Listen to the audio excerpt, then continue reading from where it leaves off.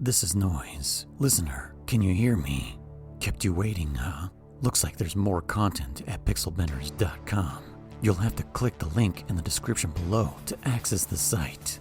You can send your questions to info@pixel-benders.com. If you would like to leave us a message, our frequency is 209-791-0995. Got it? Okay, you're ready to go. Yeah, I told German, was it Wednesday when I saw you? Yeah. Or Thursday, I can't remember, whenever. Maybe Thursday. I played all the way to the checkpoint after we recorded last time. Mm. Like literally that night. The next day, yeah. Jeez. No, not even the next day. Oh, next that night. Because I had been playing all day just to get to that stupid checkpoint. And then still through the recording. And I was like, I still got the itch and I want to keep going. And so I just kept on going. After we stopped recording, I was like, I'm going. So hopefully I remember everything that happened. Yeah, I mean, you will. Just pull up the video. That's what I do. Like, just because there's so much to talk about and so many things where, that it would take infinite amount of notes to remember every little detail, And then when I'm watching the video, I'm like, oh, yeah, I want to talk about that. Because sometimes there'll be something so small, and they're like, I don't need to note that down. I'll remember. And then I'm like, oh, shit, I hella forgot about that. Yeah. Yep.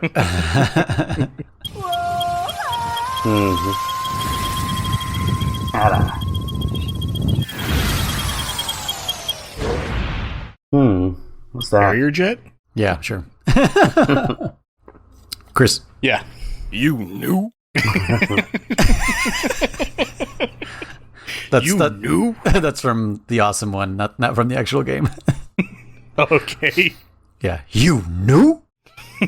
That's the way he says it. You knew? The fucking game is called Metal Gear.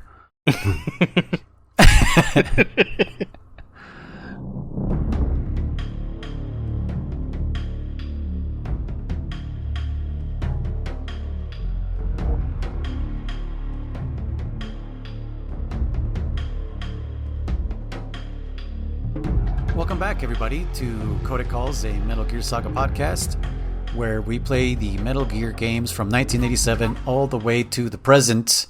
I am one of your hosts, Noise, aka Luis, and I'm accompanied by two genome soldiers. German, aka Contra / Riser. That was him that I just talked over. Sorry. And Chris, just Chris. Just Chris. You haven't said my third name in forever. That's why I said, hey, because I didn't think you were going to go through all three. I didn't think I was going to either, but there was dead air, so I was just like, I'll say another word. It's like this 1 second of dead air. Talk. How's everybody doing? Good. Tired, but good. Tired? Yeah, you too? Yeah. Yeah, he worked OT today. Oh, yeah, okay. Well, then I know it's not as hot as where you're at, but working outside. And no, then, I understand that, like, I understand it's not as hot. You also don't have, like, AC as readily available. Mm-hmm. So I get it. I was outside, yeah. I was in a guy's house today and apartment, and he had an AC unit, like, right there, and it wasn't on. And I was dripping, like, down my face. And I was like, how the fuck are you not hot, bro? I'm like, in my head, I'm like, how the fuck are you? I'm like, I'm dying.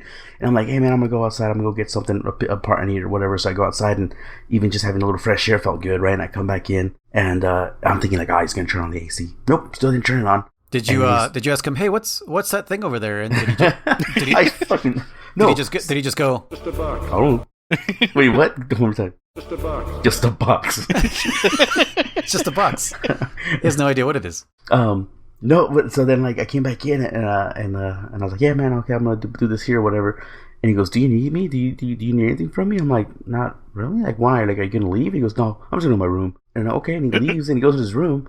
I was like still tempted to just turn it on myself, but I was like, oh, whatever. So I just left his door wide open. It was better than nothing. But I was just like dripping down my face. I'm like, how the hell this kid? And he had just taken a hot shower too. Yeah. Maybe that's why it felt hotter in there. But the point is, like he every must have single been job from Las Vegas. Every job I was at, I was sweating. My shirt is soaked, dude. It was a long day. Like I said, yeah. It was easy, just hot. You look like you were on an episode of Hot Ones. Yeah. Oh no, I'm not even joking. Yeah, 100%, dude. And I drank like freaking like the extra large cups from Maverick gas station. I drank like 3 or 4 of those today. Yeah. So I don't know how many ounces it is, but it's fucking shitload. Yeah. It's draining is what it is. It's yeah. That's the downside of working in the heat. Like, obviously there's the risk of heat stroke, so they make it really important for us to understand, like, take breaks, get in your van if you have to, blast that AC, drink water, get out of the sun and stuff. But like it's breaks, yeah, just breaks. But like, even if you do all that, it's the long term of you just being exposed to it like for super long, and then you're just like, I just want to drop on this grass and hopefully it's cold. Well, and I would imagine too, there's the give and take of like, I can take a bunch of 10-minute breaks or whatever, but then this job is going to take so long that everything else is going to pile up on top of that. So it's you can take breaks, but you can only take so many before you start to hurt yourself in other ways. And I get that. I do. yeah, you become less productive. I've been fortunate enough to not have to work in that position myself, but my grandfather did that kind of stuff, and I worked with him sometimes. He did concrete pumping. Oh, and that is some laborious stuff. Like, it is insane, some of the stuff he did. And like, he just kept working, kept going, and just kept going through anything. Like, it didn't matter what the weather was, hot, rain, snow, whatever, and he just kept going. And I remember I went to help him a few times. Some of my uncles would go help him every once in a while, and we were all falling behind. He's like, "No, keep up, come on, keep doing this," and he's just cracking that whip, and oh man, I can't even imagine. So, and because you said he was pouring concrete and stuff, yeah, and what I was thinking also is those workers, when they build like walls or whatever they're making for whatever building. That heat, that sun reflects off of this cement. Oh, and this cement is not dark.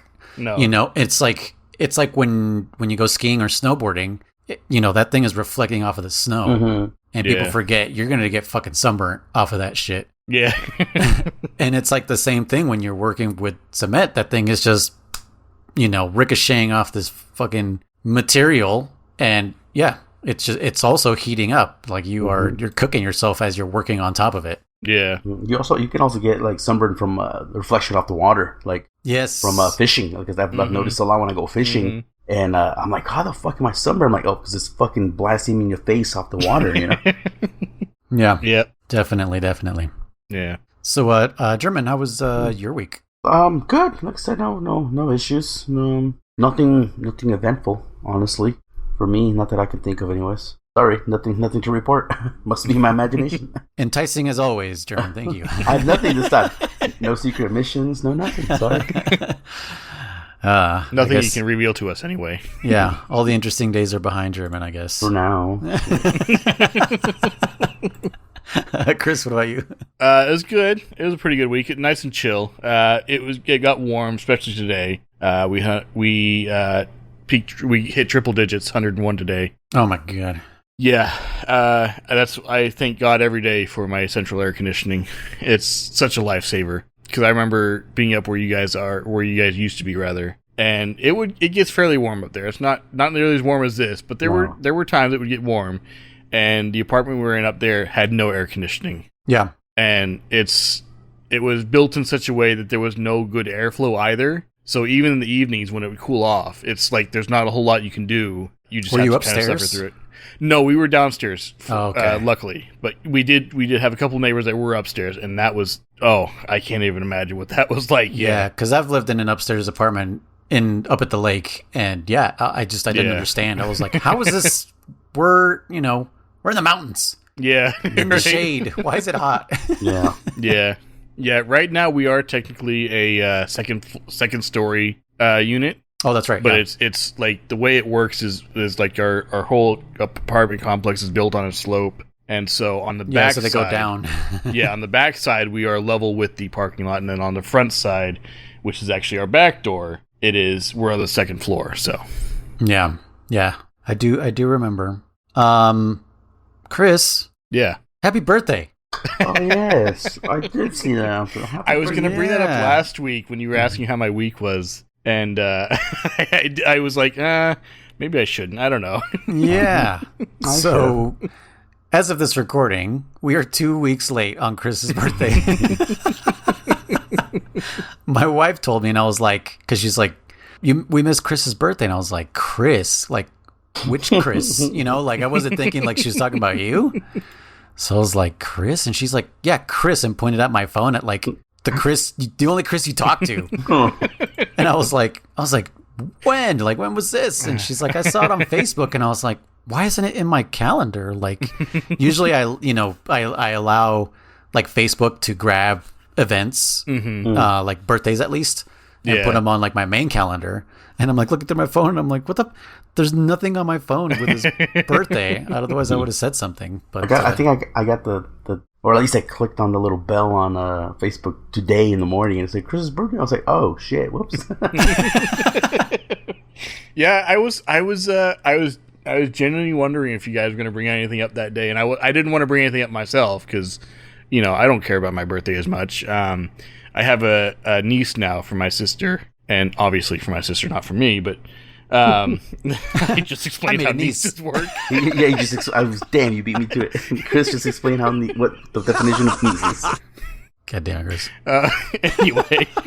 Anyway, she was born on my birthday. It was one of my favorite presents of all time. That's cool. Oh, crazy. I didn't know. So yeah, she has my birthday now. So I don't have a birthday anymore. Yep. No. Which is it's funny because I have an aunt who I stole her birthday. And so I don't know if it's going to be a continuing like pattern down the line where eventually she's going to have a nephew that's going to steal her birthday. I don't know. Goddamn Patriots repeating the same thing over and over. Lale. Yeah. Yeah. No, our niece, German, Cynthia's daughter, she stole my mom's birthday. Oh, really? Yeah. And then I thought I was going to steal somebody's birthday, your mom, German, but no, she just stole mine. Why? What do you mean? Because how could she steal yours?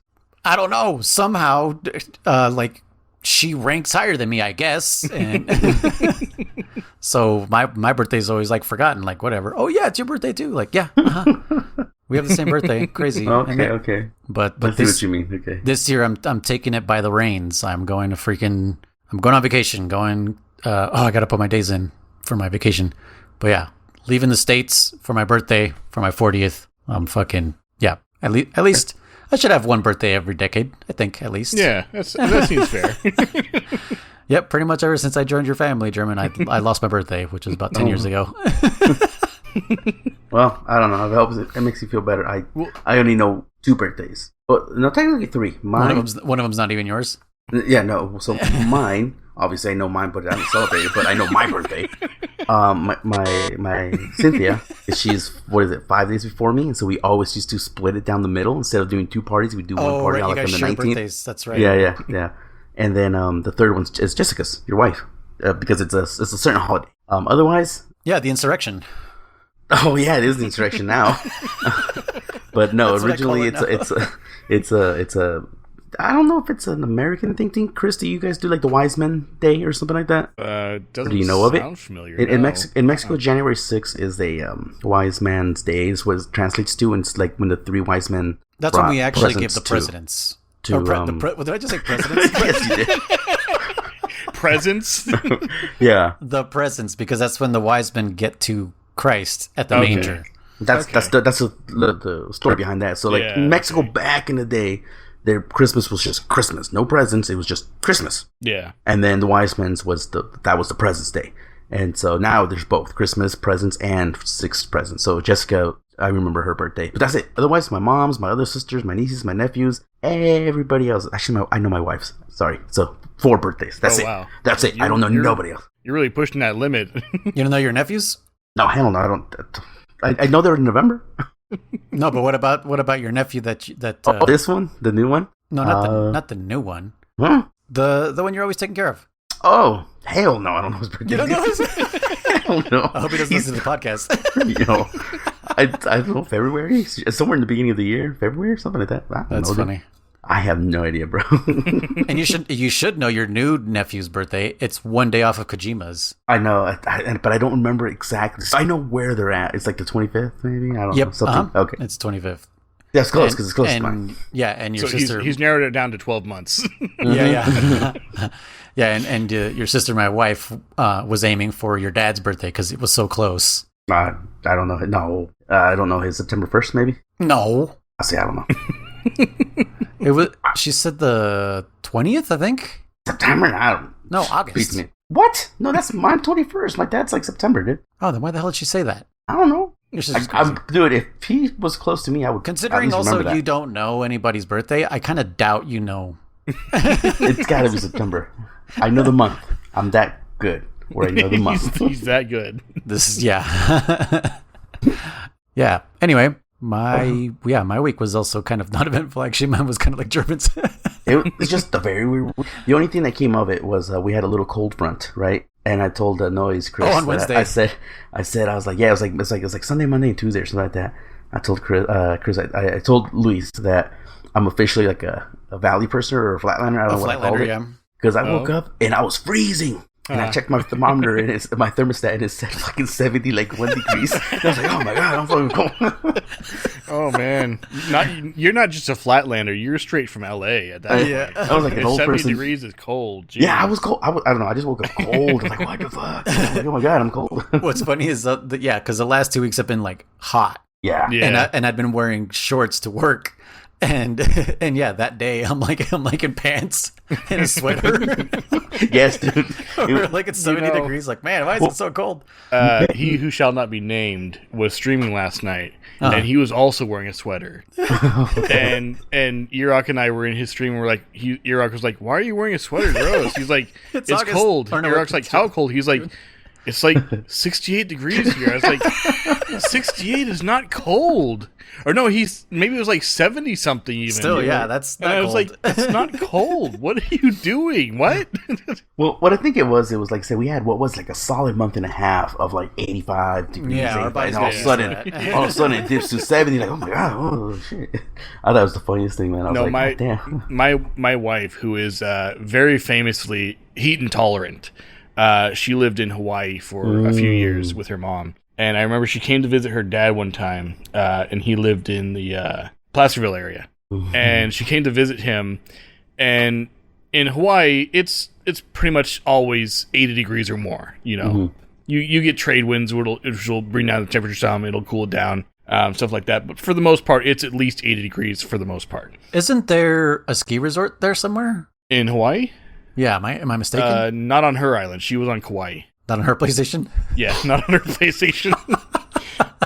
But there is, in the islands, there is like a ski resort, I think, there somewhere? Might be on I think man-made, I'm not sure. Right, somewhere there's like high enough elevation for that? Yeah, I know they get snow up there, yeah. Okay. I'm not sure if they actually have like a ski resort or I don't know. That's so crazy that there would be snow out there, but yeah. Anyway. But yeah, so she came home and it was like I think she said it was like 60 degrees or something, 70 degrees, and she was talking about how she was cold and like she wasn't used to that, and I was like, that's just crazy. Like that's comfortable to me. Like I'll wear shirts and shorts in that kind of weather. You know, I will wear shirts and shorts.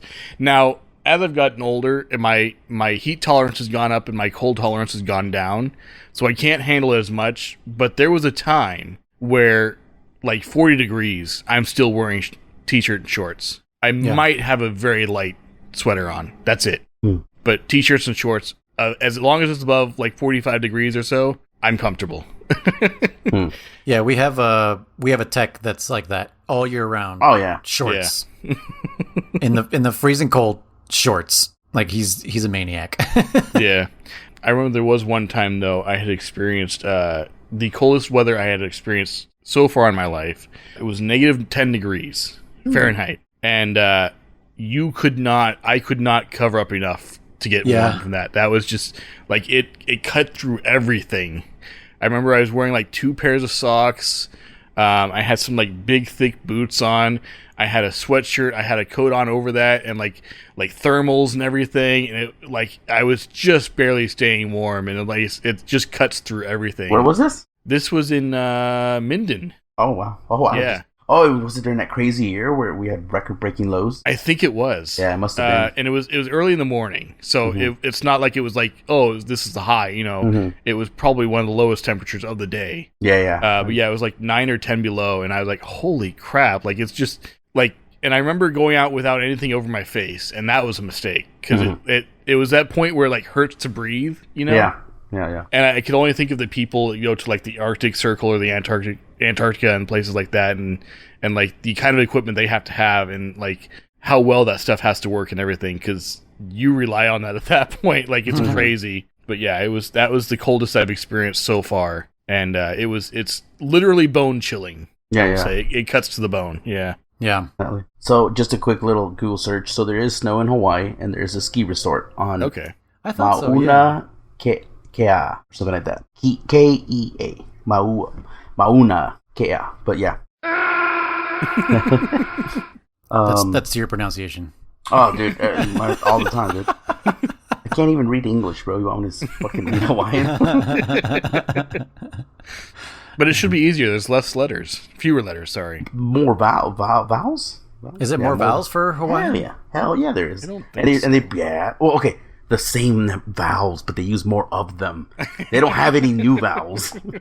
They just added. Hawaii has 2 I's at the end. Hawaii. Yes. Is it Hawaii or Hawaii? Hawaii. It's actually the W is supposed to be pronounced like a V. Hawaii. Yeah. So they're Germans.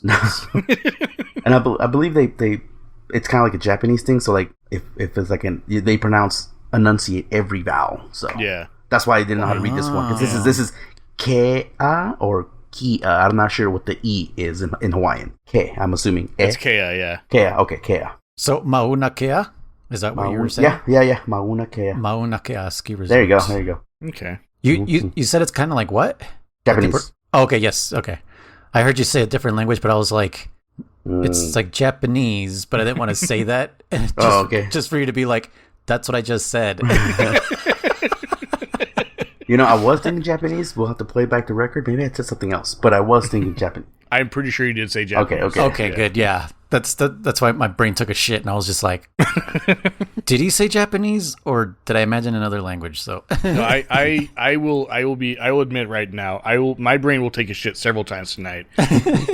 I am currently working on 2 hours of sleep and adrenaline. So hell. Oh jeez.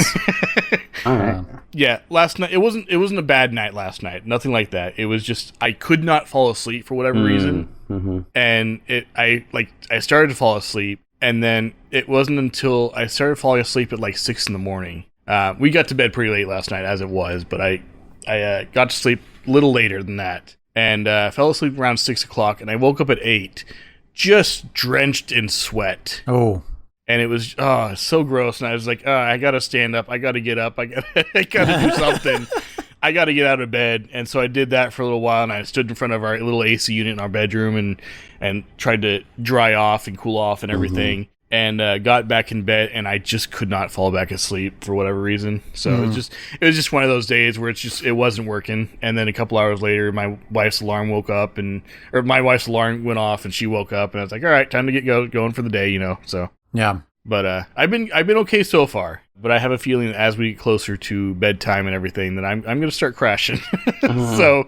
So there may be more snoring tonight. Oh, I was about to say, that's the sound effect I forgot to grab. Oh, yeah. German, have you listened to it? No, I have not. I haven't yet either. I need to. Let me play it for you. Hold on a second. But yeah, as I'm looking for that. Yeah, so we're actually recording one day late for us. Yeah. You guys won't feel the difference, but I felt like shit yesterday. Oh, yeah. I'm wondering if it was kind of like what you were saying, that the heat was starting to get to me. It could have been some sunsick or a little bit of heat stroke. Yeah, and maybe also like where we were was also not extremely sanitary, and I was just like, maybe that's not a good combination. Yeah, maybe breathed in a little too much farm animals. Yeah, we had to work, Chris. We had goats. We had fucking chickens, we had ducks, we had dogs, we had freaking what else was there? There was spiders, big old spiders. Oh, dude. fucking the old biggest rabbits. wolf spider I've ever seen. It was such a huge wolf spider. And well, we were debating whether to go in crawl space or not, and it was funny because I was like, "Fuck it, I'll just go." And Lise was like, "No, man, I don't know." I was like, "Dude, I'm like, fuck it, I'll just poke my head in and see how far I can make it, right?" And then I for some reason there was a tarp already on there, and I happened to grab this tarp to just kind of lift up underneath it. And there's these two big old freaking toads or frogs or something down there, and I was just like, "What the fuck, dude?" And Louis like, "Nah, man, we're not going down there, dude." And I was like, "Train gun." Yeah, I know that's honestly that's the first thing I think about. It was like, I was like, fucking sometimes you eat on a tree frog. I was like, God damn it! I was like, and so we ended up solving that problem pretty resourcefully, but okay, yeah, 100%. That's what I felt fine, but I was telling Luis, dude, he doesn't wear a hat. He's fucking just walking out there all bald in the sun. Yeah, I'm bald also. And then, like you said, probably breathing in shit we shouldn't have been breathing in. You know, so. But yeah, so I think I'm almost to the part. Okay. Fuck, where was it? Towards the end. Yeah. If I remember correctly, I think German was the one speaking. And by the way, German, there was no slight to you that I started falling asleep. It was just random. It was not because I was no, or anything like no, that. I know. Okay. Well, I was telling Luis that like I realized you hadn't made a sound for like a good minute or two, not even like a nothing. And I was like, I think this fucker's sleeping. And next thing you know, we hear. I was like, dude, he is. Yeah, and what's funny is like it just made me think of those times where Chris would be streaming on Twitch. Yeah. You fall asleep on Twitch, Chris? Yeah. Falling asleep, yeah. Well,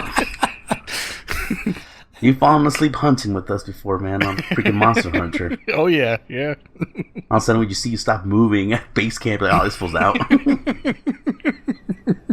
Okay, let's see. Can make your way you hear that? Or here's Mm-hmm. that? Yeah. I guess you're right, because MGS1, I think it's the DARPA chief that tells you where Metal Gear is being held, and then Otacon reiterates it. Colonel reiterates it. Yeah. Huh. It sounds like it. Dude. No way, dude. Oh, fuck. What happened? And I'm telling you, that was just because I did that next checkpoint the next day, immediately the next day, and I happened to be doing testing or whatever, and I happened to call a paramedic, like I said, about the coral snake. That's right. And I'm telling you, I'm watching Snake silhouette just start falling asleep, and I was like, oh, it's just like fucking Chris, dude. Sure enough, she's like, are you sleeping? He's like, no, yeah. She's like, did you hear a word I said? He's like, yeah, of course. Yeah.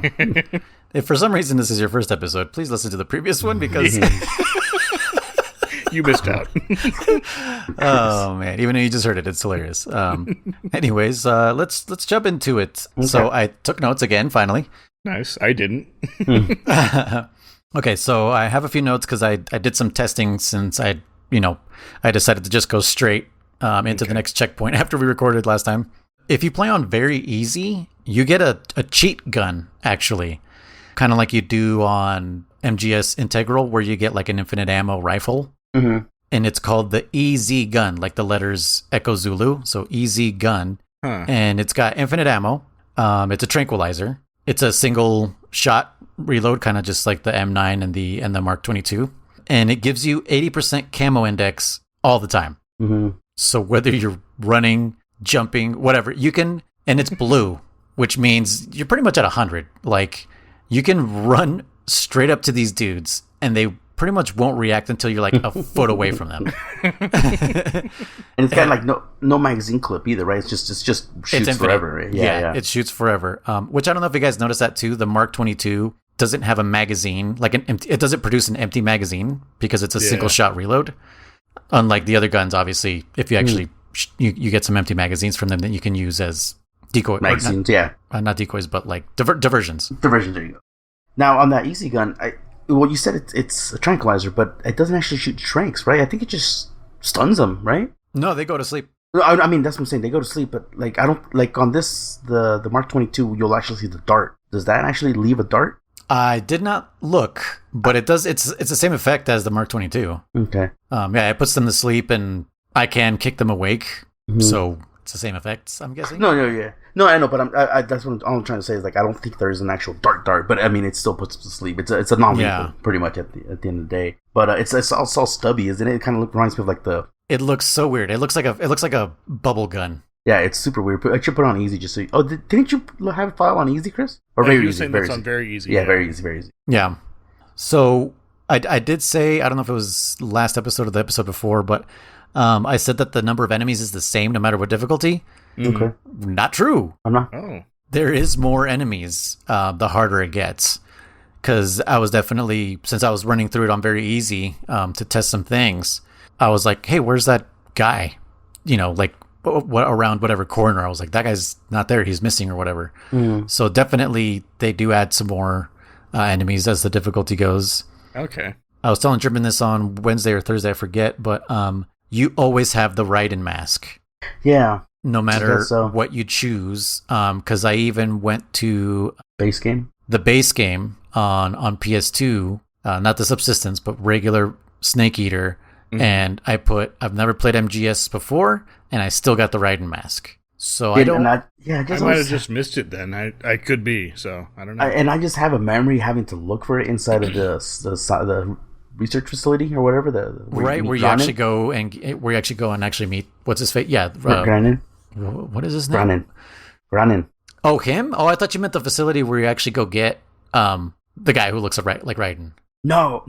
If I'm I at least have memories. They're definitely probably false memories at this point. But So wait, Chris, on the one that you put, I like MGS1, you don't have the mask? No, that's the one I had the mask. Because you were saying if you like MGS2, that's when you got the mask for free. Okay.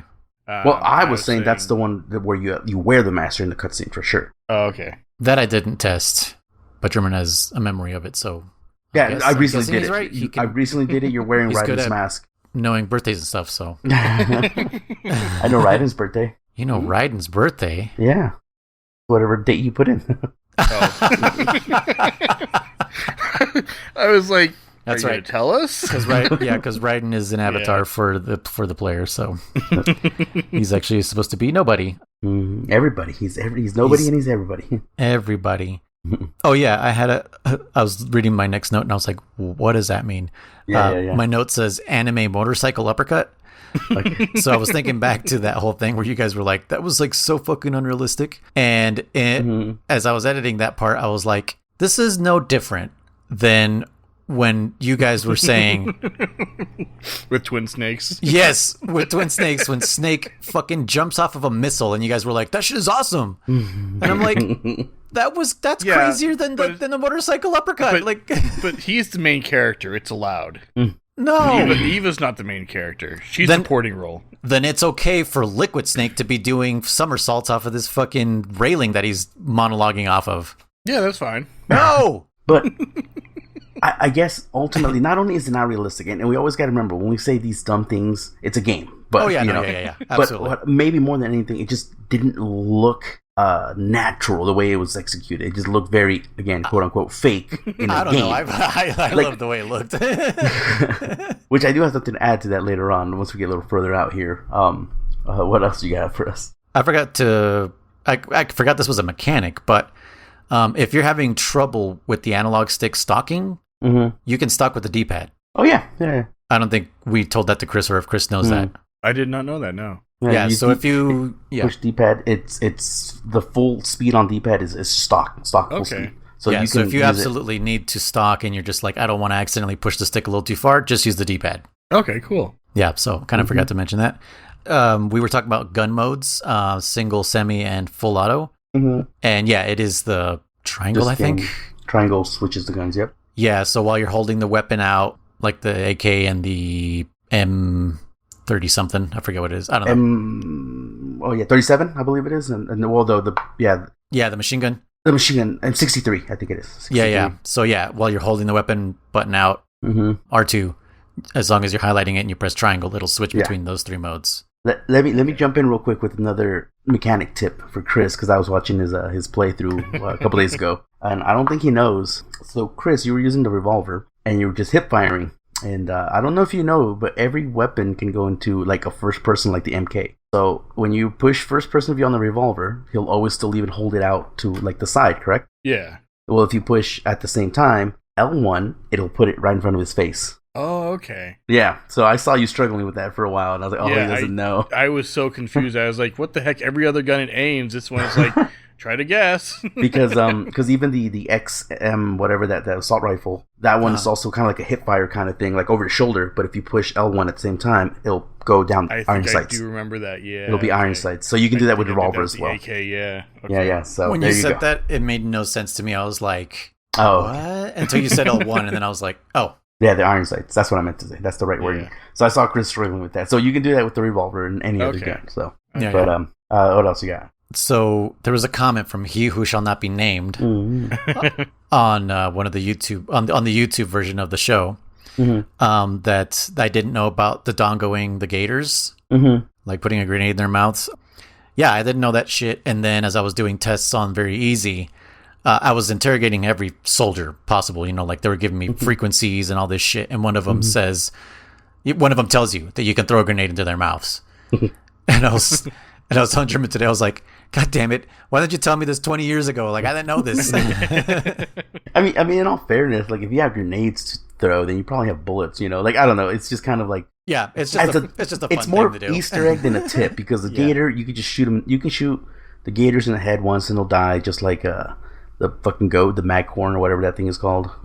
It's just kind of like throw it in his mouth for fun, but it's not really like a tip, more of an Easter egg, I guess. Yeah, it's like just for shits and giggles if you want to do this. Another option, I guess. Yeah. Yeah. And like I said, and I said it on that episode, you can use smoke grenades. It doesn't have to be like an explosive, like a grenade. You can use smoke and it will still kill them. Right. Okay. And then the bullet tumble that we were talking about. Chris is semi-right. Like that's not realistic. It's not something that happens unless you shorten the barrel of the gun. Okay, that makes sense. I guess that's a thing. I happened to YouTube it. I was like, maybe someone out there knows why this happened. And it was literally, they're like, why do the bullets in MGS3 tumble? And it was just like, oh shit. Like I was just looking for bullet tumble.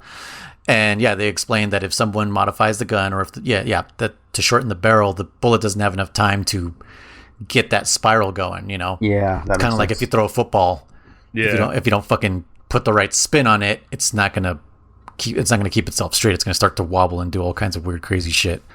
So I guess whatever weapon she's holding is modified, and I guess it is a real gun. It's like an X something. I don't know what. Yeah. I didn't write down that note, but yeah, I guess it's a thing. I'm going to link the YouTube video that I found. So maybe this guy's talking out of his ass, but if he's correct, let us know.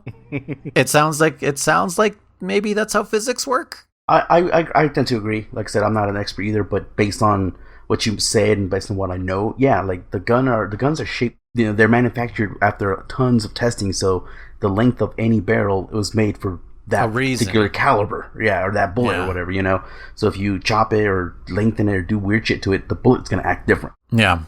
So maybe if Neil deGrasse Tyson is listening, and if you want to add us and go, well, actually. Did you know that the bullets don't tumble? It's actually us who tumble through space. Yeah, we're tumbling. The bullets stand still the entire time. No, he'll probably tell us, like, the sky at night in Metal Gear Solid 3 is inaccurate to the date that it was happening. Oh, hell no. He did that for Titanic? Yeah. Yeah, he fucking actually, like, added James Cameron or whatever, or said some shit on Twitter. and was match. Like, that the night sky does not match. And then James Cameron went back and fucking for the re-release, for like the 3D re-release and whatever, he fixed the sky. Yeah, I heard about that. That's crazy. Yeah. That's hella funny. Like I could feel James Cameron just like his blood boiling, like like these are the kind of details I do want in my movie, and it's just like I have to fix this. So yeah, I'm sure that was killing him.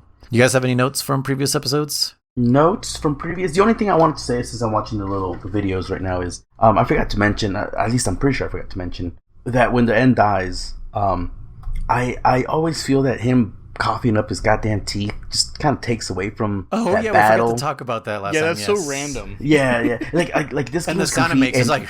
Yeah. This game is goofy. The whole series is fucking goofy. But in this moment here, after this pretty good boss battle, like I said, whether you did it first time, like me and Chris did our first times without knowing, or whether you struggled on it, or got caught like you did noise out, like I did on my 7th Hey, I did it playthrough or whatever. my first time too. I didn't. No, but I mean like this time. But I meant this time, like when I was doing my 7th, I got caught and I'd never seen that. I'm telling you, I got caught like 7 times by this guy. I was getting pissed off. I didn't know why because I kept forgetting to fucking pull out the dart. Anyways, it's a pretty damn cool boss fight, and then it's a nice little speech he gives. He's like, "Oh, okay, I'm dead, whatever, blah blah blah," and he's like, "Ooh," and then he coughs up his teeth. So I'm like, that always takes away from his death to me. It's a Grandpa Simpson moment. Yeah. It's the fact that he's like passing on the torch. Yes. Like, it's time for the younger generation to step forward and take control and make their own way. And then that happens. It's like, what? Yeah, it was. You've just ruined everything he just said. Honestly, no, and then that's a very anime scene. yeah, honestly, no, and then also like one thing that I also feel like maybe it was missed, maybe it wasn't touched on, or maybe it was never the intention, but the fact that when we first get introduced to him, just as him as a side character, if you will, or when he's talking to in the Richest mission, and he goes, "Welcome back, boss," or whatever, and he fucking pops out his eyeballs, right? He opens his eyes and they pop out. I was about to mention that too, yeah. He does that here too and everything. I remember when I saw that, and then when you find out he's the sniping boss, you're like, oh man, so I'm like, this guy can probably like pop his eyeballs out and they'll zoom in even, I thought he was gonna have like more scoping abilities when he did that or something like that. Like his eyeball goes all the way through his scope like in the cartoons. Not like that, but more like I remember this scene on what the fuck is that show called? Ghost in the Shell. Okay. And to make a long story short, there's a sniper, and if you guys know Ghost in the Shell out there, it's a futuristic cyber. People, all kinds of soldiers are enhanced and all kinds of shit, and there's a sniper that's sniping. And he has this fucking cybernetic eye, and he like fucking, zooms in with his eye into the scope, making it, zoom in even further. And he's still missing his shots. And then he does something badass. He actually links to like a satellite and is able to hit a target like fucking miles away because he's looking at the target through the satellite. I was like, okay, sure, man. It's pretty cool. It's pretty fucking cool. But I thought he was going to do something with his eyes. I thought that was like going to be part of his gimmick. Or maybe you were going to shoot the scope. And he was like, I don't need no scope, and he's just going to rip it off and just zoom in his eyes or something, But no, it just does it. He's just an old guy. I don't know. Yeah. Yeah.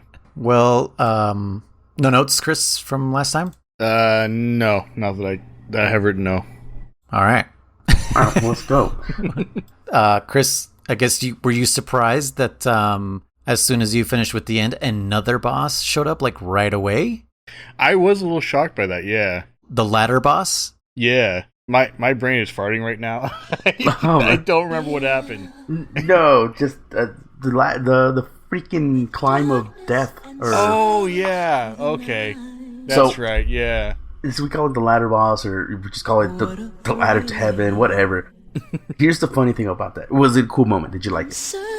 It was interesting. Mm-hmm. I didn't dislike it. Okay. I was a little confused at first because I was like, how long is this? It feels like it goes forever, right? You're like, yeah, because the music starts really quiet at first. Yeah. And you're just climbing this ladder, and it starts to kind of build up, and it's like, okay, there's music, cool. Mm-hmm. And you're climbing and climbing and climbing, and I was like, okay, is this the infinite staircase from Mario 64? Like, yeah.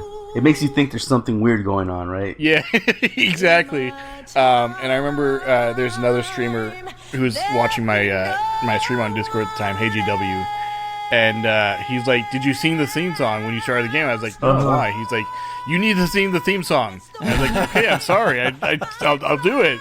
And so when this part was playing, I was singing along with the theme song, theme song. Theme thong. Yeah, the theme song. And I said afterwards, I was like, I appreciate that it's like a cappella, because it's nice. It doesn't have the music or whatever distracting from it. And I am one that appreciates a cappella music. Like, I love that stuff. But at the same time, it was like, but why? Why? Yes. Okay. Like I appreciate it. It's nice, but it doesn't really fit with anything, So it's like, how dare you, Chris? I know, sacrilegious. So everybody. First and foremost, I think probably 99% of the audience likes it. This is the greatest moment in Metal Gear history. Yeah. Now, I think as well, 99% of the audience also says like, but why? At least your first time through, like, why? And then again, 99% get to this part, and they go, "Oh yeah, cool. I'm gonna climb this fucking long ass ladder." It's like almost 2 minutes and a half of just fucking climbing. Mm-hmm, yeah. By the way, Chris, did you change the camera? I don't think so. No. God damn it, Chris! I asked you to change the camera. Default. I said change the camera to the regular one, and then that's for the right, next screen, you did. and then afterwards change it back. Oh, I totally. So that's forgot. probably why you were like, "This sucked." You didn't feel the impact that we all felt the first time because is it like looking up? No, it's looking down. Oh, that's what it was doing. Yeah. Oh, okay. Oh, okay. Well, so it wasn't looking straight. No. Okay. Yeah, no, it was looking down. Really, you didn't feel that? You didn't feel like, I don't know, like for me, what I feel when that song comes on is when what is, Chris, remind me again, the theme to Monster Hunter. Proof of a Hero? When Proof of the Hero comes on. That one? Dun, dun, dun, dun, Yeah. dun, dun, dun, dun. Yeah. When that kicks in, that's what I feel when this song comes on in the latter part. I agree. Okay. You know, like when I described in like Rise, when you're fighting Ibushi for the first time and that song kicks in. Yeah. Same thing, where it's just like, dude, I'm hype. Like, let's go. Whatever's coming next, especially after the end, you're like, let's go. Yeah. That was hard. Let's go. Especially like I said, speaking of monsters, like when you would watch the old trailers, the new ones I don't think do it anymore, but like the old ones, they don't have the song. You get this cool little cinematic about like the world, and you see monsters, and then all of a sudden it's like, oh, here's the new flagship or whatever, whatever. Not even the flagship, like the new a threat or whatever. And then it starts with the dun dun dun dun dun dun dun. You're like, yes, Monster Hunter. This is what it's all about. But actually, this newest Monster Hunter is the only one that doesn't have that in the trailer. Okay. Even Rise had it. I was going to say the world had it. I don't remember if Rise did. I don't remember. Yeah. I just don't feel it as impactful as I used to. But yeah. So with this stairs, I've always questioned this. Now, like you said, why not, Chris? That's the essence. For me, it's why not. Yeah, it's a why not. But here's my question: is in game lore, why the fuck would you have a gigantic ass unsafe fucking ladder? Like this thing. Yeah, there's no like guardrail. Yeah, this is an OSHA violation up the ass, man. Like, that's exactly what I'm thinking. Like when we climb into roofs onto like businesses, there's a guardrail behind you. Yeah, and that's only 30 feet, dude. Yeah. And so on this one, it just goes on forever. But it also brings up the question of like, how did they build this tunnel? And second of all, it's like somebody had to like staple or screw in all the lights and all the stairs going up. I mean, like the whole thing is lit. It's like properly built, but like why? Like why would you do this? Yeah, like, that's I guess. True. Where is this? Because it's on the side of the mountain. That's all you know. Yeah, because you're like I guess as you're moving north, just go straight up the mountain as opposed to climbing up at a slope. Yeah, exactly. Yeah, because the what is it called? Solo something whatever wherever you fight the end. It's slowly sloping as you go north. Yeah. And then you go straight for a little bit, and then there's this crazy ladder. It's like you're climbing up the insides of El Capitan in Yosemite. Yeah, it's like that's what you're doing. Which I've actually done. Fun fact: I did the hike for Half Dome. Oh, that's cool. It was insane. I hated it. I mean, I'm glad that I did it. It was an awesome experience, but boy, did it suck doing it! Holy crap! Bet. How long did that take? It was like a 14-hour round trip. Oh my god! Yeah, I remember when people were like, "Hey, do you want to do Talak? It's only 4 hours." I was like, "Fuck you!" 4 hours? 4 hours? That's if you're huffing, dude. That's straight. That's 4 hours straight without stopping. Yeah. I was gonna say it's like it's like, oh, we're here now. Let's go back. It's not even a rest. That's not even a lunch. It's nothing. Yeah. What? No, 14 hours. So speaking of the ladder, one last thing I think I got to say about this. For now, I might come back later. So you can actually kill yourself on the ladder. Yeah. If you eat I kind of wanted to experiment with that, but I was like, nah, it's gonna take too long. You can eat, for sure. The only one that I remember off the top of my head is you can climb and eat, like I want on the stairs to eat like a sleepy toad, the spatza or whatever it's called, the one that puts you to sleep, and you'll just fucking fall off the ladder and die. I figured if you just crawl to the top and then jump off or something. Oh, that too, obviously, yeah. But no, it's the funniest when you're just on the ladder because you'll eat it and be like, ugh, and you just let's go and fucking die. I think you die like I remember I didn't test it this time, but you die at a pretty honestly reasonable height, like Yeah, if you fell from that height, like dead dropped and hit, yeah, you're gonna die. You're gonna hit your head. I'm kind of curious now because you have that fake death pill. Oh. So what happens if you take that and then take the revival just before you land? Do you die? I don't know. Can you open up the menu as you're falling? I don't think so. That's the problem. Oh, okay. Yeah, I should test it. I want to. Yeah, that's a new one. I want to check that out. But yeah, you can do that. Another test to add to the list. I believe you can throw up on the ladder, but I don't remember. Honestly. But anyways, yeah, you for sure you can. I remember at maybe one of my 10th playthroughs, I was like, what happens if I fucking eat a fucking sleepy toad? I just fucking died. Oh shit. Because I thought like Bane thinking it's gonna not either A, not do anything, or B, like store it so the second you get off the ladder you fall asleep. No, you fucking just drop off that fucking ladder. That's awesome. So you climb this ladder. Again, Chris doesn't like it, and that's okay. It's on his face. I'm not saying I don't like it. I just it didn't give him chills. He didn't feel the chills. I didn't. Okay. I didn't get the excitement. Now here's the thing. Okay, Noise. We love it because we played this a million times. Uh-huh. The first time you played it, did you get those chills, or were you just kind of like in that same boat Chris was? Like, initially at first, same thing as Chris was saying. Yeah. You know, it was just like it's quiet, and you're like, why? Huh? Well, no, why? I was just kind of like, huh? Like, where's this coming from? And then, like you said, it just started building, and I don't know, it sucked me right in. I was just like, yeah, okay. Then again, I enjoyed this. I didn't get pumped, but I was just like, yeah, that was kind of cool. It was like an interlude.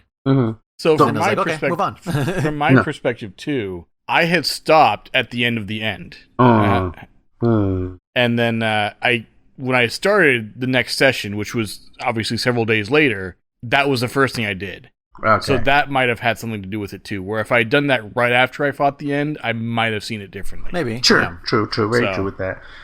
For sure, for me, my first playthrough was definitely like, okay, so my first playthrough, I saw the intro to the Snake Eater, right, after Virtue's Mission. And although I love it now, at the time, I didn't like it. I didn't like Snake Eater at the beginning. Theme? Yeah, I thought it was weird. Again, this whole 60s. I know, this is my first playthrough. I'm in the same boat, honestly, and I know I'm going to get slack about that. Wait. You just got to keep waiting. You'll change, Chris. You will change. But I was like, I saw that Virtue's intro, and I was like, okay, I don't know if I like this. I'm like, whatever. And then, obviously after that, I always just hit start. I never watched the intro again, or, let the theme play. And then when I got here, I was like, the song again? I was like, okay, whatever. And then, like, Chris says, though, like, the vocal, just the vocal, no other instruments. I was like, okay. Yeah, I was like, I like this. This is kind of cool. All right, sure. Fine. It's kind of a cool song. And like Chris said, though, I was like, is this a trick? Am I supposed to do something? Is this like some kind of infinite loop or something? Like, is something going on? Did you stop? I did stop. And I was like, should I go back down and go look for something else? And I stopped and I kept climbing. And that too, Chris, if you didn't stop, it like literally stops. As soon as you get to the top, it's timed perfectly. So yeah, I noticed that. It's yeah, exact length. Yeah. Yeah. So anyway, then I got to the top, and I was like, okay. I'm like, all right, that was cool. I'm like, it's cool enough.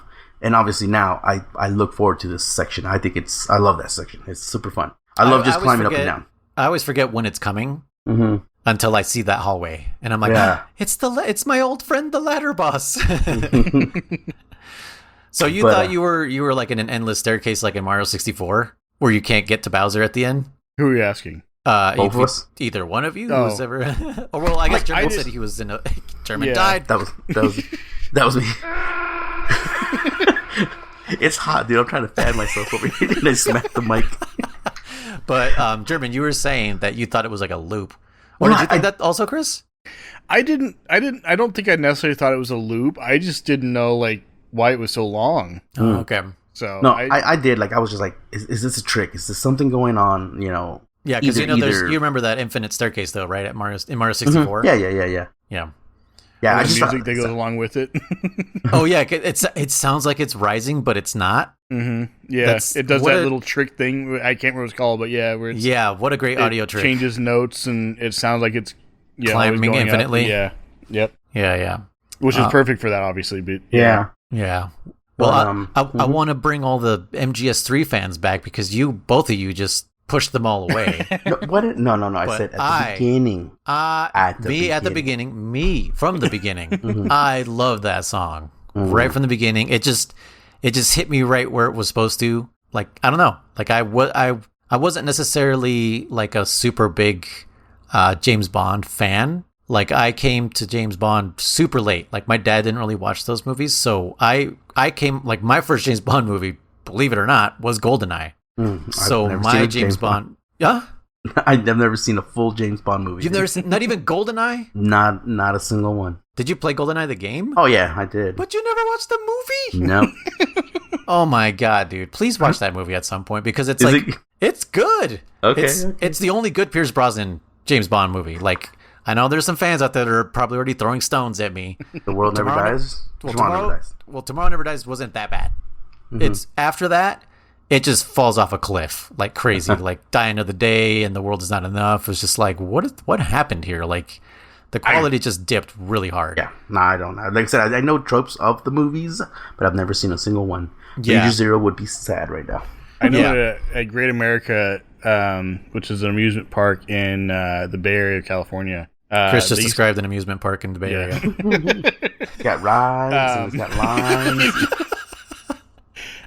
They used to have they have like one of those, like, you sit in the seats, like a theater type thing, and the seats move around and everything. Oh, yeah. They used to have one of those for James Bond. And I don't know if it was for a specific movie or if it was just James Bond in general. 007 The Ride. Yeah, it was something like that. And I remember at the end, this is just one of my childhood memories, is like the whole time he's got a little camera on him, and that's what you're seeing in the theater. Okay. Is you're watching from like his point of view, like a pinhole, like a button pinhole camera, right? It's like a decent camera, like a spy camera, I guess. Well, that's what I mean. Like you're on his suit, right? Like a chest camera. Yeah, it's not like fisheye or anything like that though. It's like a normal lens. Oh, okay.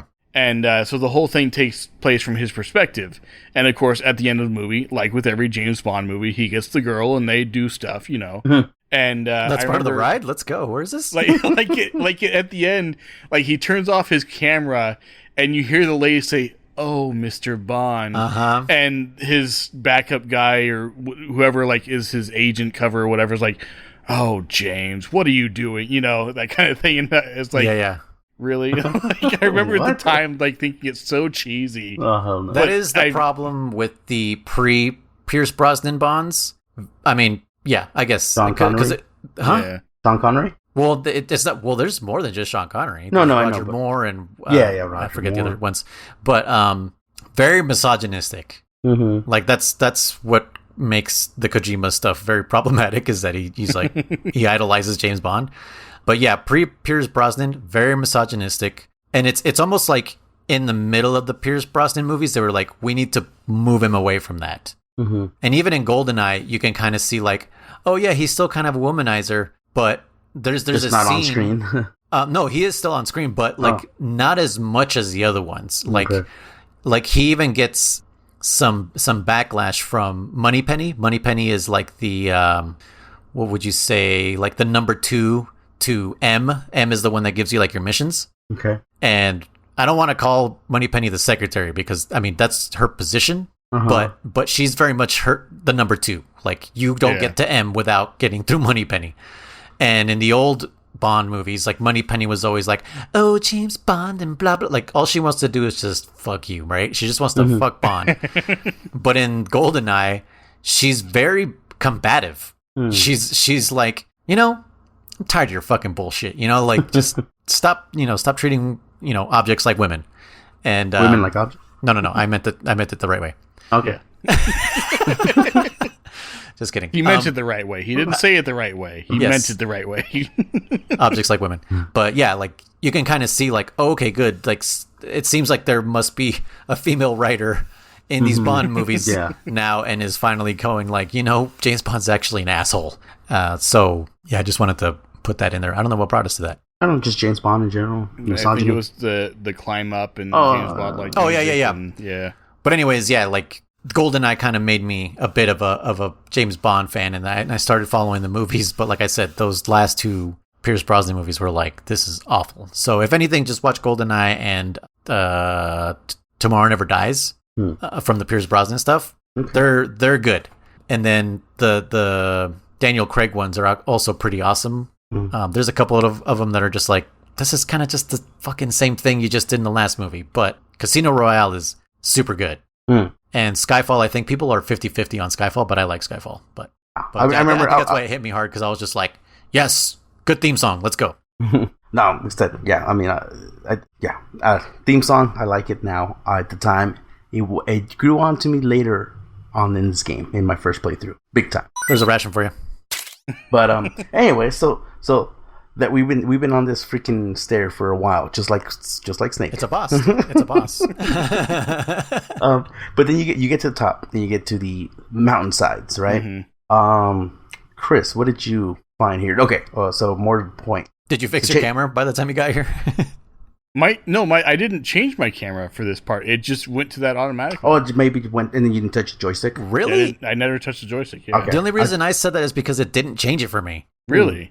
Yeah, for me it was the camera was behind me the whole time. It wasn't what the heck? straight. It wasn't straight down. It kind of like an angle. Right? Yeah, like a 45-degree down.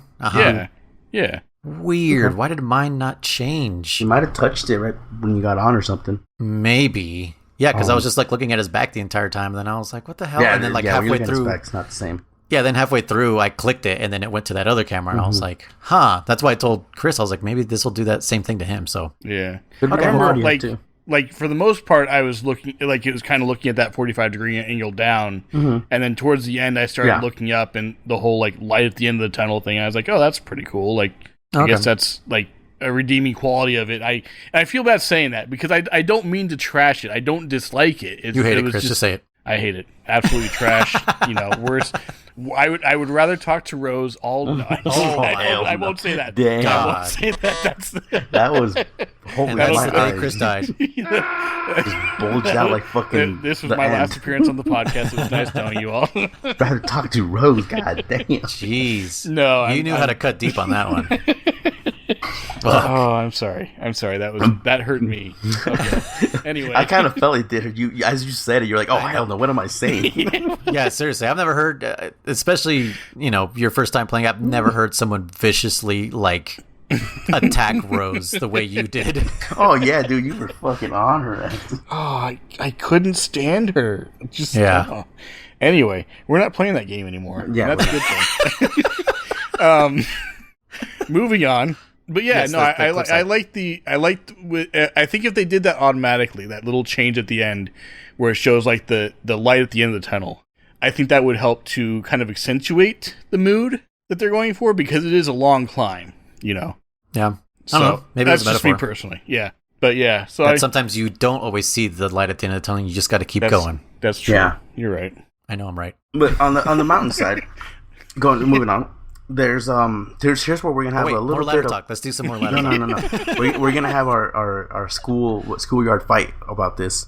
So we're an hour in. We just got to the ladder. So first of all, I know we just got through the ladder. This episode is just about the ladder. We should do that. People are gonna love this. They're like, yes, more ladder talk. Ladder talk part 2. Yeah. I like the side, the cliff side. I thought it was kind of a cool addition to this whole. It changes the pace. Yeah, because now you're like exposed. Yeah. It's a whole different. I wish there was more of it personally. But anyways, I used to hate it because I was exposed. Yeah, I was like, where's the jungle? Well, especially once you find if you don't have a good camo at this point, because obviously first playthrough we didn't have animal print. More than likely, we didn't have chocolate chip, so we were like, "Oh hell no!" Just right. Where is chocolate chip again? I don't remember. I think it's in. I have chocolate chip. Yeah, but okay, I'll say where you pick it up in general. The collective we. Yeah, the royal we. Oh man, where is chocolate chip? It's like I don't know. I want to say it's in one of the. Where did I get chocolate chip? It's not in. Is it in the scientist? No, that's where you get the mask and the stinky camo. No, I think it's there. I think it's there with the stinky camo because it might be in that area. There's like a door that goes outside, but it's upstairs. I think you're right. Oh yeah, and it's like you're outside again on a little balcony. Yeah. I think that's where chocolate chip is. Yeah, that's right. And there's a little fenced balcony. Yeah, yep, that's where it is. Okay, but yeah, so you might be exposed. Regardless, it's different. I like it, but here's where we're gonna have an argument. So first section, it's there's we're about to fight. Kind of. We have a bunch of hills, right? My first time through here, there's a bunch of guards that would catch me because I didn't see them. Because even if you put your thermals, they're just behind that little dip. It's you don't see them, you start running. Like little humps. Little humps in the terrain. There's a dude with the rocket launcher. Did you get caught, Chris, at all here? Did you get fucking blown up or anything like that? I got caught. I didn't get blown up. Oh, there's a dude up on the ledge with the fucking RPG, and he'll fucking blast your ass. Oh, dang. So I didn't get caught by him, no. What? Interesting, but maybe he's easier. No, he's there. He's there because I saw him on very easy. Oh yeah, okay. Yeah, so if you're like facing north, Chris, on the top, like there's the big wall right on the right hand side. Yeah. There's a little. Oh wait, no, maybe he is missing. Shit, I think he is missing. There's a little ledge, and I think it's normal and above. I guess now there's a dude there, with an RPG, like German was saying. And there's even like a little crawl space that gets you up to that spot. That's like hidden in the wall. Okay. Now, and this place has some fucking like cobras. It has some scorpions. They come vultures. Vultures. Yeah, I remember the vultures. Yeah, we know about the vultures. Wait a minute. Anyway, so I remember I was crawling, and the scorpions are kind of hard to see. At least in my opinion, the first time through. And I remember all of a sudden I was like, yeah, and I get poisoned by something. What the fuck just stung me? And it was a goddamn scorpion. I was like, oh my god. So I remember hating this section. So on the next section up, here's where Chris, what was in that next section if you remember? Was there an old friend of ours? A new friend of ours by any chance? Old friend? A friend that we named? Mm-hmm. 4 blades on a propeller maybe? Oh, Hindy, yeah. He was there in the second section for you? Yeah, I shot him and then another one appeared, yeah. Yeah, because he wasn't there for us. Oh, that's right, yeah. Yeah, he wasn't there for us, Chris. Yeah, so... because you blew it up in the area, right, okay. Because, that's what I'm saying, we're going to fight about it. He's like, yeah, he was. No, he wasn't. Yeah, he was. Yeah, he's not. He's replaced with a bunch of, like, it's like 3 or 4 of the segways. Flying ones. Yeah, the Segway dudes. Okay. Yeah, with little scorpion guns. Which I had totally forgotten because German actually asked me today. He was like, hey, like, did you notice the Hindy wasn't there? And I was like, actually, I forgot. Like, I wasn't paying attention. And then he reminded me, it's the dudes in the flying segways. And I was like, oh, you're totally right. Because, I don't know. It was just like, I just went with the flow. I didn't process the fact that Hindy was missing. Yeah. It was just those guys. Yeah, but in the third section, for sure, there is a freaking the Hindy that just.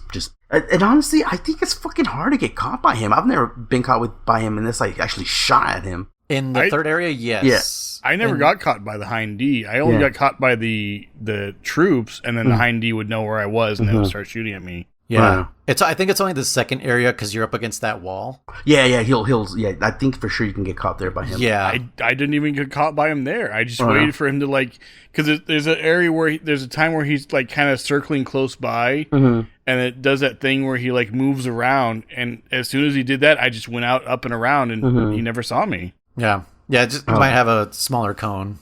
And that's what I remember giving me like tiny bit of a PTSD kind of because I was like, oh yeah, you don't have cone of visions anymore, so you're like, when is he? Where you hear him flying, and you're like, where is he looking though? Like, where the fuck is he looking? As soon as I hear the propeller, I'm like, go into a crevice or go into yeah, exactly. Yeah. And as soon as you hear fade away, you're like, run, go. but yeah, it's almost like if you think about it, it's almost like the MGS1 rappel down part, right? But now you're going up, trying to avoid this freaking Hindy from spotting you. Yeah.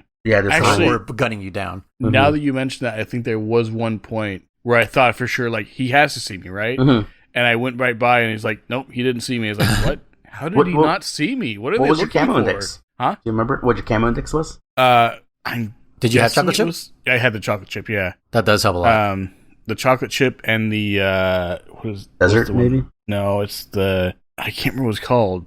It might have been desert, actually, yeah. But I had that on, and I think my camo index probably walking was probably like 65%. Yeah. Okay. And laying down, you're like in the high 80s. I'm assuming. Yeah. But yeah, no, that I used to hate this section a lot growing up. Too. You know, being young me, I remember hating this section like crazy. And some of those other dudes had RPGs there too. Yeah, and they do have some RPGs on that second section. Third section, I think they're all just regular old soldiers with guns. Because they have a Hindy, so they have backup, if you will, and access to turrets. Yeah, the turrets. I tried to use one of those turrets, by the way. It wouldn't let me, and I was sad. I swear you can. Yeah, I'm pretty sure. Now I got to retest it, Chris. I'll have to go back and do that. But yeah, you press triangle. Yeah. Now, this was like on the side of the mountain, not on the top, so I don't know if that made a difference. It shouldn't. Which, by the way, German, that You're gun... supposed to be able to use them for the gunner, for the ship, for the hind. That's what I was going to do, yeah. Yeah, you're supposed to be able to shoot down the... I'm gonna test that out, because I have memories of being able to use them, but... that gun you told me was in that little shack that I didn't get the first time. I went back to look for it on Very Easy. Mm-hmm. And I think that gun is the gun that's on the turrets, but just like the handheld version? Is that what it is? I believe so.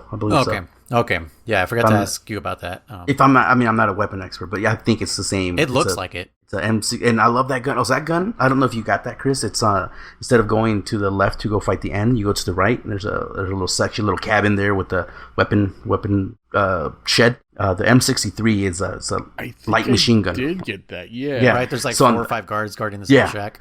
So on that one, if you go, I believe it's only in first person. If you go into first person view and you just hold down the shoot button, he actually starts yelling. He's like, ah! Yeah. As he's like shooting. Rambo. Yeah, he does. Yep. And so I remember that's why I love that gun. It's like, and just fucking mow people down and shit.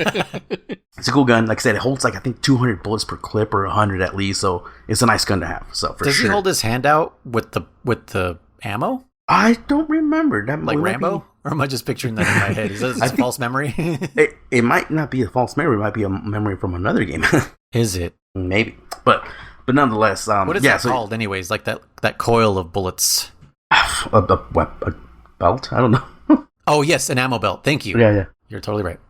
Anyways, but yeah, so yeah, you get to the section here, Chris. I'm pretty sure there was nothing major here other than we didn't have a chopper in the second section. You did, and then you go into this little cave or what do you want? A weird shed house. Yeah. I don't fucking know what it is. They call it ruins. That's what they call it, don't they? Like there's a ruins at the top of the mountain. Okay. Yeah. And there's a food thing there too. Yeah, there's a food shed. Yeah, I got some food there. Yep, with the state of the art space technology. Space noodle, yeah. Space noodles.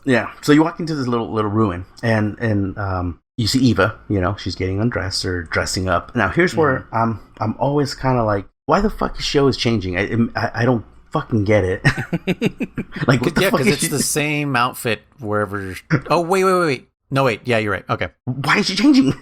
Yes. Like, you would think she'd leave her Okay. Anyways, she's changing, and you're like, oh, by the way, so even if you have you eaten noodles before you met her at this session, Chris? No, I don't think so. Okay. Because when she gives them to you, and he's like, what are these? And you know, when you get that speech of, oh, they're the future. They're fucking delicious, blah, blah, blah, right? I always thought, like, I'm surprised they didn't add another cutscene if you eaten noodles before you get to her, where he's like, "Oh, I've had these; they're good," or some shit like that. Nope, it still plays out like he's never had them.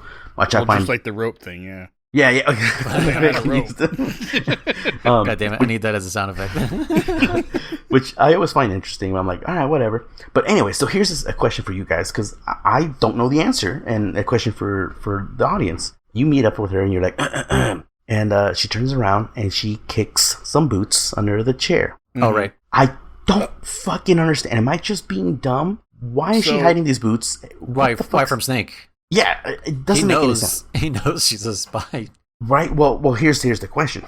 So when I asked you, we're going to jump a tiny bit ahead of schedule here. Chris, I asked you, what did you think about Titania? I think last episode, maybe? Mm-hmm. And you had nothing to say. Which they call her two things, by the way. They call her Tanya and also Tatiana or whatever. Yeah. I guess one's the Russian pronunciation, and one's Well, I figured like Tanya was like a shortened version. So like maybe nickname William. Okay. Which, by the way, now that you mentioned that maybe one's Russian or not, Snake is speaking Russian this whole time. Yeah, mm-hmm. Because Sokolov points out that your Russian's very good. That's true. Yeah. That's true. Yeah. So this entire time, Snake's speaking Russian to all these people. And everybody else is speaking Russian. So or to at least to Major's English. So like it makes me wish that there was like a because I'm sure there was like a Russian version of this somewhere. I wish there was a version where when he's speaking Russian, it would change to that with English subtitles, and when he's speaking English to whatever. So I like that effect more than we're all speaking English now. Like I don't know if you guys ever watched The Hunt for Red October. I've seen it. It was a very long time ago. Right? Sean Connery, Sam Neill, Alec Baldwin. The movie starts with Sean Connery and Sam Neill speaking Russian. and then like the camera pans in the middle of a conversation, and then they're speaking English, and then for the rest of the movie they're speaking English. You know, I saw that movie when I was a kid, so I probably never noticed that. Yeah, so I get why these guys probably don't know Russian very well, and I'm sure the pronunciations suck. Mm-hmm. So it makes sense that they need to speak English, and in Sean Connery's case, English with a Scottish accent. Yeah. But yeah, I don't know. It takes me out of it sometimes, but it does help with being able to be able to pay attention to the action at the same time as people are speaking. Yeah. I guess if it's just reading subtitles and trying to watch the action at the same time is fucking crazy. It can be hard. I guess if it's just eluded enough that they are speaking that native language, you can kind of accept it and just, you know. Yeah, or give them an accent, which is why I hate that Naomi and Mei Ling lost their accents in Twin Snakes. You know, like, whatever, Mei Ling grew up in UCLA, people still sometimes keep their accents. Sure. Man. Like, maybe not as hard, but, you know, enough. And it also, for me, it makes the cast more diverse. Yeah. Maybe that accent wasn't very accurate to Chinese, and maybe Naomi's accent wasn't very British, like very accurate to British. But it made the cast more diverse to me. Like it was a group, it was an international group coming together to stop a terrorist act. And then from Twin Snakes, it's just like a bunch of white people trying to stop another white person. Yeah. Or a British dude who's gone crazy. You know, like yeah. You know what? The only one that has like that Russian accent is Sokolov, isn't it? Would be maybe in Granin. No, not even. I don't even think he has an. Yeah, does he have a Russian accent? No, I don't think so. No one does. Not Volgan, not Ocelot. Nobody. Yeah, what the heck? Maybe one of the guards, if you hold him up, he's like, "Are you going to shoot me?" Like in Mortal No, not Kombat. Not even the guards. Damn. Yes, I do remember that in Mortal Kombat. Are you going to shoot me? And then he proceeds to finish him. Anyway, but yeah, so that's a gripe of mine. But I was asking you, Chris. So what did you think of Titania? And you didn't have much to say about her, right? Yeah. So we're jumping the gun a tiny bit here. So again, why is she hiding these boots from you? Why does she have two pairs of boots? One for riding and one for walking? I don't know. It's my walking clothes. There's a scuff on her boots that to me I don't understand. A, where she got it. B, why it's important. Like I don't get it. I don't fucking get this. Well, it's interesting you say that because I didn't put together that one's for riding, one's for walking or whatever. I put it as she's disguised as Tatiana, and there's that scene shortly after this wait, Ocelot's talking. She's Tatiana, isn't she? Eva? Yeah. I'm just fucking with you. Yeah, go ahead. Yeah. Okay. Well, that's okay. So let me. Okay, finish your statement. Chris. So there's that scene later on with Ocelot where he's like, he smells her, he's like, that perfume. Yeah. Like he's looking over and everything, and finally he looks down at her boots and he says, "Yeah, those are nice boots. Keep them polished." Yeah. After he almost scares the shit out of her. Like I remember playing through all this and I didn't catch that, and it wasn't until I was watching the cutscenes and everything up to where I left off. As like a review and everything, that I had caught that, and I was like, "Oh, okay." So you never put to that she was Tanya the whole time, like way early in the game. No. See, I think I'm just dumb then, because when they introduced Titania, you know, and I was like, "Oh, okay, that's Eva." She literally tells us that she's infiltrated Volgan's unit or whatever, and I was like, "Oh, that's her." Okay, cool. And then like Snake is acting like he doesn't fucking know either. And I always found that interesting. I'm like, Snake, like, you fucking know, bro. Like, wait, you have to know. Yeah. When does he say that he doesn't know that? Well, does he say it, or is yes. Okay, well, way later on, when you meet up with Sokolov finally, I think. The second time? Yeah. Yeah. No, like the third time, technically, in Groznygrad. Oh, right, yeah. She goes, actually. Oh, no, after you get beat up and everything, she's like, "Nice to meet you, Snake. I'm Titania." And it's like, yeah, I know. Like, I've known this whole time. Like, how did Snake really not know? That's what my question is. As a player, were we supposed to think Snake didn't know? Because it makes it seem like he doesn't fucking know. Yeah, I don't know. That's what the feeling I get anyways. But regardless, you know, she fucking... this is probably one of my favorite scenes or speeches in this game. Because, you know, he's like, "Oh my god, you're covered in scars." I'm about to say when they start comparing scars. Yeah. And she's like, "Oh my god," you know. He's like, "Did you find out?" He's like, "Nope, this is his hobby. Like, he likes to fucking." That's not even what do you call it? Like SMB. That's just straight up fucking torture, man. Oh, S&M. Yeah, S&M. There you go. Anyways, what would the B be for?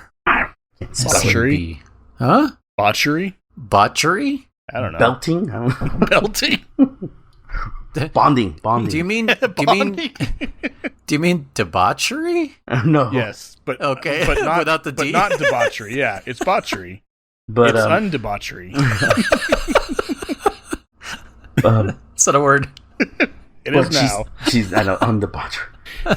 But Snake is questioning her a little bit. He's like, "Oh shit! Like I thought, where'd you get? It's like this scar's older than whatever, than a few years."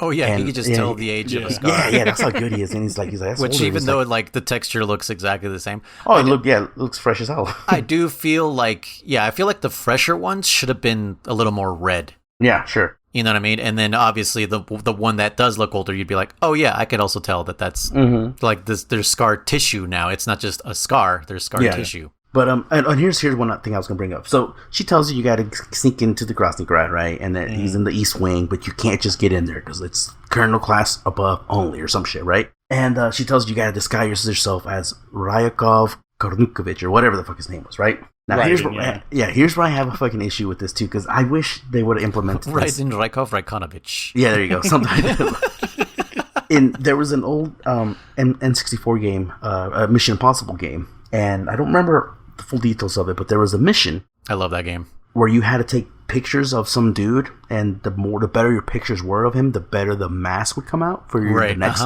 I kind of wish that was in this game. Like, I kind of wish it wasn't just, oh, by the way, you happen to have a mask that looks just like him. Yes, why do you have this mask? Yeah, I wish you had to, actually do something and earn that mask. And, the better you did, the easier it would be to fool guards and or other scientists versus, having a crappy one where, you can't get too close and still spot you the difference or some bullshit. But yeah, anyways, you're supposed to sneak in, right? That she tells you pretty much what to do, right? Yeah. And so this is the section I like because she talks about the boss, right? And she says let me put it up real quick. She pretty much tells you so you think you can kill her, oh shit, what's the story behind you and the boss? And he's like, oh, she's like a mother, and and she's like, oh, and your lover? He's like, no, it goes deeper than that. The way he talks about his relationship with the boss, I felt it pretty real. They even put this little somber music in the background. Yeah. Because he says not just dead air like an MGS2. Yes. No, he talks, the way he talks about her being half of him or owning half of what he is to her. Like there's soulmates. Oh, I mean, like he says, I can't even explain it because it goes deeper than that. I mean, he says we lived and died together. Like you couldn't possibly understand. And that's true. There's probably something we will never understand, like what him and the boss went through and or what real soldiers go through, with real soldiers that are out in the trenches, what they go through. Yeah, when you're out there with your comrades, that is your life. They have your life in their hands. Yeah, it's a feeling none of us will ever be able to compare. But, it's very, very realistic, in my opinion, very heartfelt, because she says, and you think you can kill her, and he's like, I have to, especially when he says, I love, she says, do you love her? And he goes, no, nothing like that. And he says, do you hate her? And he goes, does it have to be one or the other? Right. Between a man and a woman, what else is there? And he goes, yeah. He's like, you just don't get it. Which, by the way, he never shuns away from saying that, yes, they probably had sex. They slept together, they had sex, they ate together, they laughed, they cried, everything a person could remember, he's supposed to rub one out before a mission. or she would help him do that. Like, okay, get this out of your brain. Let's get this out of your system. Actually, I wouldn't doubt it, man. I fucking wouldn't doubt it because that's Anyways, right? Yes, they did everything. Like, as a man, I think straighter afterwards. Let's just say. Well, that's post-nut clarity, yeah. Yeah, thank you. That's the post-nut clarity. Because, you're horned up. You're not thinking straight. It's like shopping while you're hungry. Yeah, exactly. And she's the kind of person that would understand and also put the mission above all else and be like, okay, let's do it. Whatever that may have been for the mission. Yeah, in general. I mean, and hey, females have needs too. So maybe she needed just one. She wanted one too. Yeah, she needed not just as bad. Yeah. And or what is it? What is it? Bond says he says like for life and liberty or something like that. What? Or for the queen or something like that. Whatever the Brits say. For the queen. Save the queen? Yeah. Save the queen? No, but it's like for something like that. It's like for something in country. It's something like that. Okay. Watch a Bond movie. He'll say it. Okay. But we're going to rub one out for the queen. Rub it out for the queen. That's all I'm picturing right now. Oh, Mr. Bond. So now do they rub one out for the king? Oh no. Is there still royalty? I thought they quit. Yeah. No, it's the king there? now, Charles. I don't think it's Charles. Oh, it's Prince and Princess. What's their faces? Were like, I'm out of here. Yeah, they were like, we don't care about the throne or whatever. Yeah, this is dumb. But anyways, like I said, somebody finally did that. This like I said, this speech is very heartfelt to me. I love the speech. I always watch it. I never skip it. It's just very sentimental. Yeah. And so then it goes back into like this. Doesn't she also like try to kiss him, like to actually? Oh, she's make all out? up on him. Yeah. Well, because there's one scene where she's like, "I bet if I kissed you, you'd taste like a wild beast or something." It's like like a wild beast. Go take a cold shower or something. Jeez. When she says that, I always picture like a wild boar. Like, would you like? Yeah, well, that's what it I taste think. like a Like wild gamey boar? or something like that. Yeah. Like, I mean, here's the thing. He's been eating all kinds of shit. Hasn't brushed his teeth. Like, fuck, he probably tastes nasty, man. Like, he fucking tastes like Seriously, a like wild a wild beast. beast. Like a wild beast. Yeah, But- she wasn't saying it sexually. She was saying it Yeah. factually. Like, you probably taste like shit right now. But You taste the same as if I kissed a wild beast. Yeah, That's yeah. what she's saying. but yeah. Anyways, like she says, like I don't. Oh yeah, because she goes like, oh, like how do you feel about me or something like that, and Snake's like, oh, I can ask you the same question. She says this next line. She goes, oh, I can fall in love, and she goes, if it's part of the mission, Right. And then proceeds to unfucking zip her goddamn suit. Oh, you yeah. know, and but it's also like this also shows her devotion as well, like to her mission. She's like, oh yeah, Whatever it takes. whatever it takes. Oh, again, I'm getting queen. beat up, assaulted, For the queen. and yeah, assaulted and abused For the by motherland. Volgan. Sorry. I'm done now. Okay. No, you're fine. By Volgan. It's like, what's one more dude, you know? Like, oh, whatever, man, whatever. What's one more dude? She's just devouring guys. What the hell? No, but you get what I'm Like saying. that She's space like, noodle. Let's go.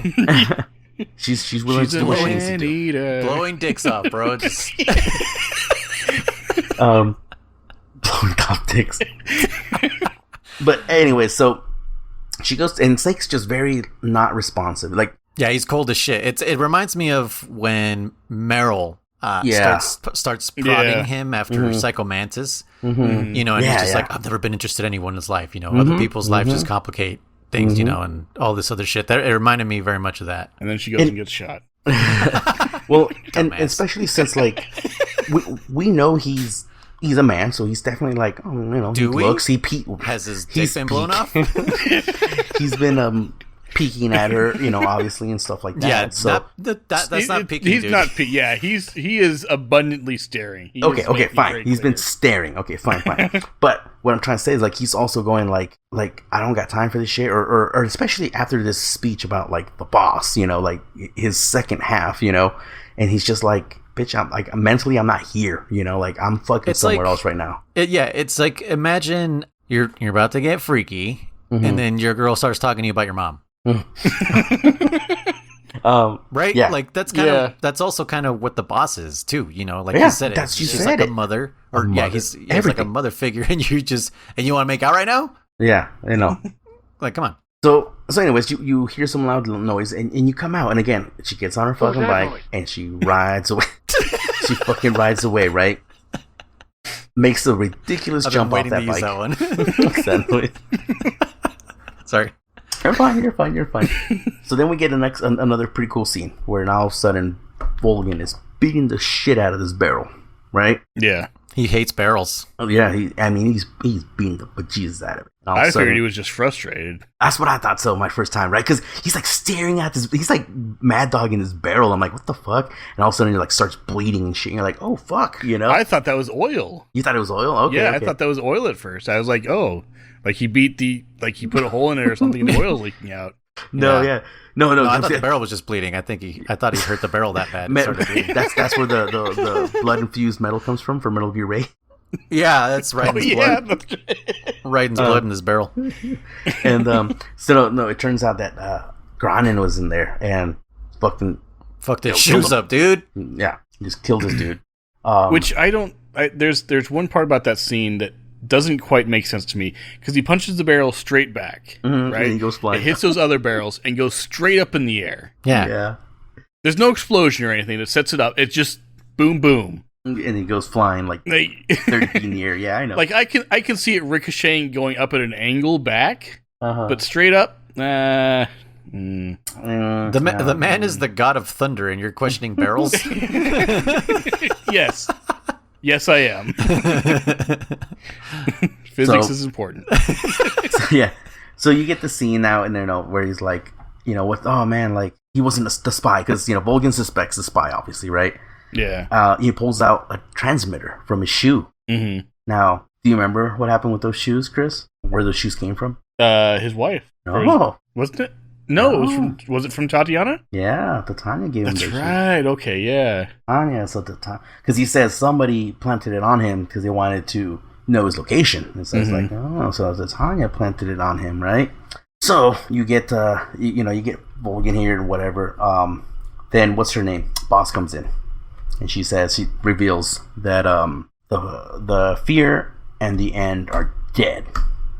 She's holding the fear's bolt gun, crossbow, crossbow that thing, is. yeah, whatever. That badass. That thing's all metal too, by the way. I think it's pretty sick. It does look cool, yeah. It looks scary just fucking holding it, dude. It's too bad it's fucking useless. So Volgin gets pissed off because he's lost 2 more high-ranking officials or whatever, or members of his crew. Work over, yep. Yeah, And then Ocelot starts twirling this thing like a revolver. Like, he twirls everything now, And then he's like, oh, he's good, man. He's good. You're pretty good. I feel like Ocelot has like a slight erection for Snake at this point. Oh, yeah. At this point, like it's full staff at that point. It's like, oh man. Yeah, he's definitely impressed and enamored with him because you bested him twice easily, and then you've bested Cobras. Well, not to mention, like in the very beginning when he told him like you'd be better with a revolver. Yeah. And then he does get a revolver, and then he gets that fancy one. It's like, no, don't do that. Get a regular revolver, exactly. you dumbass, Yeah, exactly. And then it tells him, like, you didn't count, dude. You forgot how to count. Yeah. It's almost like that relationship you have with someone who's a little bit older than you, and you're constantly trying to impress them. Mm-hmm. Like, oh, well, that little kid thing you do. I beat that shit in 15 seconds. Mm-hmm. And, and then he like schools you like, you're an idiot. And you're like, whatever. And then you come back later and you're just like, well, I beat it. Ooh. Yeah. Yeah, I know exactly what you're talking about. One step ahead of you. Yep. Yeah. Ethan will do that. My nephew will do that all the time. I'll be like, oh, did you know this? Like, did you know there's a fucking Metroid for the Wii? Bro, I know that game. I've beaten that game. So shut the fuck up, bro.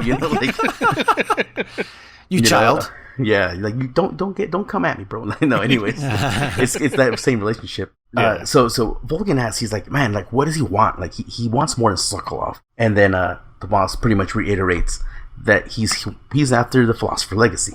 So it's the second time we hear about this, right? Mm-hmm. So Volgin's reaction to that, by the way, almost made me think like Volgin didn't know what it was. It is kind of an awkward one, right? Yeah, because he's like, the Legacy, what? What? He's like, you knew? But shouldn't you know what it is? Yeah, like, exactly. That's what they've been building up to this whole time, is that he knows what it is and everything. He has it. Yeah, it's a little weird. So here's that scene where you were talking about, Chris, where he's like, he starts sniffing at Titania, and he's like, perfume, And he's just kind of makes you think he's questioning this bitch, right? Mm-hmm. Then he points that dart at her, the gun or whatever, the crossbow. Yeah. And then he says, like, nice. Like right at her neck. Yeah, I know. Half an inch away. Oh yeah. Oh yeah. One slip of the finger and she's dead. Oh yeah. Oh yeah. Fuck, if he tripped, he would jab it into her neck. Yeah. And he tells her to polish her fucking boots. And again, so are those the same boots that she was kicking underneath the chair? They're not. It was a cot. The cot, yeah. Again, I don't fucking understand why they keep emphasizing on this bullshit of her boots and her disguise. People are looking at each other's boots a lot in this game. Yeah. Now that I think about it. So there is go ahead. The only thing I can think of, and it's probably not related at all, is there's that phrase, whose bed have your boots been under? I don't know that one. You've never heard that? Mm-mm. It may not be like a well-known phrase. I know it from a country song. Okay. Specifically by Shania Twain. And it's referring to, like, who have you been sleeping with? Okay. Like, who are you... Who's in bed with? You know, yeah. Well, your boots are under their bed because you're sleeping with them, you know. Sure.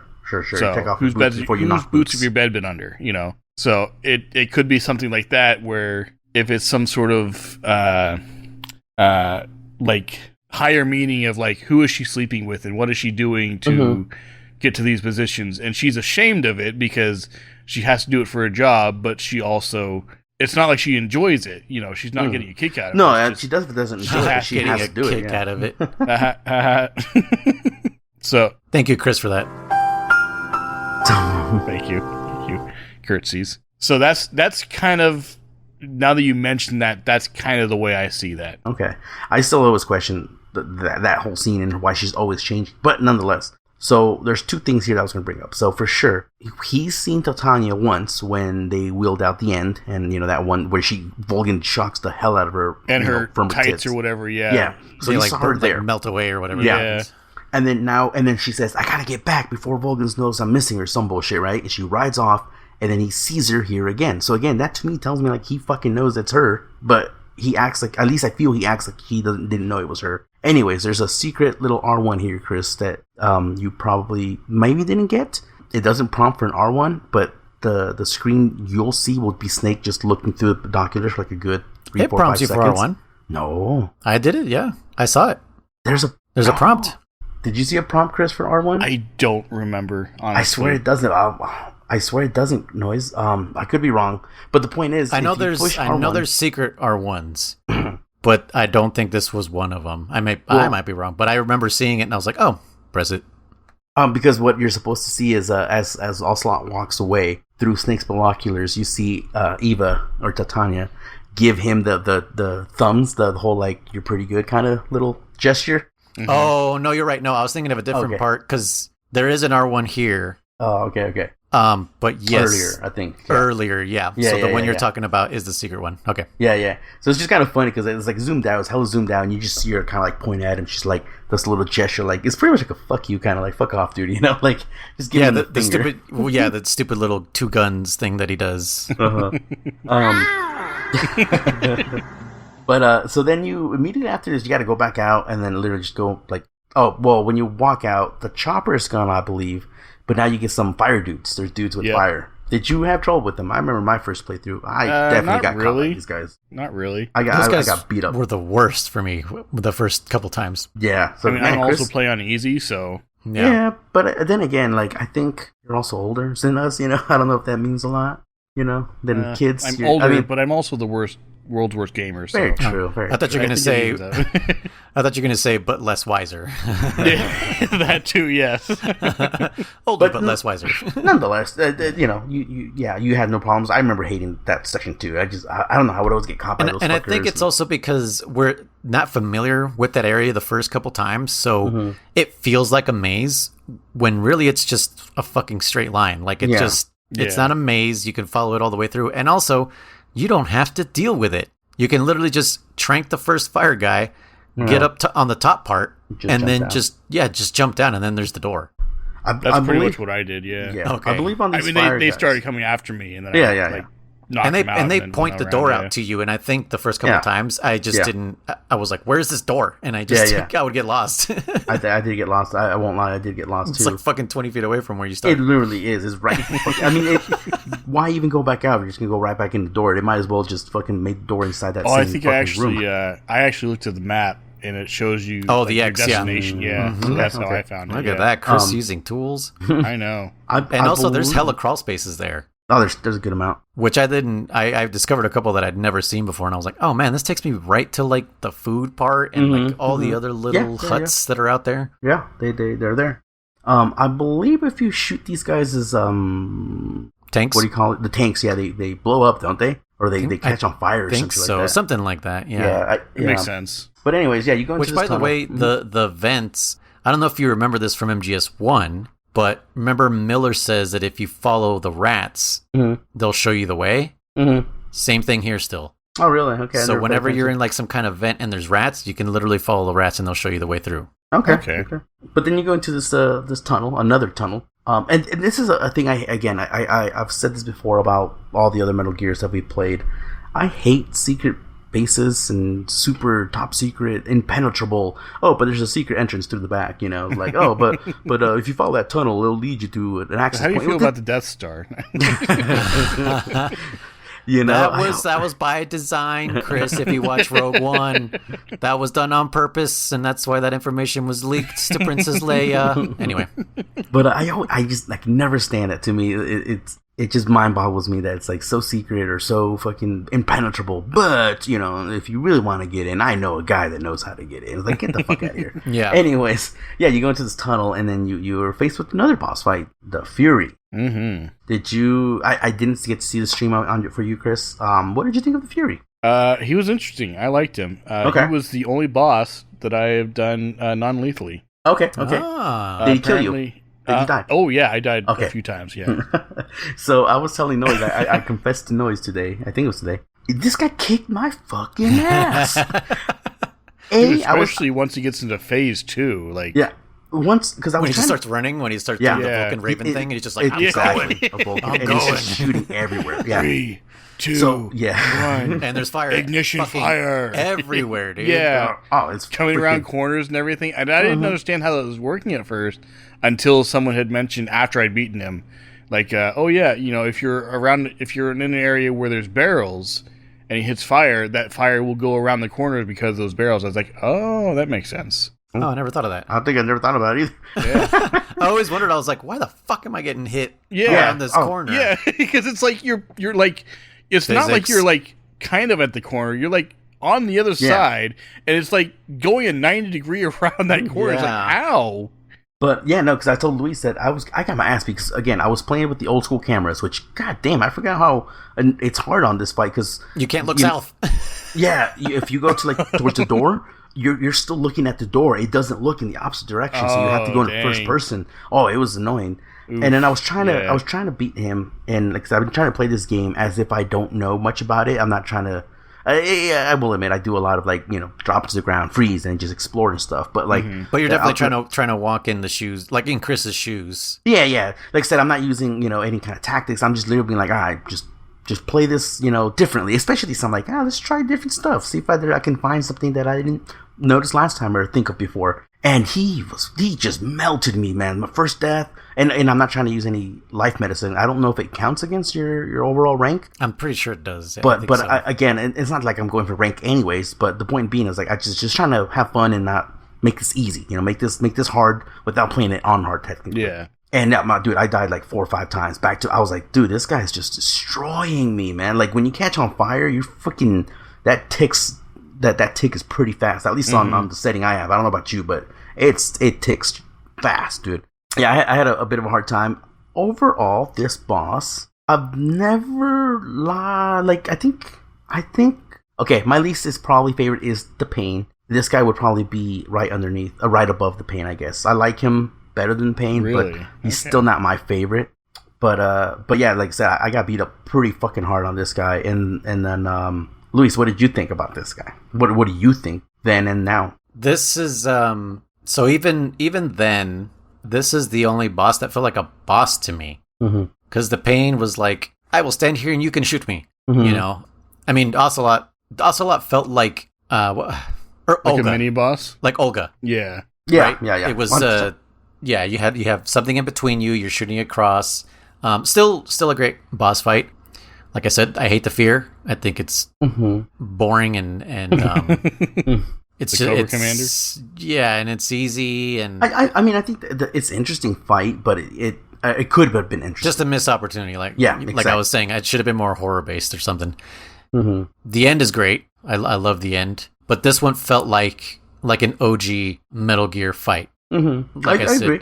It's very Vulcan Raven. Absolutely. And now I can also compare it to Pyro Bison. Yeah. So it's we were talking about Pyro Bison is very Vulcan Raven, and so now it's like now you're actually fighting Pyro Bison, but in in third dimensions. So it's a great fight. It's one of my favorites for sure. Not my least favorite. It's definitely the one that I struggle with the most. It challenges me the most out of all the fights. I was gonna say, I think it feels like the first fight of all the bosses where there's actual like, oh, this is a challenge. I might die. Yes. Yeah. For sure. Oh, for sure. I mean, I clearly died. Because the other boss fights, you can die, especially your first time through, doing stupid things and whatever. Sometimes too, because you're just learning the mechanics, and this one is just kind of like you're going to die. Yeah. Mm-hmm. So no. So the fear can kill you, obviously, and especially with this poison start. The pain can kill you, especially with his beat. The bullet bill. Hornet. Yeah, bullet bills. You fucking Mario Bros. My bad. But the end will never kill you. Remember, the end can never kill you. Yeah. That's the only boss fight that will kill you. A fate worse than death. Yeah. And then the cycle Groundhog Day back for real, to dude. fucking, Jesus. Oh my god, I forgot. I was so mad. I was like, no, I have to record in 5 minutes. But yeah, so I'm sure I won't lie, every time I've gotten to this fight in my previous playthroughs, I just lay in the top section and just wait for him to burn you alive. No, and I snipe it with the Moss Nagant. I've had no issues ever, so I don't know why this time he just smoked me. I don't know. But no, you brought up a point about what to do when you're on fire. Right. Which I never did. I don't remember ever doing it. Yes. Well, that's what I normally do. But yeah, but how do you suffocate fire, Chris? With water? No. Let's with an object, right? So like, if you don't have water, how do you suffocate a fire? You just put something over it. You cover it. What do you have that you can cover yourself with that'll suffocate the fire? I don't know. It's an item where I was like, what did I say, German? Yes, same question. You said it's an item. It's an item that is useless in the jungle, but totally useful in urban areas, like a factory, let's say, on a conveyor belt, maybe. Yes, the box. Oh, I didn't even think about that, huh? It's not just a box. Yeah, so if you're on fire and you put the box on, you immediately kill the fire. You'll even see smoke come out of it, and so like I have that on quick equipped on my, so I don't have life medicine or anything like that on the left side. I just have the box ready to go for when I get set on fire. Because like even when you're like hit and even though you're in iframes, you're still taking tick damage. And that's what killed me a bunch of times. And you're on the floor, trying to get up. You're on fire. It pissed me off. Which unfortunately you can't put the box on while you're on the floor, so you still have to wait for Snake to get up, and then you can put the box on. But it's still faster than getting up and then rolling. It's and trying to roll and all that shit. Yeah. You can. There's also pipes here that you can shoot, and water comes out. That I didn't know. Yeah, I've always known about them, but I've never really like. Do they keep spewing water? Or is it just for that little amount of time and then it stops? Just for that little time, and then you can do it almost an infinite amount of times, as far as I know. But so it's kind of like it's kind of like the pipes in MGS2. I want to say so. I want to say that the water does something, because I know for sure I've shot it, and then with the silenced M19 and the what? Not the M19. The 19. What the fuck is the gun he uses? Oh my god, the 1911. Oh, the actual hand. Yeah, the gun. I've shot it, and then like I know he's like, oh, what's that or whatever, and I've tried shooting it when he's underneath them. I don't feel like it did anything to him, so I figured it must be for you. I don't know. I really don't know what the hell's the point of that. But yeah, you beat him. Again, he's probably. You know what really helps here too is the completely black camo. Oh yeah. That's what I was wearing. Yeah. Yeah, that completely helps with him, and like I was telling German, because he's playing with the classic camera and he can't look south. What I would do, because I was playing with the third-person camera like you, Chris, when I was on the southern part, I would switch to the classic camera, because then I can look down all those hallways a lot easier, and I would just pan the camera and I could quickly look. But I hate being on the south part, because if he hits me with that fire, there's a wonderful chance that I could be knocked off the edge while on fire. And yes, you can. And that definitely happened to me. And I was telling German, I think I spent 30-40 minutes on this boss on European Extreme, and oh jeez, yeah, it was, I'm pretty sure you died fast. It was that's why I was like, use the box, and and the strategy is just use the Moss Nagant or whatever you got. If you want to use the regular sniper rifle for lethal damage, is you have to, well, at least for the Moss Nagant, you have to shoot, unequip, and shoot. Because since it's a single shot, just like the regular, it's faster than dart gun. Yeah, it's faster than the reload. Mm-hmm. But with the regular sniper, obviously, you can just go bam, bam, bam. Mm-hmm. But yeah, it's tough to do the shoot, unequip, shoot, because as soon as you unequip, your aim is off. Mm-hmm. Oh, yeah. And so you kind of have to be holding L1 at the same time also. It's really fucking hard and dumb. Gee, but, yeah. but, I was to say, I also did it without no thermals or night vision. Did you use any of those, Chris? I did not. Okay. Yeah, because I remember I was going to, I'm not going to put those on. I'm like... And they become a detriment sometimes, too. They become... Everything becomes too bright. Mm-hmm. Yeah. Because the second phase is just like, I can't see shit. Everything's on fire. So which one is him? Yeah. Mm-hmm, It's better to just be without it. Yeah, especially in that second phase. But so then, I won't lie, he has probably one of the cooler deaths. Just the fact that he just catches on fire. I mean, he looks like this is the only one that makes sense that he blows up. I still kind of like the Fear's death more. Oh yeah, I like the Fear's big time. But I agree with you where his death makes more sense. Yeah. Yeah, he's got a tank on his back. No, I mean it makes more sense. Sure. Well, they have micro bombs though; they blow up. But no, it looks nano bombs. It's very, very cinematically pleasing. I mean, just the fire, the way he takes off his helmet and he's just kind of crisped up himself. He's kind of having this little speech or some kind of memory. He's talking to mission control or something. He's fucking tripping, dude. Yeah, no, whatever the fuck's he's going on. boiling alive. He's somewhere else. but the flames are super intense, right? And then you get this weird thing that's kind of out of nowhere. A fucking face made out of fire. Comes at you. Yeah. Yeah, very weird. In a game that's already weird enough. A series that's already weird enough. And I remember I was playing this. I'm like, wait, does he not scream the fear? And then that's when he says why would he scream the fear? I mean, not fear. Sorry, the fury. I was like, he hasn't said the fury. I'm like, does he not say it? And then yeah, sure enough, he says it. But yeah, that face, I forgot about it. I must skip this cutscene. In all my multiple playthroughs. Because I forget about it until I see it, and then I'm like, oh yeah.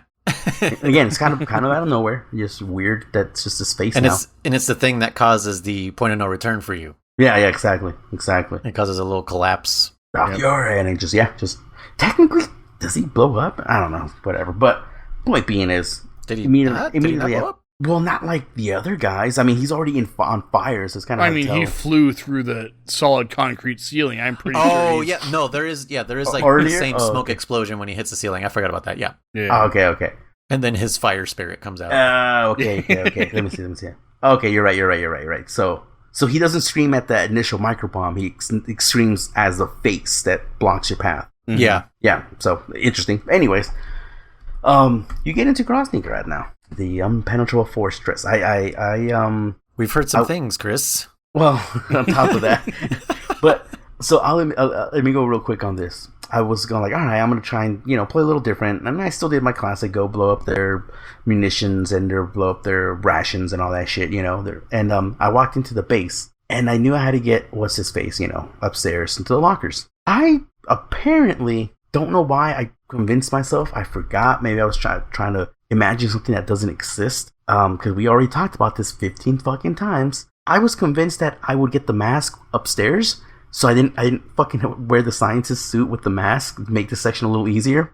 I was going in there, in like the splinter camo and shit like that. And I got caught by one little scientist, and sure enough, he sets off the alarm, and I was like, whatever. So I started, just going around knocking everyone out. I get up there, and then, you take off his uniform. And then as soon as I was taking off his uniform, I was like, I have the fucking mask already.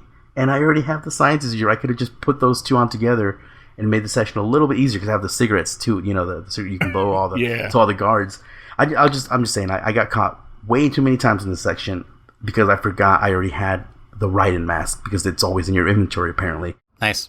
Yeah, but nonetheless, in this section here, what did you think, Chris? Did you have any issues getting Ryakov? Did you have any? Well, I didn't see the section yet, so will you tell me what happened? I saw the tail end of your stream, so I know what happens. Oh, okay, what happened? Let the people know. A lot of people fell asleep. Permanently. Yeah, eternal sleep. Oh. So I was doing the thing. I was trying to do the whole put your knife to their throat and stick them up or whatever.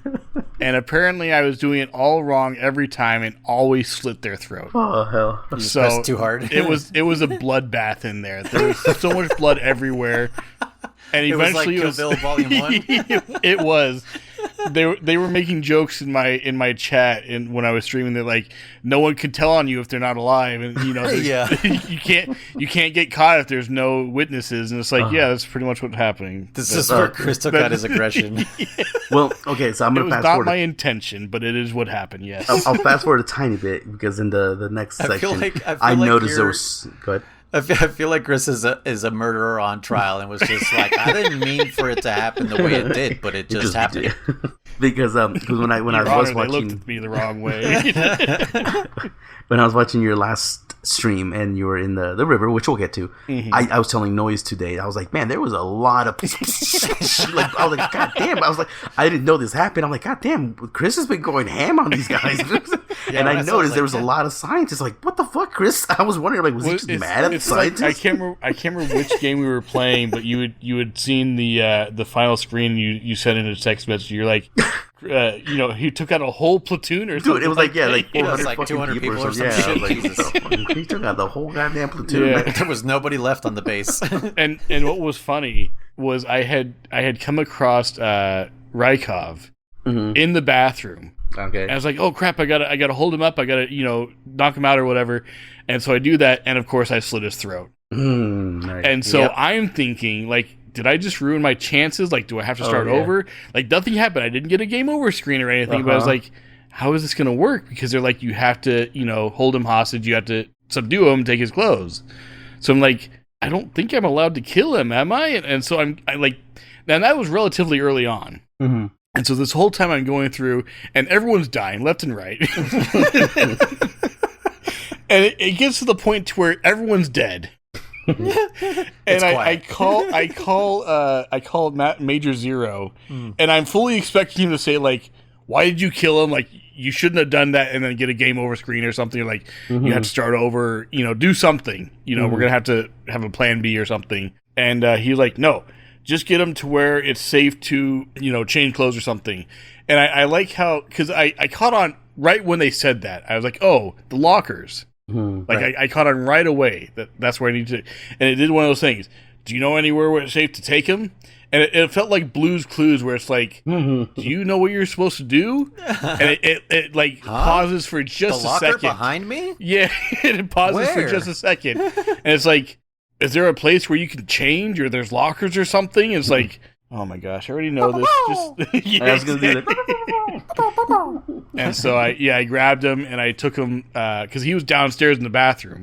So I had to drag him up the stairs all the way across that little patio thing. And of course, everyone's dead, so I'm not worried about anyone coming after me. But I did all that, took him to the lockers, and then did that. But yeah, he was very much not living anymore. Okay. So I guess this confirms that's not Raiden. No, not as God. Unless, because you mentioned last week at the end, you're like, what if this is all a training VR training? And so, because remember, I was like, is this, are you guys time traveling and Raiden's there for a reason, but now you've murdered him? Well, what's funny too is like when Eva shows you the picture of him and he's like, oh, you can find him in the East Wing, and like they show him walking. He's got a big butt, by the way, like big hips, or it's his uniform. I don't know. But like he even turns around and like and winks at the camera. I'm like, what the fuck? Okay, whatever. Yeah, it's been a while since they've broken the fourth wall on there. Yeah, right there for sure. But so you missed out on this next little thing then, Chris, by doing what you did. You did. When you wear this uniform, and if you haven't killed everybody, you can do whatever the fuck you want in that office, dude. You can punch soldiers, punch scientists. And they'll just look at you and be like, "Sir, thank you, thank you, boss. Keep up the good work, sir." Literally, you can walk up to them. Have another. No, you can just fuck with them left and right. There's only two things that will get you caught, and I don't understand. One of them for sure is like if you pull the alarm, then they'll come after you. So I thought that was funny. I thought they would be like, "Oh, sir, you're like the one ringing the alarm." Yeah, that's what's funny. But they'll still come after you. They'll know exactly who you are. Yeah. He wouldn't pull the alarm. The other thing you can do for sure is you can like put a box on. Okay, so you can put a box on and they won't trip. They'll be like, "Huh?" And they'll say something like, "Oh, like keep up the work." I don't know. They'll say something funny. But on one particular, one section, I was like, okay, I'm going to see what happens if he actually lifts up the box. And he lifts it up, and he's like, huh? And it triggers the alarm, and then they all start coming after me. I was like, whatever. I was like, at that point, I didn't care anymore, but I started knocking everyone out. But prior to that, you can punch everybody. If you push triangle with the scientist outfit, you push your glasses up, right? On this one, you'll actually salute. So it's kind of, I love just walking up to the guard, salute. Punch him in the back of the head. He turns around and just salute him, and he's like, thank you, sir. Whatever. And it's just fucking hilarious. It's super fun to do.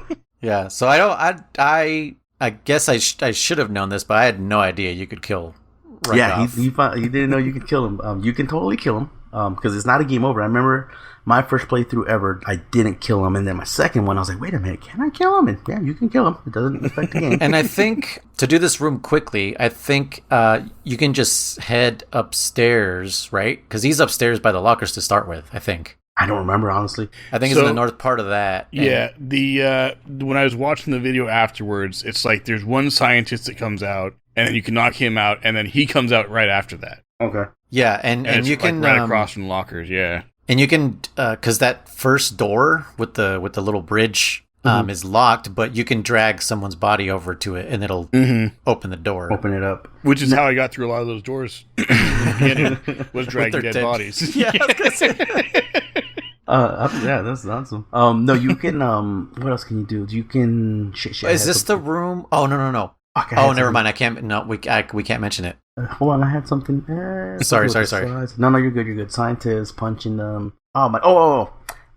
When the alarm goes off, he's a coward. He'll run into the bathroom and lock doors. Yeah. I don't know if you noticed that, Chris. Oh, I didn't notice that. No. Yeah. He'll run in the bathroom and he'll be in there. And if you go shut the door or knock on the door, he's like, "Oh, so it's get out of here" or something like that. I don't fucking know what he says. He's just a coward. That's probably why I found him in the bathroom, was because I had been discovered and he ran there, and that's where I had to find him. And then Eva tells you, I think at one point where you call her or something like that, or at some point in the game, she tells you that he's a glutton, and you can throw any kind of food and he'll fucking eat it, dude. I guess so. Then you could just throw like a sleepy toad at him. A sleepy toad or a sleepy stool, or you can throw him like rotten food, and he'll get the shits and he'll go to the bathroom. And this time he won't lock the door. You can go in there, I believe, and then you can kind of, at least he's in the bathroom, so it makes it easier to know where. The thing is, it's so hard to do anything in that area. Unless you're dressed up as a scientist. It's like, again, and I forgot I had the fucking full outfit, dude. So, and I forget about the scientist stuff. Like usually I go in there and I'm like, okay, how the hell am I going to do this? Yeah. I'm like darting people and I'm like doing all this crazy shit instead of dressing up like a fucking scientist. And pretty much being invisible except to the scientists. Yeah, they'll spot you. You can also do this, Chris. I don't know if we ever talked about this, and I don't know if Metal Gear 2 does it, but for sure in this game, you can go in a first-person view and punch people in the dick. So you can literally punch them in the dick, and so one shot KO, and they're like, they just fucking drops to the ground. So that's another thing I love doing, just walking up to the guards, saluting them, and then just right in the balls.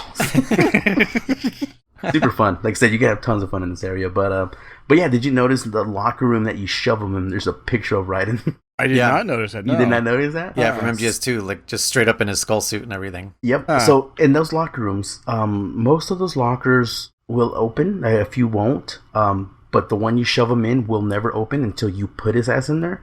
Yeah, and the one that's like red. It looks different. It's completely different locker. Look. But then once he's in there, and you can actually open it now, and his body will tumble out, and then you can get a better look at Raiden's picture. It's like a big old poster of him in there. So it's pretty interesting. Put his body back in there if you want. If not, just get the fuck out. I think. Yeah, Kojima knew to now make Raiden into a joke, since he was almost universally hated at the time. Honestly, like people were like, "Fuck this guy! Like, why did you do this to us?" And so Kojima made him into a joke, pretty much. Yeah. So, and by the way, we kind of skipped the fact that he's straight up wearing like a Speedo or a thong or something. Oh my gosh, that was so bad. Thong. Yeah, very, very interesting. So anyways, you wear this outfit now, right? And it's the only way to get into this next section, right? Which you know what makes me laugh? Actually, now that I remember this too, I was going to bring this up too. Whenever you're wearing the scientist outfit or Major Ryakov's outfit, I was just about to mention the same thing. Walk like a goddamn, goddamn weirdo. You're still like hunched over, like you see. I'm like, dude, can you walk normal, motherfucker? Like, what the fuck? And no one suspects it. Like, and this guy's walking weird. Why? Like, it's because super awkward. Since you brought up Mission Impossible on 64, when you put on those outfits, you walked like those characters because you're, you know, you are now role playing and you're in disguise. Yeah. So like, I don't know why the fuck they can't do that. Not to mention the fact that you can't do any kind of CQC when you're wearing either disguise. Right. You can't use any weapons. You can only use the cigarettes and handkerchiefs. The hanky. The hanky, whatever those things are called. The tissues. I believe those are the only 2 items you can use. Maybe the cigar. By the way, why does the handkerchief have like a limited use? Like it's got like cartridges or something. Yeah, it's got a number. I don't know. Like it literally says like like cartridges or something, and I'm like, what? Yeah. The fuck are you talking about? It's a fucking handkerchief. But yeah, since you can't do anything, you can punch. Now again, if you got caught, you'd have to punch. Right? Again, that's always been a thing that's weird to me. It's like you can't do CQC while you're a scientist. Why not? You don't not let me walk normal, so why? You need that knife, man. Okay, you're right. The knife. Then pull out the fucking knife, bro. I don't know, but it's always awkward to me that yeah, you're scientist walking around with a knife in his hand. Well, if you needed to, if you really, it's a can opener, man. No, but it's just funny that like, hey, what are you doing with that knife? I get it. If you're not in alert status, then walk normal. Don't let me use any weapons, like in MGS1 in that weapon disposal area, right? Oh, right, yeah. But like the second you get caught, you have to pause the game, go take off the fucking uniform so you can use your guns. That's kind of like, just let me use the guns, dude. I'm already caught. Yeah. You know? I don't know. But either way. How does Snake not have like a bad back? Like he's just like, for 3 games, he's just hunched over. You know what I mean? Oh, yeah. The only one that I've ever seen him stand up straight in is like Ghost Babel. Yeah. Maybe the other ones too, he's standing up straight, but fuck. But these 3 games, he's just hunched over. Oh, yeah, 100%. But none. So anyways, you get to this next section and Sokolov's there talking to Titania, right? And he's giving her this film or whatever, the Shagohas test launch data, whatever the fuck it is. So obviously now she asks about the philosopher's legacy. Sokolov doesn't know. You know, he claims he doesn't know shit about it. So obviously now we officially know that Titania's up to something too. Eva, she's up to her own mission as well, right? Yeah. She's kind of sussy at this point, really. She's been sussy. Is that the female version of sus? Sussy? Yeah. Chris fell asleep. She pulls out her lips. She pulls out her lipstick, and you know Sokolov thinks she's gonna shoot her. I was gonna bring this up. Is what Sokolov's wearing, that little eye monocle thing, is that a real thing? Like the way it clips onto the back of his. Oh, I know monocles are real. But I was wondering about that. But like, is this real life? But the way it clips to the back of his ear. David after the I was wondering about that since the beginning when you first meet him. Yeah. It's an interesting thing. By the way, what the fuck is the purpose of a monocle? Is it because you need glasses to look more sophisticated? What do they serve, Chris? Do you know? So I would think, I don't know. Is this before bifocals? My guess would Benjamin be like the equivalent of like reading glasses. No, because Benjamin Franklin invented bifocals. Yeah. My guess would be like it's the equivalent of like reading glasses where you don't need them for everything. You just need them for some things. Okay. But instead of wearing reading glasses and having to take them off if you want to look at something normally, it's you have a lens over one eye that you can use to read things if you need to. Or if you don't need that, you primarily use your other eye to look at things farther away or whatever. That's what I think as well. Seems a little annoying, maybe? So, I don't know if you guys have noticed this, but like when you're searching things now, like when you Google something, now AI there's thing? Yes, there's the AI thing. So annoying. So let me read you what the AI says. Oh, good. This is what AI kernel says. A monocle is a corrective lens that can improve or correct vision in one eye. It's a circular lens that sits in front of the eye. That's all slow clap Google. Thank you, Google. Good job, AI. And is held in place by the eye socket. Monocles can be useful for people who need reading glasses or who only have vision in one eye. They can also be used by people who are long-sighted. So does that mean farsighted? Yeah, I guess, yeah. And need help seeing things close up. Other uses include what? Other uses include chefs. Oh, to help see recipes. Diners to help read menus. That's so reading glasses. Fucking reading. People with drooping eyelids to keep their eyes open. Okay. Mm-hmm. I'm deadly afraid of this AI. It's going to take over one day. I mean, tape will solve that problem too. You know? Monocles, but I won't lie. Speaking of monocles, does the Monopoly guy have a monocle? Yeah. No. Shit. No. You sure? Yeah. Yeah. That's your final answer? Yes. There you go. You get to have a ration. No. Now, see, See, German changed his answer because of mine. He No, said yeah first. no. No. No, okay, well, Yeah, because German said no first. Okay, we're not going to get into this episode. It's going to get too long. But have you guys heard that theory now, or what's the other word? The Mandela effect? Yes, but no. What's the other theory? Game theory? The extreme version of theory? Conspiracy theory. The conspiracy theory, I guess. That the government actually put up all these companies up to this whole bullshit of the Mandela effect. Like, Fruit of the Loom never had the cornucopia, and Monopoly Guy never had that, and all this bullshit. Because supposedly there's all Fruit kinds of the Loom doesn't have the cornucopia? Whatever it may be. I don't know off the top of my head, I think that's what it is, yeah. That it doesn't, or that it does? It does not. It does not. But people have been pulling up old and Fruit of the Loom, or whatever. Some of these companies have been saying like, yeah, we've never had that, blah blah blah, or we never did this, or we never hyphened the name, etc. But now people are like, with the help of the internet, and But what about this Photoshop picture of Fruit of the Loom with a cornucopia? No, but people have been pulling up stuff. It's like, wait a minute, check this out. And they're pulling up like vintage jeans that have it and stuff like that. And so now they're no one coming can up fake with that. They're coming up with theories that are saying that conspiracy theory that says that the government put all these companies up to this idea of like, just say no, because we want to see how much we can fool people into, just again, to make us a Metal question our Gear reality. Yes, a Metal Gear 2 kind of concept of like what is real and what is not kind of Yes, shit. We'll get into It that all later. circles back. Exactly. We'll get to it later. We'll get into that much later. But Yep, I was like, Arsenal Gear crashing in, but also convincing people that it didn't really happen. That never happened. Yep. No, shit like that. And I was like, I'm like, again, I wouldn't put it past the government because I didn't know about this one. Did you know that I think like maybe 9 out of the 10 printer manufacturers out there, they all agreed, signed, and are part of this pact or whatever you want to call it with, I think it's the CIA or the FBI. Every time you print a page, they will always use a tiny bit of yellow and print out tiny little dots on the page that tell the agencies where that printer is, or the IP address, or something. Yeah, look into it. So that's why, like, that's why you print something, they'll fucking track you down, man. You can't print a ransom note. You gotta chop it up like Chris does, from newspapers. Dude, old school. Yeah, because if you print something out, there is this little tiny yellow dots that are. I'm not sure if it's Braille. What about those companies that print those out? Do they have the same thing? Companies that print what out? Oh, the newspapers, like the magazines and stuff. Yeah, I'm sure they do too. Probably. I really don't know how detailed it goes. So then what the government can do with those types of letters still is they can say, okay, well, this magazine, and this magazine were used, and they use that to triangulate. Okay, where are all these magazines in common? Mm-hmm. And they can use that to triangulate your position anyway. So you're still screwed. I don't know about triangulating your position on magazines, but they can definitely determine a lot more than you think, because it like, I guess maybe no two pages are the same or something like that. So every website uses cookies.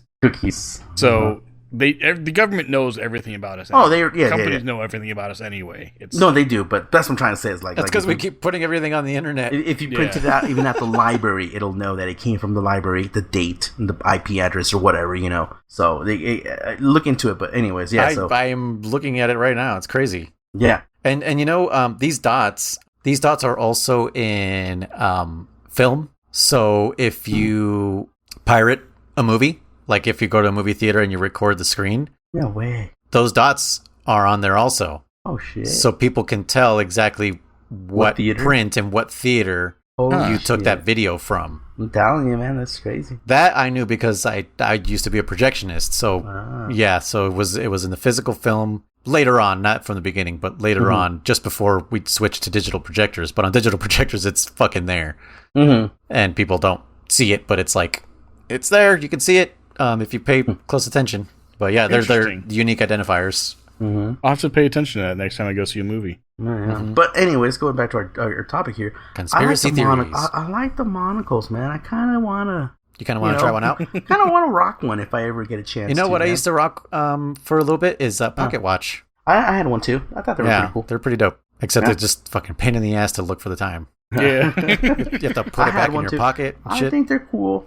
I think one day, you have to wind them. You have to wind them, motherfuckers, dude. They start becoming inaccurate after like a week. Yeah. Everything repeats itself, and one day they'll be back, and I'm going to jump on that train before everyone else does it too. So. He's gonna get a digital pocket watch. The eye pocket watch. The eye pocket watch and the monocle. Dude, Brand new from okay. No, check this out. Google glasses and VR glasses and headsets and all that shit. It's going to be a VR monocle. You're just going to have one over your fucking eye. Wait, that doesn't make any sense because it's only one eye. It can't be VR. Well, not VR. Okay. And heads-up display or whatever you want to call it. Yeah. AR, not VR. AR yes. monocle. Yeah, well, I mean, that's... monocle. Yeah, I know. Apple's making it mainstream because Microsoft tried with the HoloLens, and then Google tried with the Google Glass, and now Apple's like, hey, now us. It's just like, see. There's some third-party glasses that are literally glasses. They're not a headset. They're not huge. Facebook made some that are just glasses. Yeah, maybe. I don't know. Just recently, and it's just like, ooh, that's scary. No, the ones I saw look dope as hell, and the reviews I've seen, people are like, these things are pretty fucking sick. Yeah, they're thin because they have no battery. They're powered by your phone, so you have to have a cable coming down the side, like old headphones, you know. Oh, okay. But I'm like, the reviews I've seen, and these are from respectable YouTube, technology, electronic people, and they're like, these things are dope as fuck. So I'm like, So again, we're gonna have the AR monocle, which someone does have it later on. Noise, you know that? Huh? An AR monocle. Oh, yeah. I was like, what? I like that. Huh? So yeah, dude, Kojima predicted we gotta get on it, Noise. Kojima predicted AR monocles. They're coming. Kojima predicted so much stuff. It's insane. So I'm gonna get that monocle. You'll see me with the monocle one day. Trust me. I'll be at work. It's like next week. Yeah, we're actually coming up on a thing about Kojima predicting something because remember we talked about how they had to change the ending of MGS2 because of the 9/11. It was way too similar. Yeah. To what they put in the game, so they kind of predicted that, and they were like, "Oh shit, we got to take this out now. This is a little too real and insensitive." So. But anyways, you murdered Rykov and you got in. So yeah, you get the whole monocle. little evil. Yeah. So anyways, this is the section I was talking to Noise about. Now you start talking to Sokolov, and what's funny is he tells you that the Shagohod's ready. Pretty much, he's like, it's ready to go. Right? It's done. And I guess this is where you first. I forget that I already know all these details, but I forget this is where you first finally learn like what Phase 2 is. Nate goes, "What the fuck is Phase 2?" Yeah. And it's Phase 3, profit. Yeah, exactly. It's interesting you say that, Noise, because when he put so much emphasis on Phase 2, I was like, is there a Phase 3 that we don't know about yet? Yeah. Yeah, and I kind of still think there is, but anyway. but Phase 2 is basically the tank can go up to like, what was it, like 300 miles an hour? Yeah, 300 miles an hour, which you add that to the missile, and that gives it range from like 2,000 miles all the way up to 6,000 miles or whatever, Yeah, it basically becomes a plane. Yeah, at that point, it has a range of 2,500 miles as is, and then once it gets that booster, it can go up to 6,000 miles, and it just goes around the world. Well, because he's like, that's everywhere in America, or that's anywhere in the United States. Yeah. Again, I don't know the math on it. I ain't gonna do no math on it. I'm just gonna take their fucking word for it and say, Neil, sure. If you're listening, DeGrasse Tyson, let us know the numbers. Well, like the thing that about this that I kind of find as a contradiction is he says it can be deployed anywhere as long as there is a 3-mile stretch of open land. Yeah, and like Russia, I know there's a lot of areas in Russia that are going to be flat and open, but like there's also a lot of areas in Russia where there's dense forests and mountains and hills and yeah, we just went through all of that. Open flat land, like what? but also, I think he does make a very solid point. Solid. That oh, wrong one. Sorry. There you go. The point being is, it's much easier to just come in with the bulldozer, knock down a bunch of trees and shit that's in your way, and lay down some asphalt or whatever, and get that 3-mile stretch of land versus building an entire silo or something like that. I mean, 3 miles is a long way. It is a lot. And if you're going through a dense forest, or if there's a mountain, even like a smaller hill, like and also, as you mentioned, like how do you keep that super duper secret? Yeah. Instead of a silo that can just be in the ground. Yeah, a silo you can build relatively But quickly. a silo you can't move, and the Shagoha you can't. You can take it anywhere. if they find your road, you just take This is why the Shago Hut is stupid. Grannon told us it's dumb. It's a dumb idea. It is. Yeah. Look at his feet. Look at my feet. Nice shoes. But yeah, so you know what phase 2 is, and you're like, okay, whatever. Now this is a speech that I told Noise that actually got to me. That I heard this for the first time in a long time, because normally I would skip this cutscene because I'm like, I don't care, I just want to play this game. But Snake says, like, I'm here to get you out. He's like, no. He goes, I'm just leave me. He's like, no. He goes, my mission's to get you out. Which honestly, I kind of forgot. We're here to get Sokolov out, destroy the Shago Hut, kill Volgin, and kill the boss. That's what we're supposed to do. Yeah. Like, you kind of, at least me, I was like, I forgot we're supposed to rescue Sokolov. Rescue Shago Hut, kill Sokolov. And destroy Sokolov. They're like, Snake, what the hell did you do? But yeah, he says, like, he's done, and he's like, don't you miss your family? And he's like, yeah, of course I do, blah blah blah. But he says this next section, which got to me, because he goes, even if I did get out, he goes, I would just go back to making weapons in America. He goes, us scientists are always used to make fucking weapons. Like, he's like, I'm tired. He goes, I don't want to do that anymore. That's why he's like pretty much given up. He's like, no. He's like, I don't want to make weapons anymore. Yeah. So because we were talking about how we did that in real life with Einstein and other German scientists. Yeah, after World War II, all the sciences were split up between Russia and America. They were, and I'm sure also some Russian scientists as well. Like Yeah. What were you gonna say, Chris? I was thinking, like, when I first heard that, like, the thing that popped in my head was like, can't you just not do that?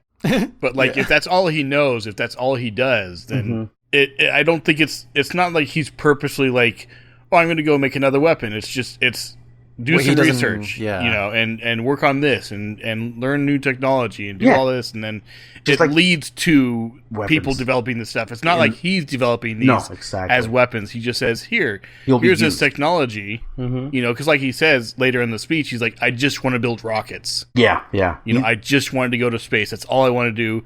They're the ones using these for missiles. They're using this for evil. But I'm the one that's building this stuff. And they're, and it brings up that whole thing of like, are guns evil? No, guns aren't evil. It's the people that use them and misuse them that are evil. And it actually got me to thinking, it's interesting you brought this up, because it got me to thinking, like, gunpowder was invented in China way back when. And if that person who invented gunpowder knew what was happening today with guns, would they have the same reaction? Would they have regrets, or would they go through with it? Would they go through with it? Very so it's interesting because he invented it for fireworks, right? And then it wasn't until later that China was like, wait a minute, we can propel little metal pieces out of long, skinny things, and it does a lot of damage to people for relatively. Chris just described a cannon. For with relative ease, and it does a lot of damage. And then someone said, that, like, what if I add more barrels to it? Like, what if I make them bigger? What if I add 5 barrels to it? Exactly. No, and like I said, like you said, it's like, why you said the question, like, why don't you just don't or whatever, right? And it's like, because again, it's not that he wants to, it's that they're gonna be like, oh, hey, by the way, like, can you figure out a way how to solve this equation? He's like, yeah, sure. Then it's like, oh, we're going to use that to fucking chemical bomb. They just run away with this napkin with this formula on it. We got you now. And by the way, like, this is the 60s, and in any way, like, as much as Zero likes him or feels bad for not being able to rescue him last time or whatever, again, it's not up to Zero. It's going to be the government that's going to be like, you're going to make weapons again, or you're going to work on these new projects, and he can say no all he wants, and truth is, the American government would be like, okay, if you don't, we'll just ship you back to Russia, or your family's gonna lose their visa, whatever, threat. Yeah, there's probably some agreement of like, we're letting you defect if you work for us. Well, even if it's just like, this is your job, okay, we're no longer gonna pay you. You're no longer getting paid. Now, what do you do for work? So yeah, I mean, they've done more evil things to other people, like what they did to oh man, I can't remember his name. Turing. Turing. I don't remember his first name. Is it Alan? I was gonna say something like that. The guy who invented the computer. Yeah, Alan Turing. Yeah, Alan Turing, and he was gay, and that was like against the law back then.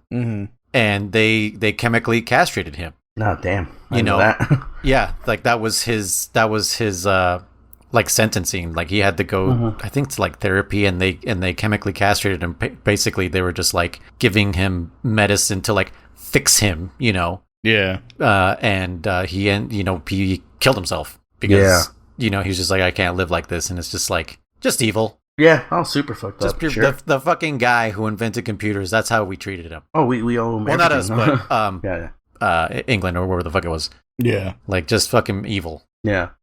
So by the way, I also wanted to mention the way you described it. This whole scene where he's just like, you know, like, no, I'm done, like whatever, and you know, about his family and stuff, because he starts talking about like not, or what does Snake say? You were telling me. Like he says, like what about your family? Like you want to see him again? He's like, of course I do, but he goes, I'll just end up making weapons again, you know. Yeah, and this time around that you said it made me think of that scene in the first Iron Man, where the guy who helps him make the first Iron Man suit, you know, is like, you know, Tony Stark is like, let's go, like, let's get you out of here, so you can. Let's get you out of here, exactly, so you can see your family, and you know, like, let's stick to the plan, and he's like, this was always the plan. Yeah, yeah, you know, that's and it's almost your like family that they're all I mean, dead. his family were already dead. Yeah, but yeah, Sokolov obviously still has family that's alive, but at a certain point, yeah. Also, he's been cheating on his wife with fucking Tanya. Questionable. Okay, so getting back at this, so I knew it wasn't crazy. But yeah, I've at a certain point he's kind of come to terms with this is the plan now is for me to die so they can't use me anymore. Yeah. Exactly. Yeah. But yeah, go ahead. So going back to this, I knew I wasn't fucking crazy. So because I must skip this scene, you know, in my all my future playthroughs, because I just want to get to the boss fights and the parts I do like, you know. He literally Snake asked Sokolov, who is that woman that was here? Oh, that's Titania. Again, so Snake doesn't fucking know. Or is he playing dumb? I was just about to ask, maybe he's just playing dumb so that he doesn't give her away? Yeah.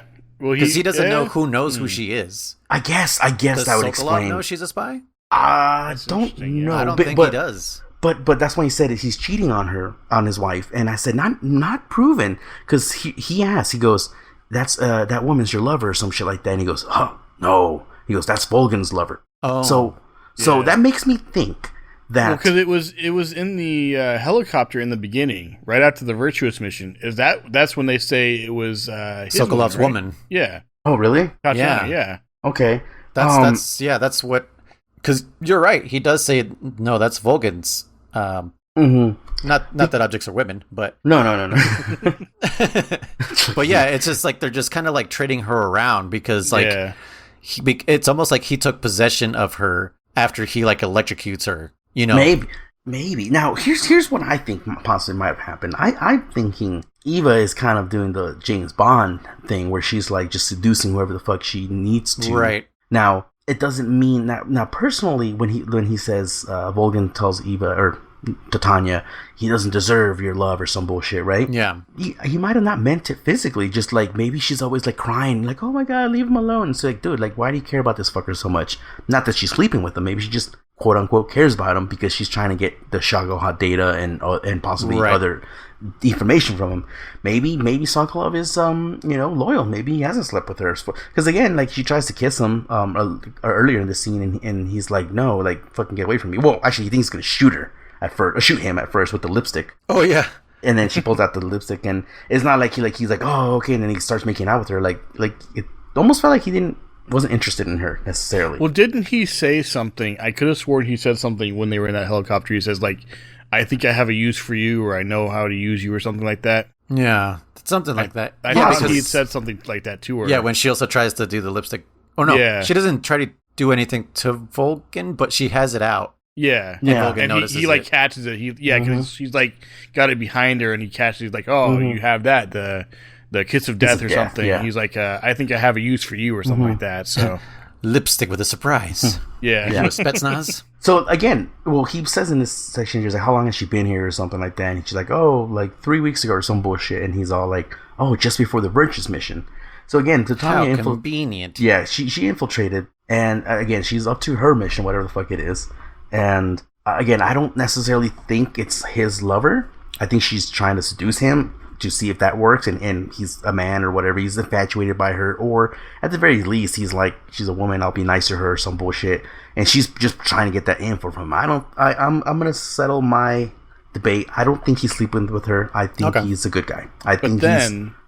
There's a scene too, and I think this is a little bit later on after the torture scene or during the torture scene, when Ocelot is up on her again, and he's like, that perfume and everything, and Volgan makes that statement like, oh, have you taken a liking to her or something like that? And it's like he's about to just like hand her off. Yeah. Like, hey, you want some too? It's as if it seems like, and I don't know if this was planned or what, I could be wrong in this, when he found her in the helicopter and they're like, oh, it's what's his name's woman, that they had planned, like, we're going to have her go to him to seduce him, to keep him doing what we need him to do. Okay, yeah, I can see that. As opposed to it's her choice to do that. Now, I could be wrong. Okay, I get what you're saying, yeah. But it's... Because, we don't know how she got there. Like, who did she meet? First, like, was it at a fucking bar? Yeah. You know, the all at this Thunder point, Gods like, bar? She's kind of triple crossing. Oh, sure. Because Volgan, Snake, and Sokolov. Yeah. Plus whoever else, we don't know about. Yeah, who sent her in. Yeah. Now, was because well, she's supposedly under Khrushchev's orders. Yeah. Oh, okay. Wait, how do we know that? Because Khrushchev sent the code breakers. spot. Yeah, the code breaker. Yeah, that's the only Adam and Eve, right? Yeah, or Eva. Sorry, Snake had Eva. Now, like you said, I can see that, Chris. I also can see that she had made her way in there, and through some, she was maybe just started off as some low level secretary or some bullshit. Who knows? And was seduced, trying to seduce Sokolov to get info from him. When they came, when that whole Virtuous mission went down, they caught her in the area with him or some shit like that. And so that's why they say it's his woman, even though it's never really been established it was his woman. She was just there. That was another thing that struck me as odd at that point, was they seemed surprised that she was in the helicopter. Yeah, like because Ocelot turns around and he's like, "What? Where did she come from? Yeah, who are you?" Kind of thing. It's like, she's obviously been in here for a while. Like, you guys are well off the ground. Like, yeah, no shit. That struck me as odd. But maybe she just a box. She just used the box to get on the helicopter. Yeah, that must be it. Noise every time you play certain noise like that. I'm watching the gameplay and I'm like, wait, what? I don't remember, because it fits in so perfect. Because I'm listening to it at the same time we're talking. I'm like, what the fuck? And I'm like, box. But anyways, my 2 cents are, it's not. He's not unfaithful. He is obviously not. I always kind of struggled with that. I was always like, what's going on here? No, same here. Same here, but I don't think he's unloyal. I think he's what's made out of meat and bones, so he is like, oh my god, like, she's hot or whatever, but meat and potatoes. Faithful. Meat and potatoes, is that what it is? Yeah. Meat and bone? Right? Chris, you know the phrase? I have never heard the phrase. No. Made out of wood? Bones. Sorry, no. He's flesh and blood. Bone. Flesh and blood. Flesh and bone? Okay. He's just human, basically? He's a human, yeah. Yes. That's what I'm trying to get meat at. And bones. Meat and potatoes. Goddamn. Well, the meat and potatoes is actually to, like, I'm a grounded person, Yeah. like down to earth, yeah. Down to earth, yeah. I think he's flesh and blood, and so he's like a woman, but he hasn't been unfaithful. That's my 2 cents. He's unfaithful. He's faithful. But obviously, So you're thinking it's a look, don't touch sort of thing? Yeah, I think he looks at her and he's like, God damn, and that's why he's like, God okay. Damn. He's like, you can have the Shagaha data. Okay, you can have fucking, whatever she's asking of him. Yeah. Again, he probably has access to a lot of good food and shit like that too. So she's like, all right, here's my fucking ramen noodles, Yeah, that's right. Yeah, my space age noodles. You like rockets? Check out these noodles. You can take them on your rocket ship. So you get the whole speech, right? Rocket man. So this next section is pretty funny and then pretty serious. So yeah, it's like Volgan walks in and he's like, notes real quick. Ivan, he's like, where have you been? He's like, I've been waiting for you. And he just stands there and salutes. Right? Walks up to you and grabs your fucking nuts. Yep. Just like that scene in the trailer, yeah. Oh, man. So he grabs your nuts, and, and Snake it's so funny because he just brushes him away like, don't touch, like, I don't know, it's just so fucking funny, right? And then he comes back twice as hard. He's like, nope. I touch what I want. He's touching him in his no-no square. And then he he pulls his hand away and he's like, doesn't sniff it, but he's like fucking staring at it, and he's like, that's what I remember during the trailer when I saw that. I was like, I thought he was gonna sniff it, and like, what is going? Like, what kind of kinky shit is this? What's going on? But he's like, who the fuck are you? You know, and he says, I know the Major more than anyone else. Mm-hmm. He's got a boy toy. By the way, so which is why he's such a coward and so like submissive and no shit, right? Yeah, no shit. But later on, there's a section where he says like, maybe it might be here, but he says like, I came here. Oh, no, he says I came here looking for Titania, and what do I find instead? A freebooting. Freeloading? No. A greasy freebooter. A greasy freebooter. He says. The heck does that mean? I don't know. That's what I was going to ask you guys. I love how you say that with such conviction. I don't know. I always thought, now this is what I think it meant, a freebooter. Does that mean Snake goes commando? And that's why you can't take off your pants? Huh. I'm questioning things I never thought I would question. And imagining things I never thought I would imagine. The real Snake. A greasy freebooter. Because when he grabs Ivan, and we know Ivan wears a fucking little man thong, so his junk is all nice and neat or something, and then he grabs him. It's a banana hammock. And he grabs Snake now, and so if he's boxers didn't exist back then, did they? I don't fucking know. White tighties did. Well, people were wearing briefs. That's true, yeah. Yeah, so briefs or commando. And maybe he's going commando, and it's nice and hot in the jungle, and his shit's hanging loose, and that's why he's a freebooter. I don't know. Someone let us know. PC modders out there, please. Oh, jeez. I'm gonna search freebooter, see if that means anything. Freebooter mod? No. Free the snake. Free the snake. Oh. Free the snake mod. Or just the real naked snake mod. So actually, freebooter means so a freebooter is a looter or raider. So freebooters are pirates. Originally, freebooters were pirates. But pirates? Yeah. Damn it. Roaming scoundrels. Wait, what? I think I missed that. He said butt pirate. Oh. Roaming scoundrels who sailed the seas in search of spoils or plunder. In other words, freebooters robbed other ships. The term is now also used for people who steal in other settings. So yeah, he assumed he was like a thief or something. Okay. He doesn't suspect to come steal the philosopher's legacy. Yeah, I was gonna say that makes sense because he's so bent on this person's after all the money and everything. So yeah, that makes sense. Okay. My money. But why greasy? What the fuck is that? I mean, sweaty? I don't know. Yeah, Brykov is cleaner. He's clean shaven. I don't know. Yeah, that to me always. I mean, down there. But anyways, yeah. So that was my question. I always thought it meant like he was going commando. But also, anyway, if you have like a beard, how did that mask look on your face? Yeah, and your face shapes are different, so it's like I don't know. It's kind of like the movie Face Off, where their faces would not have worked. They would have had to change their entire bone structure. Exactly. Like not just their face, but their bodies.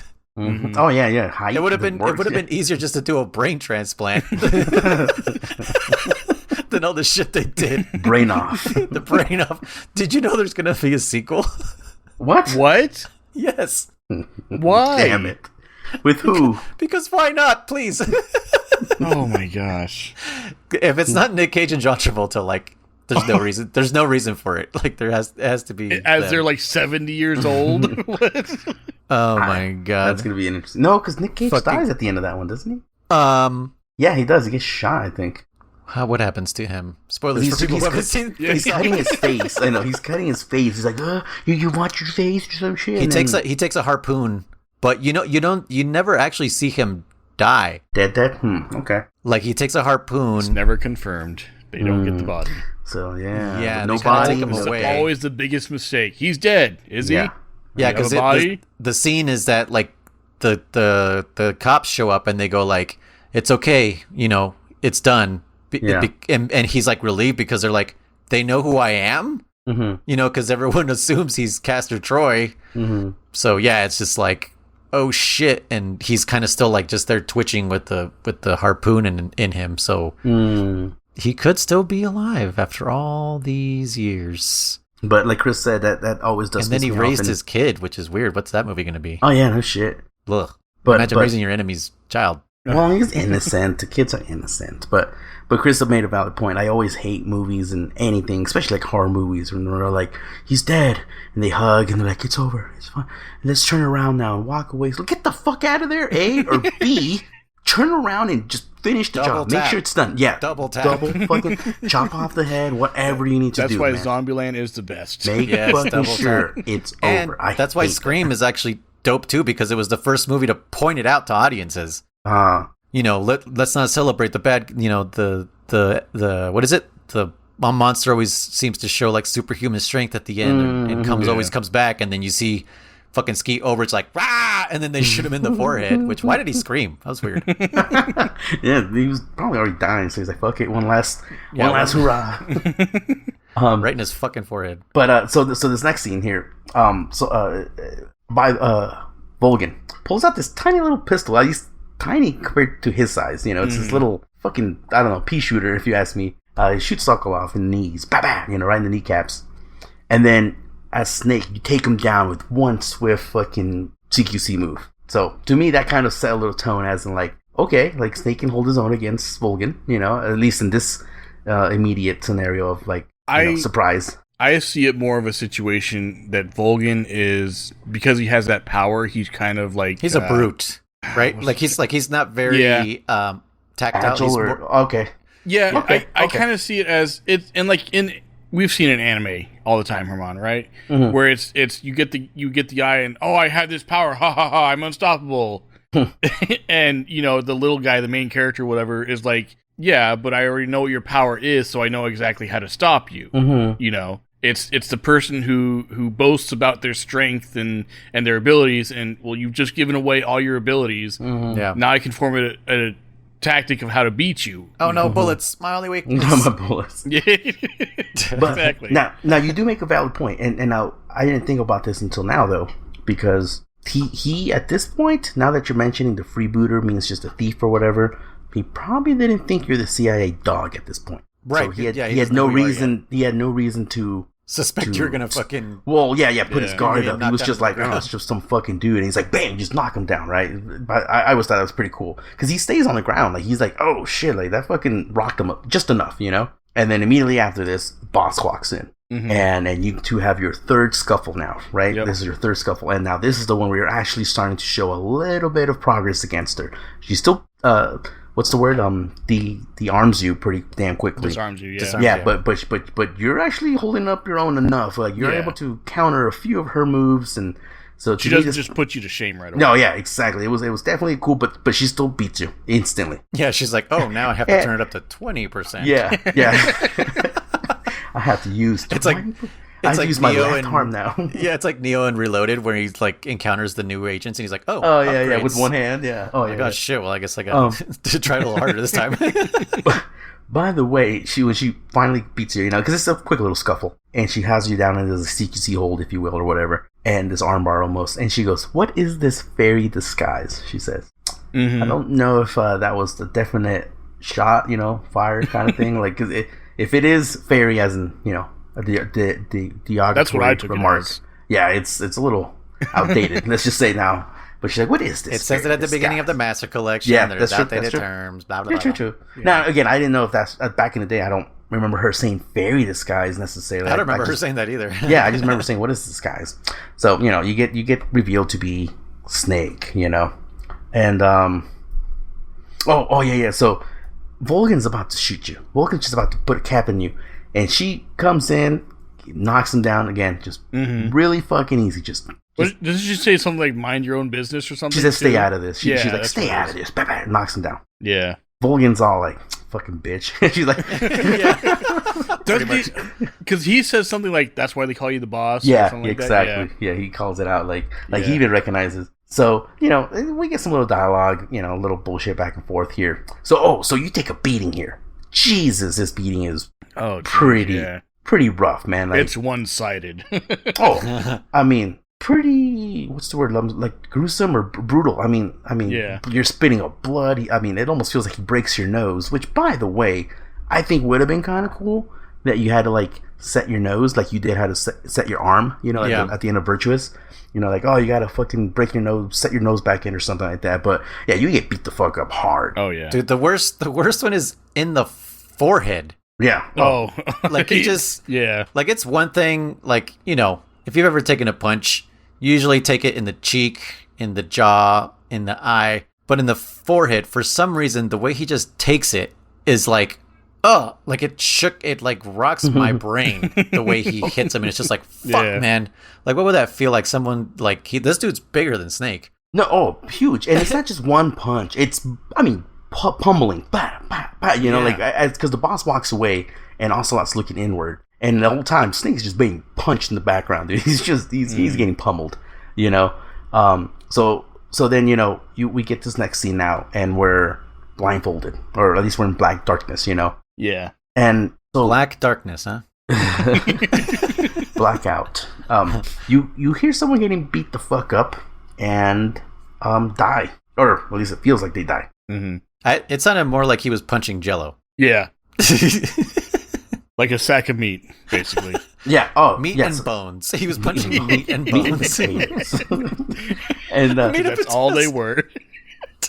So, Chris, Noise, you made a comment earlier when that you said that it sounds like Eva, at least. She's like, "Stop it! He's already dead." Yeah. Because we were talking he's about still this. He's still pummeling. Like after there's like no more noise coming out, he's like, "Blah, blah." It's definitely that Simpsons quote, like, "Stop it! He's already dead." But in a more serious note. Yeah. Not in the funny note. But yeah. So all of a sudden, he's fucking done. Yeah. So all of a sudden they pull off your mask. Oh, by the way, so here you get beat up yourself. Do we know who he is? It's Sokolov, right? Getting beaten. Is it?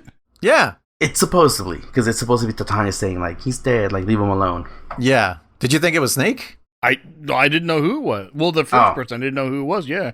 Yeah, because so the way you know it's not you is your controller doesn't vibrate. Right. No, I knew it wasn't me until he starts hitting you. Yeah. Okay. Because so who else would he be beating up?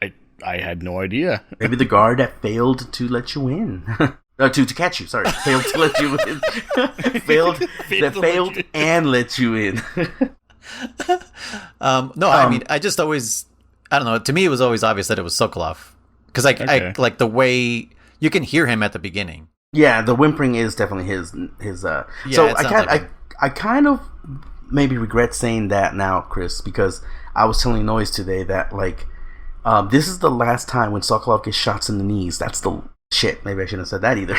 Anyways, ruin the whole game for no. End of the stream. Actually, it's the first time Sokolov gets shot in the knees. Yeah. No, I know. Not the last time. I will forget, I'm sure. But anyways, so when you get beaten up yourself, did you know this, Chris? Now, I don't know if this is a bug or an intentional mechanic. You can skip all that damage that he does on you. But is there damage to you? Oh, your life bar does show up. I forgot. Yeah. I did not know that, no. So, Noise said you know how to do that? You know what I'm talking about, right? What do you mean? So, when he's about to punch you, for some reason, you can bring up your item bar left or right, or item or weapon bar. Oh, really? So you can use the life thing? No. So you just hold it, and the speech will continue. The speech continues, and he'll beat you up without losing any life. Now, if you let go of that button, that damage will come in all at once. Yes, okay. But you can avoid it all by holding a button until the whole speech is over. And once the whole speech is over, then you let go, and it goes straight into the cutscene, and you lose no life. So, and I found that out my maybe first or second playthrough. I won't lie, because I think it might have been my first one, honestly, because I know of the R1, you know, and I knew about zooming in, and so I was like, whoa, what if there's, you know, especially when you're held up as in all the other games, you can kind of look around and stuff like that. So I was probably pushing buttons, and I was like, oh shit, and I'm like, oh, that's kind of cool, you know. Yeah. So, but isn't it irrelevant, like him taking all that damage from you? I kind of, because in the cell you will have less life, so it kind of makes escaping that part a little harder. I believe so. Chris, escaping was not difficult for me. I don't remember what the life was like. Mm-hmm. But escaping was not difficult. Yeah, because my life bar was tiny. Okay. And I don't remember it being like bigger. Well, I don't remember it being like being super hard. Depleted when I was in the cell. Yeah. Then I might be wrong. You think it resets I feel like I would have noticed that too, yeah. I think it's meant to make you feel like, oh shit, like, am I supposed to be pressing something to save myself and feel helpless, like the torture rooms, and then just feel like nothing in 1 and 2 will matter. Okay. Either way, like I said, I don't know if it's a glitch or intentional, but you can do that. So then you get this next scene here, where this one's where you get beat the fuck up again, pretty fucking hard now. Like now you for sure are Mel Gibson. Oh, you're just getting destroyed. Weapon. and Fulgen's obviously asking, like, he's like, you want the lost legacy, don't you?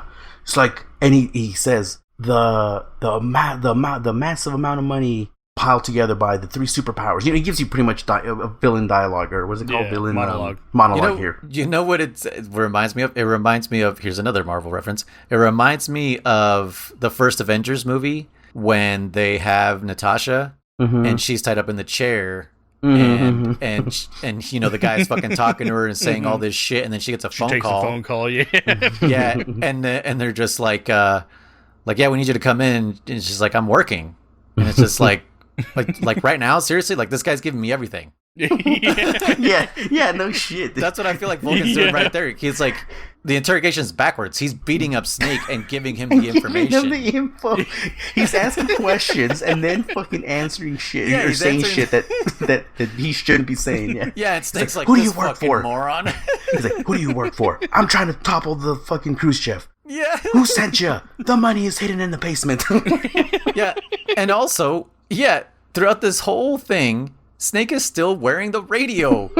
Yes, I know. You can see it on the model. They didn't take the radio away from him. Nope, they never. Clearly, this is all being recorded somewhere. I never really noticed that, but yeah. So you're getting beat up, and he says 100 million or billion? Give me a second here. Billion. I'm pretty sure it says billion. I think he only says 100 billion. It sounds like a B to me, but that's a lot of money in 1963. Let's just put it that way. Oh yeah. Even 100 million is a lot of money. Because when they first talk about the inheritance or whatever, they say it's like an unlimited amount of money so that you can do whatever you want. So I would think 100 billion over 100 million, because 100 million is a lot of money. But like, there's even in the 60s, I would think there's several countries that's their GDP or far less than their GDP. That's why I think it's billion too, but it is a lot of money. And here's what's funny about this, actually. So he says the 3 superpowers: America, Russia, and China. Did Britain not count as a superpower? Like, am I wrong on that? They're not a superpower? No. They not at that point, no. Britain hasn't been a superpower since the Revolution. World War II, you think? Yeah, I mean, they were part of the Allies. I don't know if they were considered a superpower at that point, but yeah. Okay. Yeah, because I think the term superpower was defined by the nukes. Okay. Right? So that's true, yeah. China had a nuke, Russia had a nuke, and the US had a nuke. Yeah. I believe that I might be completely incorrect. Spy, are you listening? Can you let us know? Tell us where. Yeah, we read these things that they told us were books of our history, but it could have been 100% inaccurate. But I think that's why I can't remember where it's from. But there's someone that says like history is written by the winners. Yeah. Yes. So. But anyways, $100 billion. Let's go with that one for now. You know, and he tells you it's safely in the. He tells you exactly where it's at. Yeah, it's like it's safely here in Crossing Crab's Vault or something. This idiot's giving me everything. and what's funny is when he says that line, Eva looks at the boss, and the boss kind of looks at Eva, and they kind of like almost give each other like a weird like little nod, like a little like you know, like we got, ladies and gentlemen, we got him. We got him. So yeah, so again, he's beating you up, and now here comes the scene. That I was telling Noise about. He punches you one last time pretty damn hard, and a little transmitter falls out of your pocket or somewhere. I'm not sure where the fuck it falls out of, right? Yeah, the pill, yeah. I think that was your dick. It finally fell off. And I told Noise. Blown off. I told Noise that the fact that he picks it up and he goes, "Who's responsible for this?" Looks at his own guys. And Ocelot is awesome. Just puts his hands up like, "Hey, me, bro." Yeah. Titania, like, just I'm here for like the torture. I don't know what's going on. I'm here to learn. and it's pretty funny. Just damn believable how he's like, "Oh, beats me, dude." And you know, he looks at Titania, and Titania's like, "Oh my god," you know, like all shame, like scared or whatever, you know. Yeah, just what she usually does is cower in a corner. Yeah. And freaking the boss comes up and says, it was me, right? Oh, it was me. I planted it so we could know where he was to ambush him and blah, blah, blah, right? But I was telling Noise that I was like, why did Volgan instantly ask his guys that who's responsible for this? Yeah, why did he suspect it was his own guys? Because, yeah, you're on his mission. For all he knows, it was Major Zero that put it on there. It was the CIA who put it on there. It was some other fucking entity. Like, why would he instantly question his own guys? It just, to me, doesn't make too much sense. Because back in when he was beating up that barrel or whatever, and what's his name was inside? Grunin, yeah. It seemed like he was convinced like there was a spy among them. Yeah. Well, because he does say he couldn't have made it this far on his own. So, yeah. Yeah. So I think that's why. Well, that makes some sense. Cause he's clearly not like the brains of the outfit, right? He's just the muscle. So he's just upset. He's like, "Who's doing this?" So I don't necessarily think he was like accusing them by turning to them and saying, "Who's doing this?" Like, who of you are doing this? It's just like he's so frustrated. It's like, what's going on? I want to know answers so I can kill them and end this. You know? Okay, that makes sense. Because I brought up to Noise. I'm like, what did they have like fucking USSR printed on it or something like that? Yeah. He's like, who did this? You know, like, how does he know where that transponder? Transmitter. That transmitter. That was from like an episode of Friends when they're trying to figure out what Chandler Bing does for a living. And their answer was transponster. And it's like, that's not even a word. But yes, transmitter. Because again, so Chris, you're right. Maybe he was just questioning it in general. But again, like without like knowing where it's transmitting to, is that not a word? Transponding? No. Okay, where it's transmitting to? Like again, why would he suspect his own guys? Like for all you know, that's what the CIA put on Snake to know where he's at. Anyway, so yeah, but Chris does make a valid point that it seems like Volgan is like fed up. He's like, it was frustrated. Yeah, this fucking guy is now in Groznygrad. He's made it all the way here. So think of it as like when we worked in security, right? German. And if there was a situation where like we need to get this done, you know, whether it's the shift leader or one of the officer threes or whatever, they're going to come to you and say, "Listen, you need to do this." It's not because they're angry at you; they suspect you've caused the problem. It's just we need to get this done. Let's get it done. You know.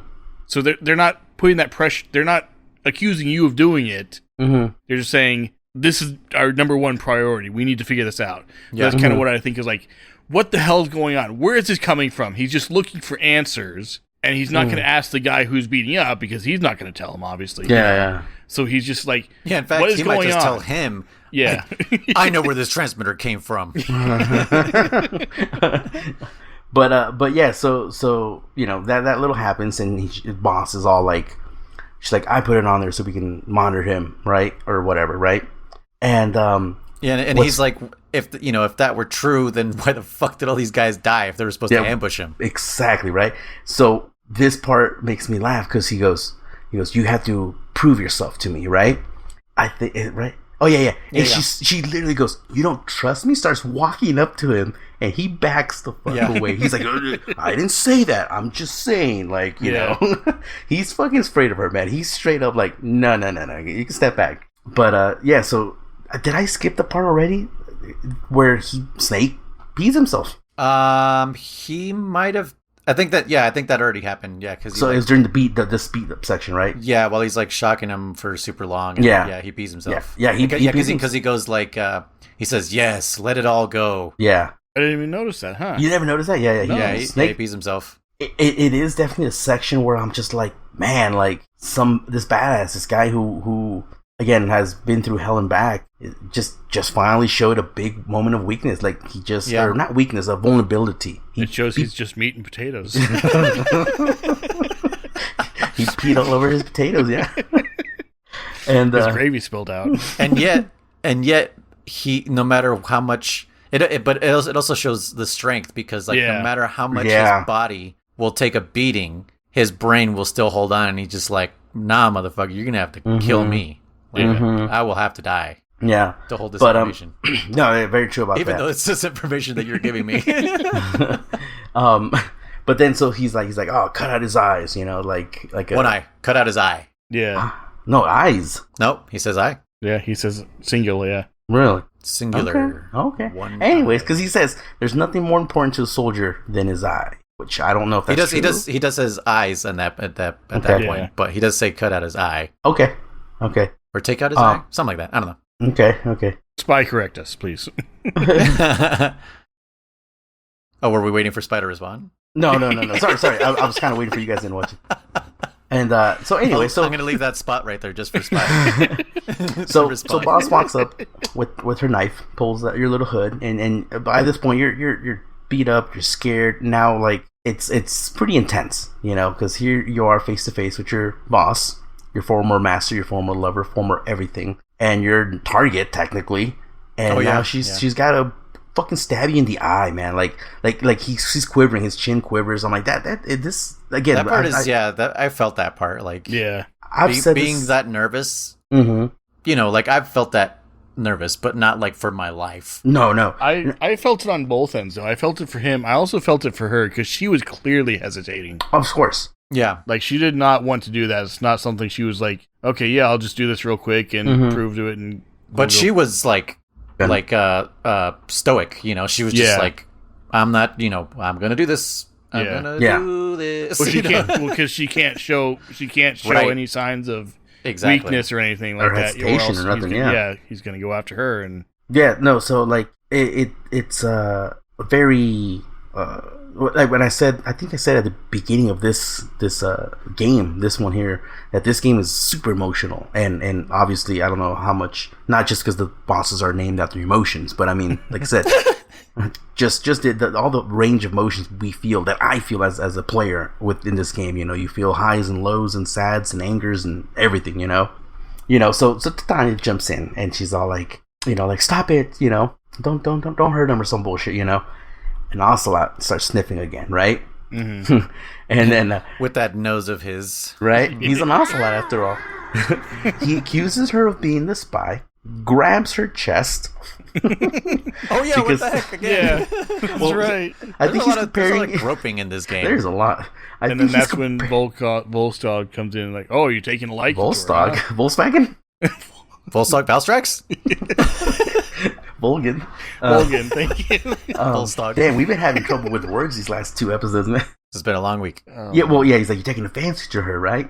But no, he grabs her chest because I'm assuming he's trying to compare the size to when he was holding her in the motorcycle uniform, maybe? Oh, I guess. That's what I always figured. I mean, that's what Volgan did when he grabbed your crotch. He was just like, is this the dick I know? Is this the dick I know? No, this is a different dick. This dick has been blown off. Yeah, there's no dick here.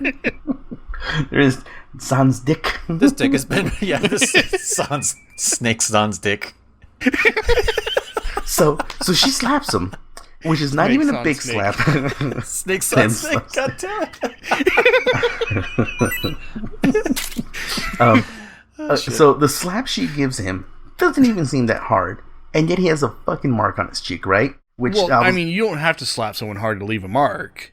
Okay, it's just a little red skin, and I see it as it's one of those things where it's meant to be what's that phrase?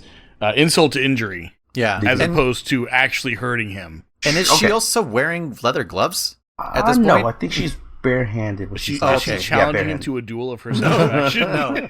Oh, I'm bringing that back too. When she's riding the motorcycle, that's when she wears the leather gloves. So, but also, if his skin is anything like mine, like mine is super sensitive. Like, okay.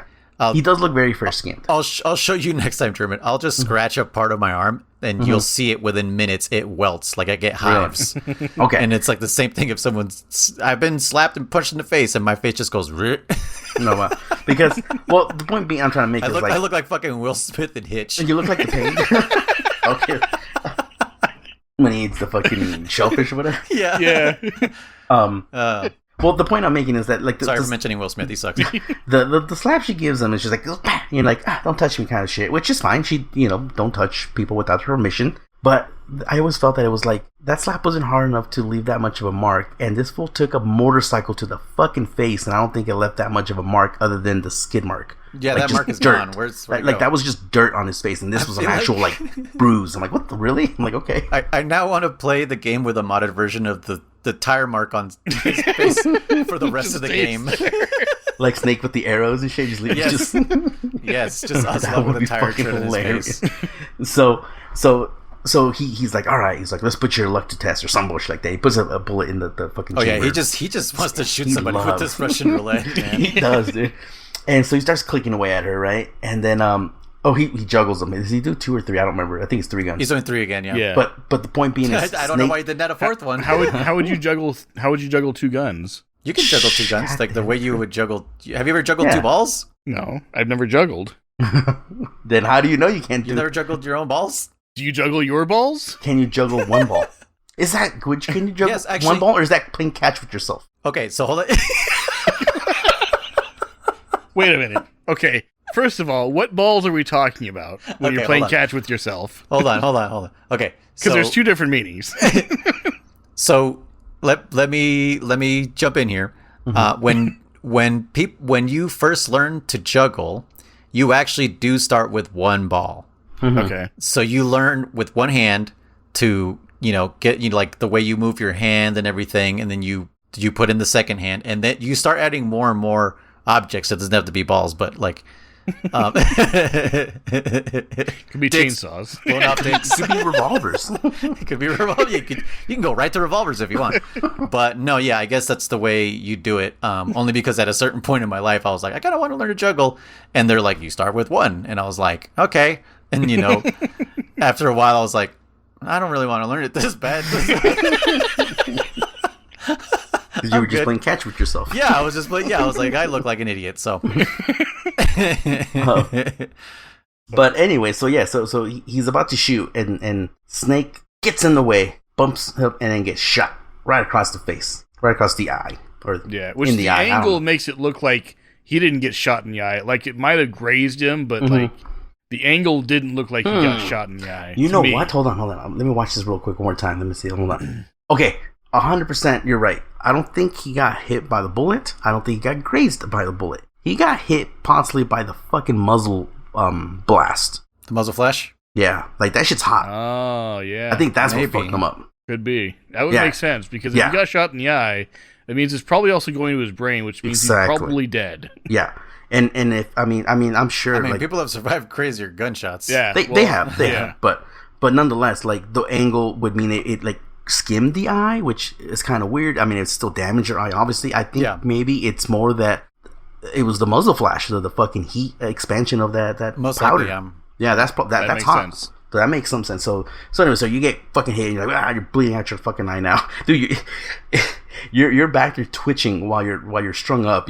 Like it hurt, dude. Like yeah. I don't think you twitched that much. I don't think you twitched that much when Vulcan was smacking you, dude. Like this one makes you like twitch around. So then the boss slaps you in the same slaps Ocelot in the same goddamn cheek, dude. And that was a pretty hard one. Smack, just fucking smacks him hard. So anyways, she's like, oh, I'm starting to understand why in later games Ocelot is such an asshole, because he's like, he's just tired of being treated like a bitch. That's all there is to it. Just being slapped around by women, he's just like, I'm going to take this out on fucking all the women. Oh, yeah, I forgot about this. So then Ocelot comes up to you, and he just punches you in the back, right? And oh, yeah, what the heck? Yeah, so then, so then another little secret scene that you can see here, Chris. As Ocelot's walking away, twirling his guns and shit, you can actually see the boss do the same thing to him, just kind of give him that whole, like, the 2 fingers. The hand, like, you're pretty good, bullshit. Just, again, they're just there if you want to go back and just push it. Like, everyone's just making fun of Ocelot behind his back. So then she gets a bullet and shoots you right in the leg. Mm-hmm. And then puts that revolver in your pocket or whatever. Now, Noise, you said you had a theory or you knew a reason why? Yes, this will come up in a bit. Later? Okay. So nonetheless, she shoots you. She says, run. Now here you get an actual R1 prompt. Did you push R1 here, Chris? I missed it, but I did see it when I was rewatching the stuff. Okay. And, that's interesting. Yeah, okay. Because then immediately after that, so you were watching it, so it's the Sorrow holding up a sign, right? Mm-hmm. Okay. So then... Yeah, I knew what it was when he held it up, yeah. Okay. So... What's funny is, like, Titania, she is definitely, like Chris, Noise said, she is the Black Widow. Because she's over in the corner, like, and the second everyone's gone, she, like, snaps out of it, walks up to you, and she's like, I'll get an escape. Like she's just, back to her, composure. She's faking that whole crying and everything, and she's like, I got an escape route, blah, blah, blah, I got a plan or whatever, right? So then you get taken into the cell. So you can't have Metal Gear without having the cell, Mm-hmm. Now, in this section here, what happened with you, Chris? How long what were you stuck here? Or? Again. Shut up! Yep, it's Johnny. Shut up in there, will you? Again, the way I played this did one way. The way that the cutscene played out and when I was rewatching it on video did something completely different. So the way I did it was I took the fake death pill because he throws the food in there and he's sneezing and everything. I was like, oh, it's Johnny. Like it's 100% Johnny. Yeah. And I did the whole knocking on the wall and hey, what are you doing? Shut up in there, and all, or whatever it is he says. Yeah, it's different this time. But I was like, 100% that's Johnny. Mm-hmm. It is definitely Johnny. And so he like throws the food. He's like, all right, meal time to eat or whatever. Chow time. Chow time. So I take that and I eat it. And then I think I threw something back out at him. Mm-hmm. And he's like, ooh, what's this? Or something. And he like picks it up. You did this yourself? Yeah. Okay. And I then, don't know if it was you or the video. Well, the video did it too, but I also okay. did it. Yeah. Okay. And then like he's kind of walking back and forth, and I'm thinking like, okay, like how do I get out of here? And I remember back to the beginning. I think it was the Virtuous mission where Major Zero was talking about like if you get captured, use this and it'll get you out, and you can fake your death. Just be sure to take the revival pill at a certain point because otherwise you will die. And so I was like, oh, I'll try that. So I waited until like he was starting to come back again, and I used the fake death pill and I died. He's like, oh my gosh, what happened? And he opens the cell and he runs off. And I thought that was odd. I was like, wouldn't he come in to check on me or something instead of just opening the cell and then running away? Mm-hmm. And so I waited like a second or two to see if he was going to come back. And I took the revival pill and I just walked right out. Okay. So it was easy for me. So yeah, it was no problem. So there's a couple ways to get out of here. Just like I noticed, one. Yeah. So You want to take one of them? Well, first of all, when you are talking to Ocelot, God damn it, to Sokolov. To Otacon, damn it. No, Sokolov. You can see the same frequency written on the back of the blueprints, 144.75 or whatever it is. Okay. Yeah, you can see it back there as well. So I'll take that one. You can see it in the R1 that I just talked about. Yeah. Noise, take the other ones. So you should have kept feeding Johnny. I don't know if you saw that in the video. He only fed him once now. Oh, okay. So he will come back and give you more food. Like, right, he gives you like a rat and then a bat and then something. Frog. I think it's a frog, yeah. So he gives you up to 3 items and you can keep throwing him out of the cell thing and he'll eat them. And then after the third one, a cutscene is triggered. Mm-hmm. Where he talks to you? Yeah. Yes. Yeah, so that happened in the video. I didn't actually... Yeah. So it might have just cut out the other times I gave him food because it just showed him giving the food the once. Oh, no. Yeah. 3 and times. then it showed that cutscene where he starts talking to him, yeah. Yeah, and so you befriend him pretty much, and there's an R1 opportunity here when he starts talking about his son, who is also named Johnny. Mm-hmm. Actually, everyone in his family is named Johnny. All the firstborn males, yeah. All the firstborn males are named Johnny. And the R1 shows you the frequency again in the back of the photo of the family photo that he's holding. Okay. Mm-hmm. And so this frequency obviously does something. It unlocks the door. It unlocks the door. Mm-hmm. Yes, and so you can either be a total piece of shit and you can make Johnny an orphan, or you can just knock him out. You don't cause a time paradox because Johnny's already born. Well, no, it'd be Johnny's dad. Johnny's dad. That's right. So this is his grandfather. Yes, that's right. Granddaddy Johnny. Granddaddy Johnny, yeah. But that's another way to get out is to befriend him, and befriending him doesn't actually get you out. It's just another opportunity to look at the frequency. But you also So one thing I found interesting in the video I was watching, what happened was he was talking to him, and then he kind of like, I don't know if it's a selection in the discussion or something, but at one point he's like, wait, I'm saying too much. I can't give you all that information. I can't be friend with you. And yeah, because and he just Snake says, you wouldn't be able to get me out of here, would you? Mm-hmm. Yeah. And then he kind of just walked off. And then like as he walked away, he like put in that code in his codec, and it said the gate is unlocked. And he just walked out. And as he's walking out, you hear Johnny say, "Huh?" Yeah. But he never actually hit him or anything. So it depends, because I did that, and he was close by. Yeah. And so he triggered, and he was like, "No, like," and I didn't kill him. I'm not a monster. Yeah, so Unlike some people who just go around slitting throats. Yeah, I just knocked him out. Yeah, and just left. But yeah, if you want that result, like in the video, like he has to go all the way back into that little office or whatever. Yeah, and then you can do it, and he'll be like, "Huh?" You can also. So here's one thing that's been omitted on every version except the original, right? Noise. What is in the cell? If you save the game and come back like a day or an hours later, you would get that special little mini game. Oh, right. Yeah. Is it this cell? Yeah, it's this cell. Okay. I always thought it was the other one, but it's this one. Yeah, I thought it was the one where you get captured from the end. No, it's this one here. So okay, so it's here. There was this weird little demo. You're some weird slashing guy, and you're going around killing a bunch of random people or some shit like that. Pretty fun, pretty interesting. It's never been. It's called. I don't remember what it's called, but it resembles Devil May Cry. Yeah. Okay. It was very short.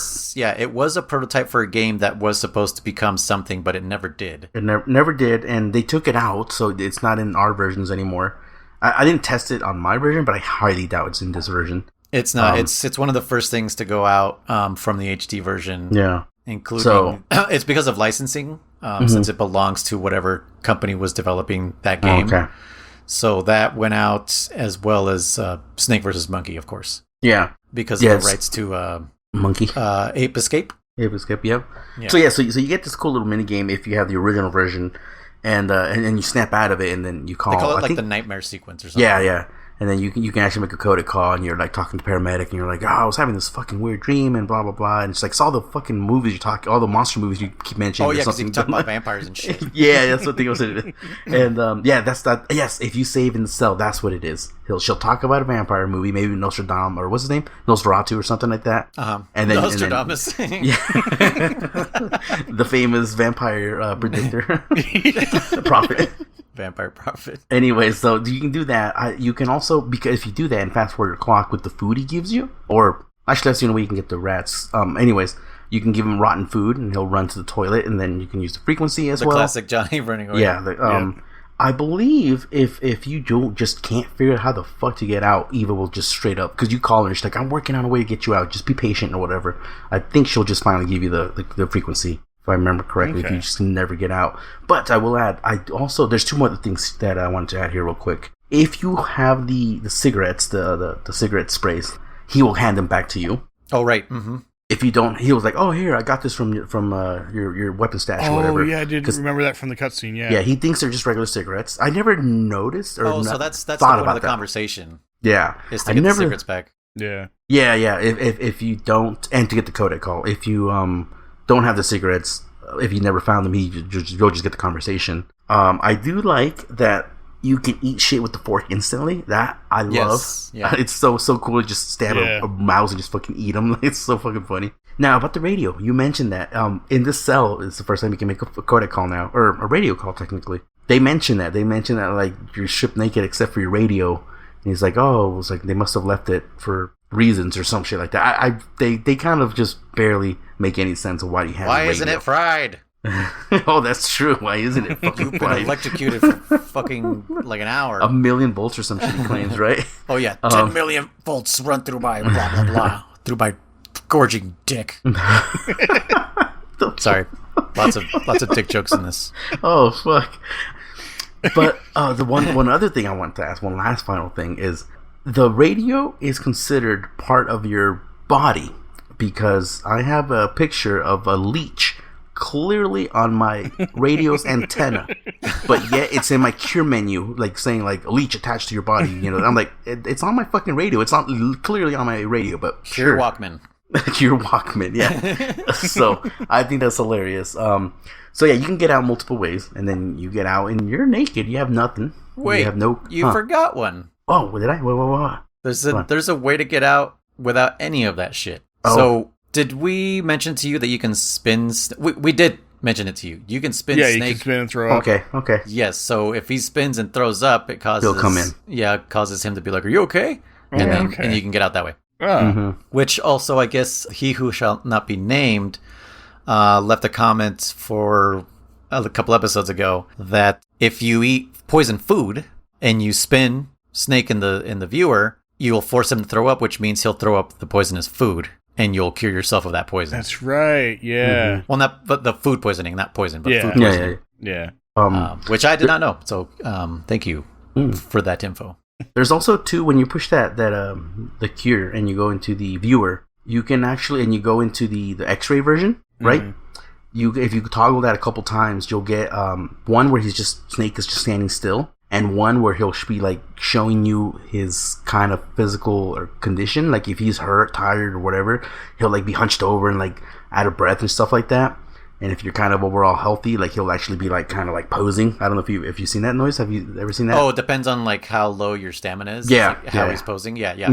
Yeah, because so I think it's kind of fun. Give that a shot, Chris. Like I said, you push it once and it'll just be like him, just like, oh, here's your skeleton view. But you toggle it off and on again, and then the next will be like what your condition is. He'll either be hurting or he'll be like, I'm good, like I'm in shape, like I'm doing just healthy. Points straight at it. He's like, this, pull this bolt out of my leg. So actually, yeah, here in the escape room is actually the reason she shoots you in the leg. Oh, okay. So if you, like me, used your death pill on the fear, you no longer have a death pill. Oh. So the bullet that she shoots into your leg has another death pill. Oh, okay. And if you go into the cure screen and you pluck it out with a knife, you get a death pill. Huh. Yes. I think you're 100% right. I don't think I've ever noticed. I never knew until this last playthrough that I learned it here, where I was like, I don't know. I went into the menu. I was like, oh, I have I don't know why I went into cure. Oh, I don't know, whatever reason. I went into cure and I was like, I have an injury. I'm like, what is this? And you have two. It just says you have what two. What hits me? What's the second injury? The transmitter in your back. Oh, that's right. The transponder in your back. The transponder in the back. That also left. But which I also I didn't know about either until this last playthrough. You didn't know? No, that's why when you said that earlier, I was like, what transmitter? Oh. I was like, what the hell? And I plucked it out and it said death pill, and I was like, what the fuck? And yeah, I guess I didn't know about the transmitter until you mentioned it. Did you get rid of the transmitter, Chris? No. You did not. Oh. I didn't know it was there. And so I'm guessing this transmitter makes it harder for you to escape out of Groznygrad? It'll do something coming up here, actually. Okay. So we haven't done it yet, so we'll leave that for next time. But that pill in your leg. So noise on you only have one death pill? Yeah. Do you guys have multiple death pills? Yeah, we have multiple death. I'm sure we do, right, Chris? I think we have 5. I've only used it the one time, so I don't know. But it's like 5 out of 5. It says on my screen, if I believe. I'm turning on the PlayStation right now. Hold on. That's like, as far as I know, I only had one and it went away after I used it on the fear. No, I'm 90%. I have multiple of them, but I won't lie to you because I know I've 100% beaten this game on every difficulty in the past. That I want to say that I have pulled out that fucking pill out of your leg, but I don't recall 100%. And I think it, like, when you get out of the menu, it falls out as an item. So for me, nothing came out because I pulled them out, but because I was already possibly full on bullets, on death pills. But I don't know. I mean, it pops out like this, and then you pick it up. Like that. Just like that. But yeah, that's why I thought I was like, whoa, I have never seen this before, because I always remembered, like, if I use my death pill, I can't escape out of the thing the way I normally do, and so that's when I had to learn different ways to get out. So yeah, I have 5 out of 5 death pills. So you have multiple on lower difficulties. Okay. Yeah, I guess it's an extreme thing. Yeah, and again, I want to say I have seen it, but I probably don't remember it because I probably never. I always just get out using the fucking code. Unless it's like a clue, right? Use the death pill. Could be, yeah. Let me look. Who knows? But yeah, I thought that was really weird. I'd never seen that before. That was her intent. It wasn't too. It just says because there was nobody in the fucking room for. What was her reason for shooting you in the leg? That's very true. No, you're right. I think because at this point, with her giving that look to Eva, we're kind of like, okay, there is some kind of plan, like, right? Yeah. It seems like the boss is kind of still on our side, so why shoot me in the leg? Well, because she was a tiny bit hesitant, but up until now, she's literally just been kicking your ass, so it's still up in the air, right? Yeah, Chris? but What do you also think is going on? non-lethally. Yeah, Yes. that's true. That's true. Chris, do you think she's on our side? Do you think she's... And is she and Eva working together? Because why did they exchange a look? Mm-hmm. I don't know. But, yeah, so... It's all a simulation, that's all. So anyways, yeah, so you get out of Crossing Grad, right? Chris, I caught the tail end of this part. I guess you didn't listen to Eva telling you that you go fucking northwest and there's a sewer open? Because you were wandering around for quite a while. I don't know. Well, there was that one area where it's like, it's open, and I'm like, what's in there? But there's no way to get there, and it pissed me off. Oh, okay, you were trying to find a way. So, Okay. yeah, I knew, like, once I saw that, I was like, that's where you go to exit. But I don't want to do that now. Oh, okay. Because I want to figure this out. So. You want to play? Yeah, you're exploring. That's good. Good for you for exploring. I wasn't because you can't chat or you're not talking in your Discord one. So I was like, is Chris I am lost? talking. Yeah, you he's talking there. I don't hear shit, dude. What? No. Yeah, he's talking the whole time. Yeah. Are you? No. Yeah. No. Yeah. The main thing about it. No, I don't hear anything. Because you have him muted. Oh, right. Oh, wait. Because when we last talked with He Who Shall Not Be Named, we muted each other. Yep. Oh, so he's got to unmute me, or I got to unmute? You have to unmute me. You have to unmute him. Okay. Oh. Learning Discord. I was wondering why you never seem to respond to anything I say. Now it makes sense. No. He just kept saying other random things. And just like, okay. Because I'd be like, oh, welcome in, Herman. German, how you doing? Stuff like that. German. Hello when you call him German. The man of many names, dude. That's me. Welcome And it's in. all Good to one see name. you. And it's like you never respond, so it's like, okay, maybe he's busy, because I figure like sometimes you do it from work and says it's on something your else. phone or something, and Okay. it's like, and then you say something like, oh yeah, blah blah blah, and you don't respond. It's like, okay, he's busy again, fine, Okay. whatever. I'm not gonna take it personally, I figure you're just busy or something else is going on or whatever. Something, Yeah, but that is hilarious. Yeah, okay. Well, now I know you do talk. So, anyways, I was like, damn, Chris is fucking lost. I think what's going on, right? So also there's an option when you mute somebody. It lets you choose between server mute and just like regular mute. Okay. yeah. So if you do server mute, he will only be muted in that server. Oh, versus him as a person. yeah, Yeah. Oh, okay. As a person, yes. And This is where you can mute him so you never have to listen to him IRL. yeah. That's, Mute him as a person. just sew his lips together. but yeah, okay, that makes sense now. But anyways, yeah. Oh, by the way, I was gonna mention when you first come up on Grosnygrad, does anyone else get like the Shadow Moses kind of feeling? Yes. Yeah. Yeah. Right. Chris, did you get A little that? bit, yeah. Yeah. There's Now like that you mentioned tanks that, and stuff.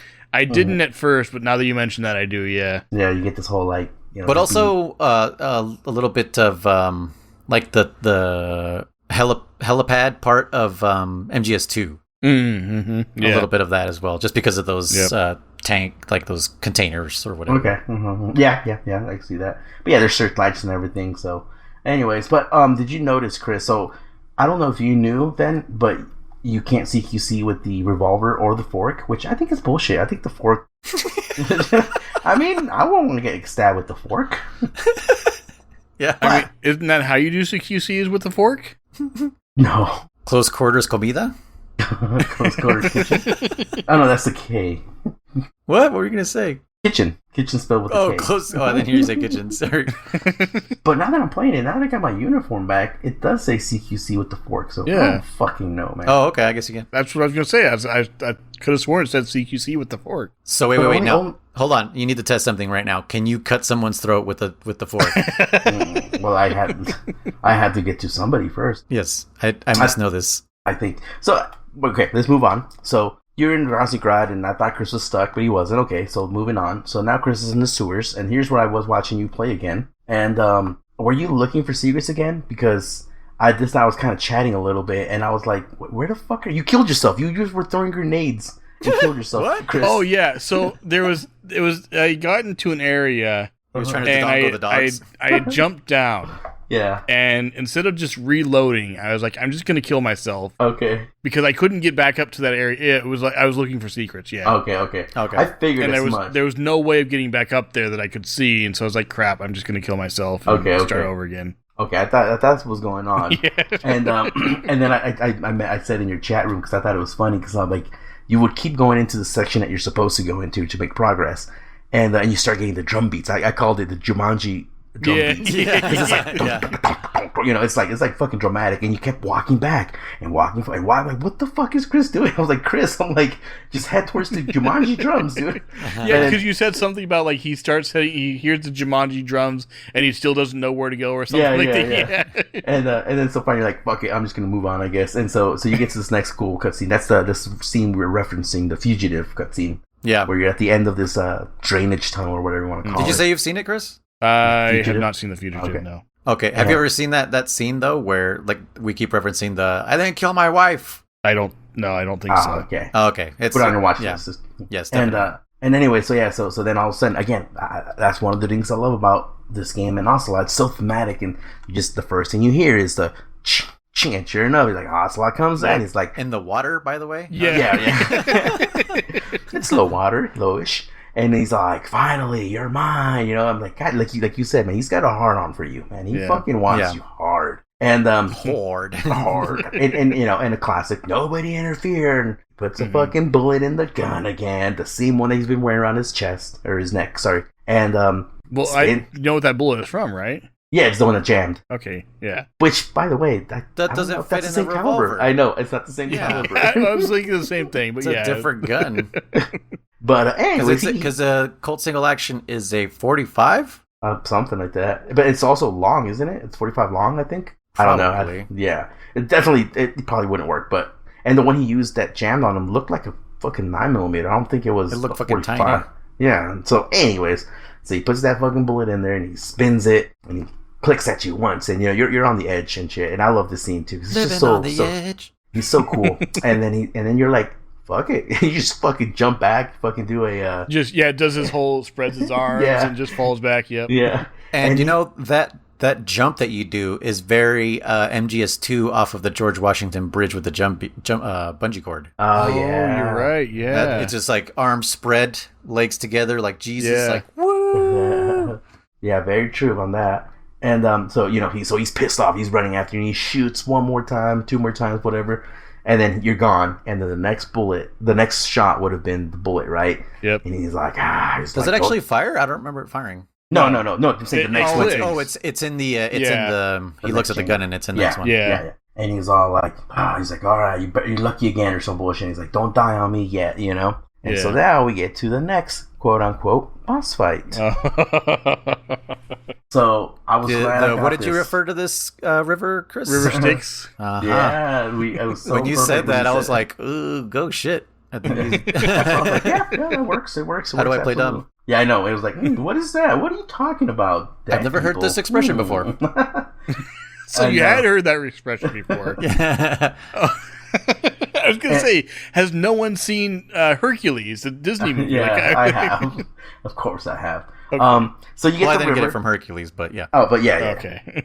What did you think about it? So this one, I said quote unquote boss because officially he's listed as a boss, but unofficially it's like you don't fight him, you know. So it's like, is it a boss? Like I remember Fortune.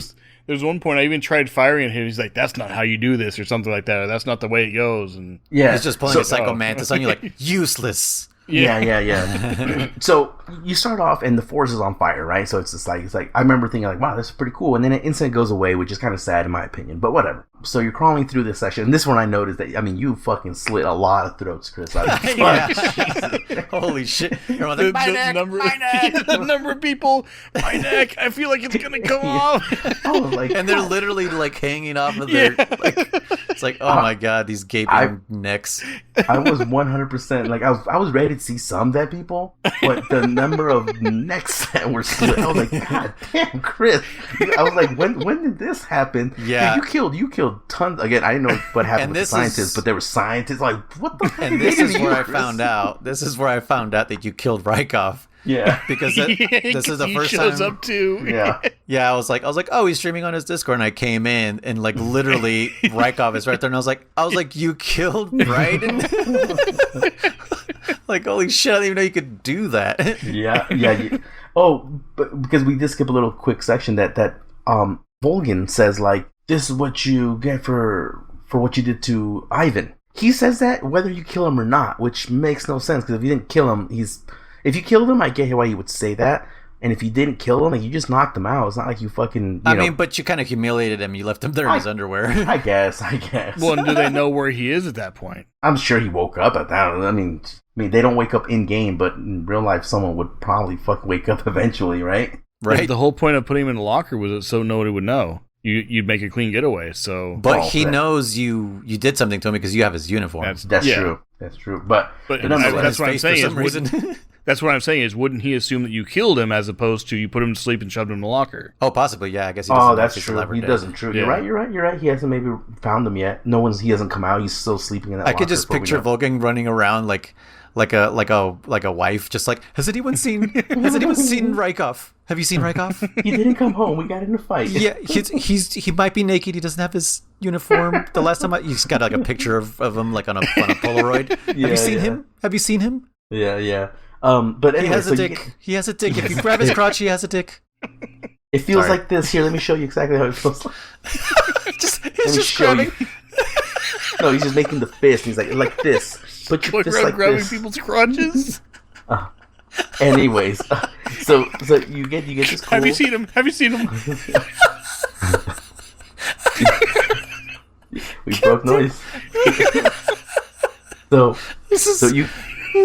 This is the worst fucking podcast, Metal Gear podcast ever, dude. It's good, man. God, why does anyone listen to this? Yeah, seriously. Have you made it this far? Oh God, is the one listener?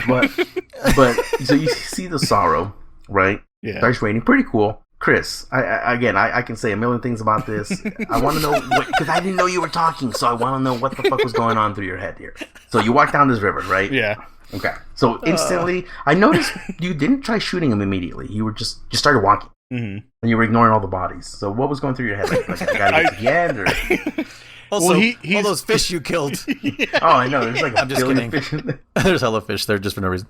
Yeah. So he's talking about like because he makes that whole speech of like these are all the people you need to kind of like face everyone you've killed. Mm-hmm. Live through it again, live through the trauma, all that kind of stuff, live through the sorrow and everything. And so I'm like, okay, yeah, these are people I killed. Okay, and like.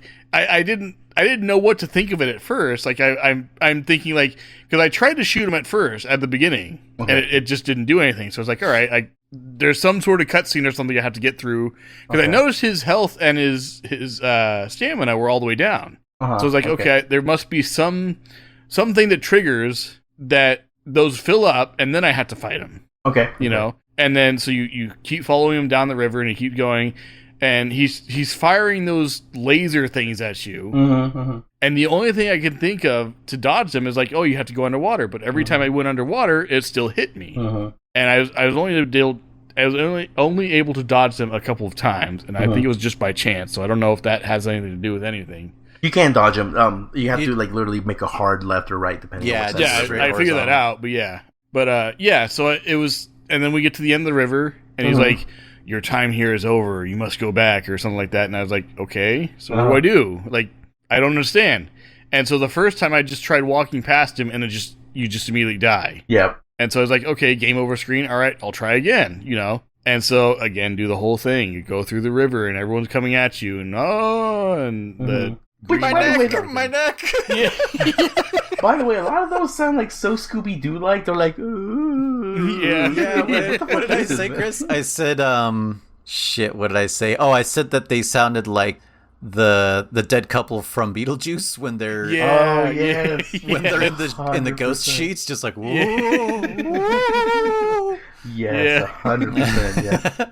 And so I get down there the second time and I was like, okay, I think that's when I like waited until the end and I shot him a couple times and he's like, that's not how this works or something like that. And I was like, so how does this work? Like, what am I supposed to do? Right. And so I'm like, okay, maybe I'm supposed to swim under him or something. And so I dive down and swim. And again, I just die immediately. And I was like, what the heck? What's going on? What do I do? Yeah. And then, of course, like the fourth time, Noyce had mentioned, like, he apparently showed that I was supposed to use a revival pill and I missed it. Yeah, like it's, I think it's after the third death. Yeah. Yeah, it pops up on the bottom left. And I was like, oh, he's it's telling him finally that to use that, and he just pressed continue. Just press continue. Yeah. And I was like, oh my god, like we're gonna be here for hours. I loved all the hints of what would Jesus do. Yeah, I was like, what would look Jesus up? do? Like, so I'm just looking at the sky, like, I can picture this from someone's perspective who knows what you're supposed to do, and like, it's so simple. How do I give you a hint without giving it away as to what you're supposed to do? And they're like, what would Jesus do? And I'm just here like an idiot staring up into the sky. I didn't notice that part. Like, what the fuck? oh, like, what are you doing? Like, figure it out.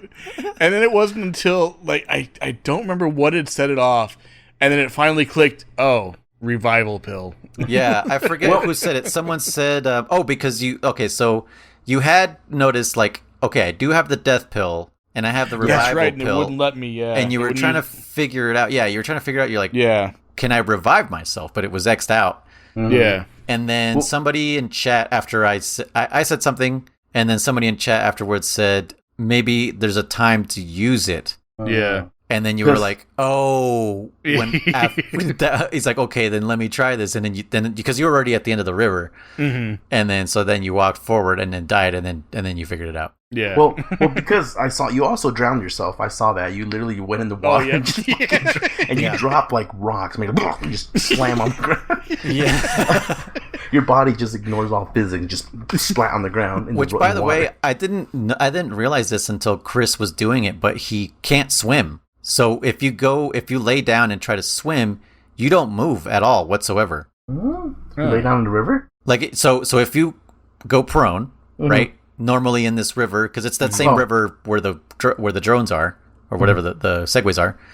It's the same assets. Yeah. And if you go prone, you usually can swim because you go in the first person view. But in this stage, you don't move at all. You can't swim forward. You can't swim back, left or right. Like you're just you're just stuck there. And I noticed that because Chris pointed it out. He's like, I can't swim. Yeah. And to me, that tells me that you're actually not walking as a game design point of view. Okay. The stage is moving towards you. Okay. As you move up or down, because if you move down, it doesn't move anymore. Yeah. Right. You can't go backwards at all. Yeah. So you're just making the level come, well, maybe not come towards you, but it like loops. That was another thing I tried at one point was, because he said like go back to the beginning or go back or something.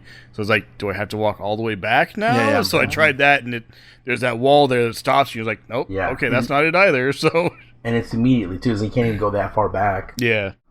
So I noticed what I thought was funny because like you went into the menu and you went into your backpack, and I noticed that you were cycling through all your weapons. Did you question why you had all your weapons? I did kind of question that afterwards. Okay. Because I remember thinking, like, wait a minute, I don't have all these, so why do I have them? But I didn't like, I noticed it didn't click, if that makes sense. Okay. So. Okay. Because I was telling, because I'm not even lying, like, we went through, like, these same things because when I was playing this, my first playthrough, I loved this, by the way. I touched him. And I died, and I was like, okay.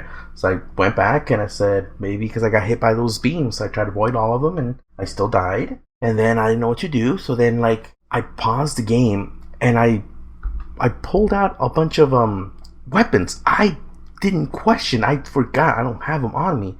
I pulled out the shotgun and the M63 and the fucking fire grenades. So, I mean, I was trying to figure out what I can do to, because I was like, maybe fire, maybe smoke grenades, maybe fucking flash grenades. I mean, I tried everything. Did you try ghost grenades? Ghost grenades?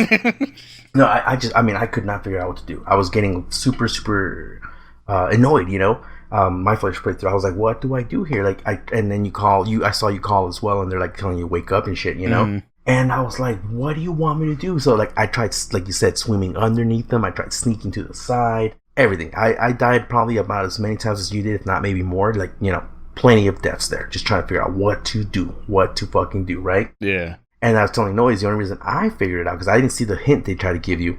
I touched it again, and I died. And I remember I was so mad that I just squeezed my controller, when you get rage figure, you start pushing. I know exactly I'm going to snap this controller in and half. I did that, and I saw the menu pop up, and I was like, what? I was like, you son of a bitch.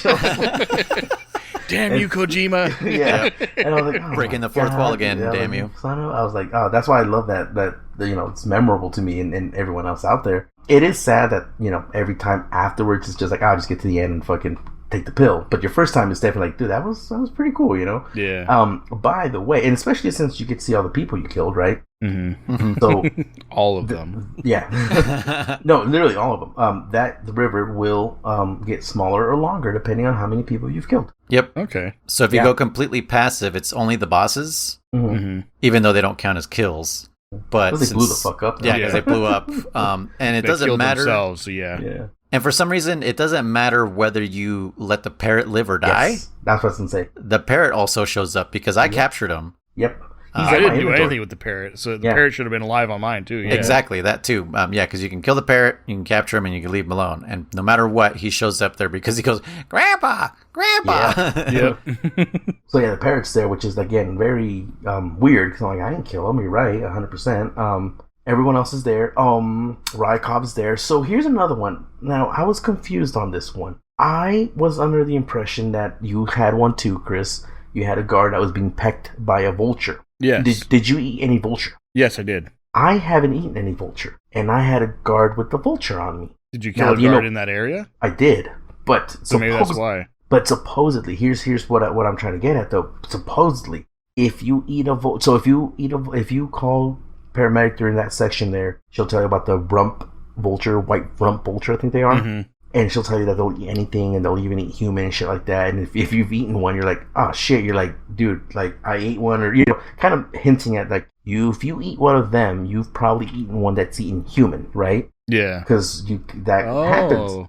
But again, I was under this impression, I believe for many years now, 20 years, that if you eat a white rump vulture that has eaten a dead guard, he will show up there with the dead guard because you killed technically a guard and a bird. I didn't eat a vulture, and there's a vulture there, and I don't know why. Oh, and I was telling Noise that I was pissed off because I did kill a guard by throwing a poison spider at him, I think it was, and he doesn't show up. He doesn't show up there, so officially I've only killed one dude that's being eaten by this vulture, and I know which one it is too. It's a bullshit death. That wasn't my fault. I didn't do it. I got an alert, and they were chasing me or whatever, and the motherfucker, like someone, I think the rocket dude shot a rocket. I don't really know what happened. All I know is he fucking fell and slid down the fucking cliff and died. But I didn't do it, and I got blamed for it, so that's pissing me off. Yeah. But I didn't eat a vulture, so I don't know why. So maybe we just all assumed that eating a vulture would cause that to happen. I don't know. I don't know. Yeah, I don't know. But anyway, so. But for me, for my, I told German this off pod, but for me, I noticed the hint right away. So, but by my fourth time through, I was like, oh, I guess I can open my item thing. So, but it didn't last very long for me to figure it out. Thankfully, I noticed that thing because it only shows it to you once. Oh, okay. I think it might show it every fourth time or something like that. But as far as I saw with you, it only showed it that one time, and it didn't show it again after that. Yeah. That thankfully became an obvious thing that popped up because I was like, what the fuck is going on? And you know what? I didn't even know until years of playing this game that there was a body at the end. Yeah, it didn't look like anything to me, because we were playing on crappy TVs. Yeah, on right? CRT TV. Yeah, so I didn't know what I was looking at. I will agree. I think until the HD collection, I think I was like, oh, that's a body right there. Yeah, I agree with you 100%. And then my first playthrough, I had no idea what the fuck that was. I thought it was just a pile of junk. And then it wasn't until the internet told me that's the Sorrow's body, and I was like, oh shit. Even years after that, I was like, oh shit, that's the Sorrow's body. Okay, that makes more sense. Dang. Huh. Now, but yeah, you actually don't have to go through this entire thing. You don't have to walk down this river whatsoever. You can just do it in the beginning? You could just kill yourself. No, do you? No. Yes. Yeah, you could just kill yourself. Is that what those blasts are for, I'm assuming? Well, I mean, I guess. I don't know if that was intended, but it's a speed strat. You just take a couple grenades and you blow yourself up, and then you take the revival pill and you're out. Okay. You don't have to walk down this crazy path at all. And especially if you've killed 300 motherfuckers, because it will take you a long time. Like, you didn't even kill as many people as I killed my first time through, Chris. Like, first time through, this was a long I can imagine. journey. It was pretty long. So you definitely spent less time than I did fucking. Getting back to the end for you was definitely quicker than my first playthrough for sure too. Yeah, because it was just like hundreds and hundreds of people, and I had to do this 4 times before I finally got that clue. It does top off. There is a limit to how many people can be in that river. But it's like everybody. And by the way, I remember you said the Payne's fanny pack makes him look like a bee or a hornet. I noticed in the river, he's surrounded by his hornets, right? They give him a little butt. Oh yeah, it's not just his fanny pack, but like they give him a little extra butt. Oh yeah. So he's like, he's got a more of a insect butt there. More thorax, whatever that's called. Thorax. Thank you. I was trying to think of it when I was editing the fucking episode. I was like, what is the word? Because we just called it a butt. Yeah. No, so I didn't know you can kill yourself early. I'm not gonna lie, I never tested it. I thought you did have to get to the end, and since most of my playthroughs were always passive, I just fucking it's not that long. But but yeah, because there is a cap that I believe, I don't know what the number is, but I've sat there with that M63 or even the fucking the stationary gunner that has infinite ammo and just mauled people. And also based on how you kill them too, that's how they show up. Like obviously the slit throat, you noticed that, Chris. I'm pretty sure if you kill them by a phosphorus grenade, they're on fire in that scene. Okay. I want to say there's maybe a few other ones, but I don't remember now because I was questioning my memories because I was hearing noise on yours. I should go back and watch your WAD, I guess, if it's there. I could have sworn I saw one dude like swimming through the air, and I thought if you drowned someone, it would count. But Luis is telling me they don't count because you didn't kill them. Right. So I don't know what to make of it anymore. So I should test that next time I get a chance. Yeah, I don't know about that flying one. Maybe it's the Segway guy. Memory. Man, maybe. But you said, what if you headshotted that guy? Oh yeah, if you headshot the guy in the Segway, yeah, that counts. Yeah. But if you trank him in the head and he happens to fall down and die. What about the guy in the chopper? I mean, I've killed choppers before, but I haven't killed one since, so I don't know. I don't know. But yeah, you get a little cutscene here that kind of tells the story of how the Sorrow died. Oh yeah. Which it's does it say explicitly who shot him in the eye? In the eye? Oh, just shot him. Yeah. Was it the boss? Yeah. The boss. Yeah. Okay. Yeah. So because he's telling her, you have to do it. Yeah. Mm-hmm. Yeah. Now, go ahead. Oh no, I was just gonna say that's why he cries like a single blood tear, and his glasses are cracked in that spot. Now you also missed a little R1 here too. Once you wake up and you're kind of looking around the jungle, it's also available on the Virtuous mission. When you're in the Virtuous mission at the end and you're passing yourself up and waiting for Zero to show up or whatever, Oh right, you can push R1 and you look to the left and you'll see a dead body. It's the Sorrows. Yeah, in the Virtuous mission after you wake up from the bottom of the bridge. Yeah, and then you can also see it after you wake up here in the water. It's there as well. You can also see the body. I believe it is a trophy. Does that mean that this happened here in Russia? Yeah, I would assume so. Yeah.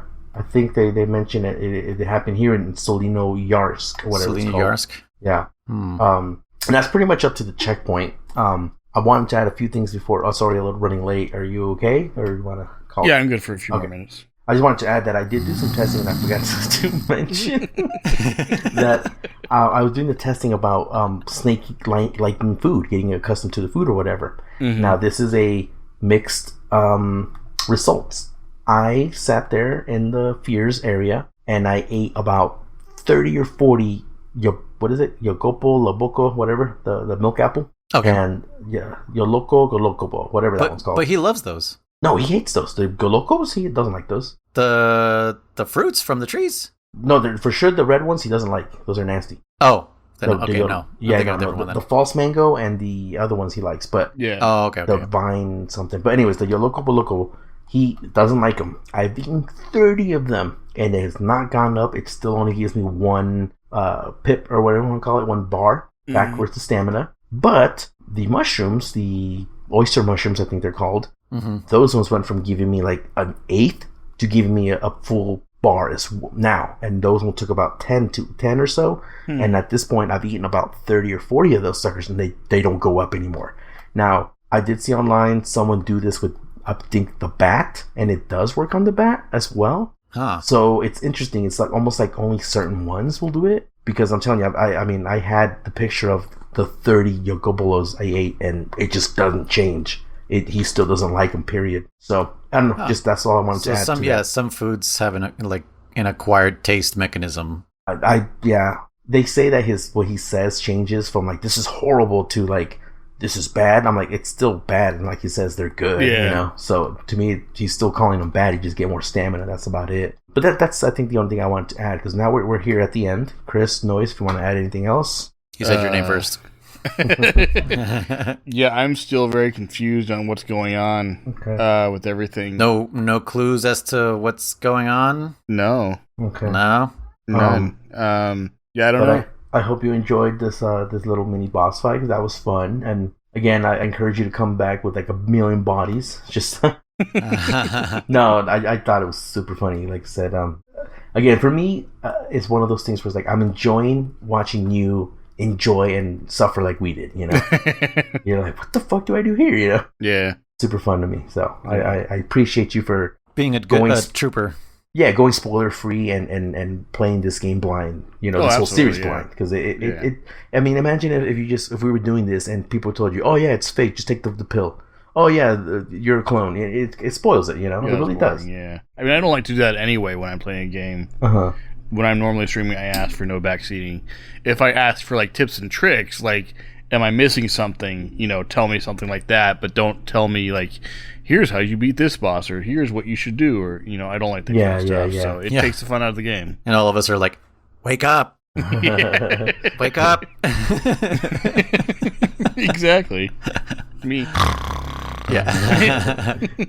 No, but yeah, I'm very much enjoying it. It's interesting. I can see why this is a fan favorite, because it takes the whole genre and kind of flips it on its head without like redesigning it too much, if that makes sense. Yes. Like it's different enough that it's new, but not so different that it's still familiar too. I'm glad you're noticing this, because I was watching. I think I was watching the thing we were talking about, German, right? Like the videos about all the secrets and whatever, Metal Gear and stuff like that. Yeah, and they were. I think it was the interview, but they were talking about how the Metal Gear series itself is kind of like the history of video games, right? Because it started out with that like 8-bit, you know, very primitive, but it has the idea, you know, the main idea of the game has never changed. Yeah. Right? Stealth, infiltrate, think outside the box type of thing, you know, breaking fourth walls for, you know, kind of puzzles. Yeah. That has never changed. And yet the game has evolved so much. Like, did you think this game was going to get to this point when you started with Metal Gear 1? I did not, no. Right? Like, it's just, when you get to, especially this one, when you get to this one, the level of sophistication that you have, like the control that you have over your main character is just like, whoa, I remember when I couldn't hide underneath a camera. I know, right? You know, and now you're like slitting throats and punching dicks, you know, it's what crazy things that you can put into a game. Like, this is an Easter egg. You can put someone in the dick and they'll pass right out. Like, unnecessary. Yeah. But it's in there. And kind of like the same thing I was saying about, like, they give you all these weapons. And the better you get at the game, the less weapons you start using.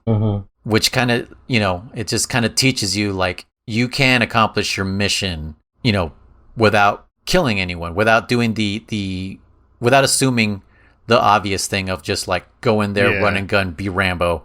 You know, it's the opposite. It's like, can you think your way through this game? And yeah, it's just kind of crazy that the way the game has evolved is like the history of video games from 8-bit all the way to, you know, right now we're at 32-bit with Snake Eater. Yeah. And it evolved with the consoles and the, you know, the generations of consoles and stuff. And it's just, I don't know, I'm glad that you're seeing that you're still playing the same game, and yet every new game has done something to flip it on its head, like you said. Yeah.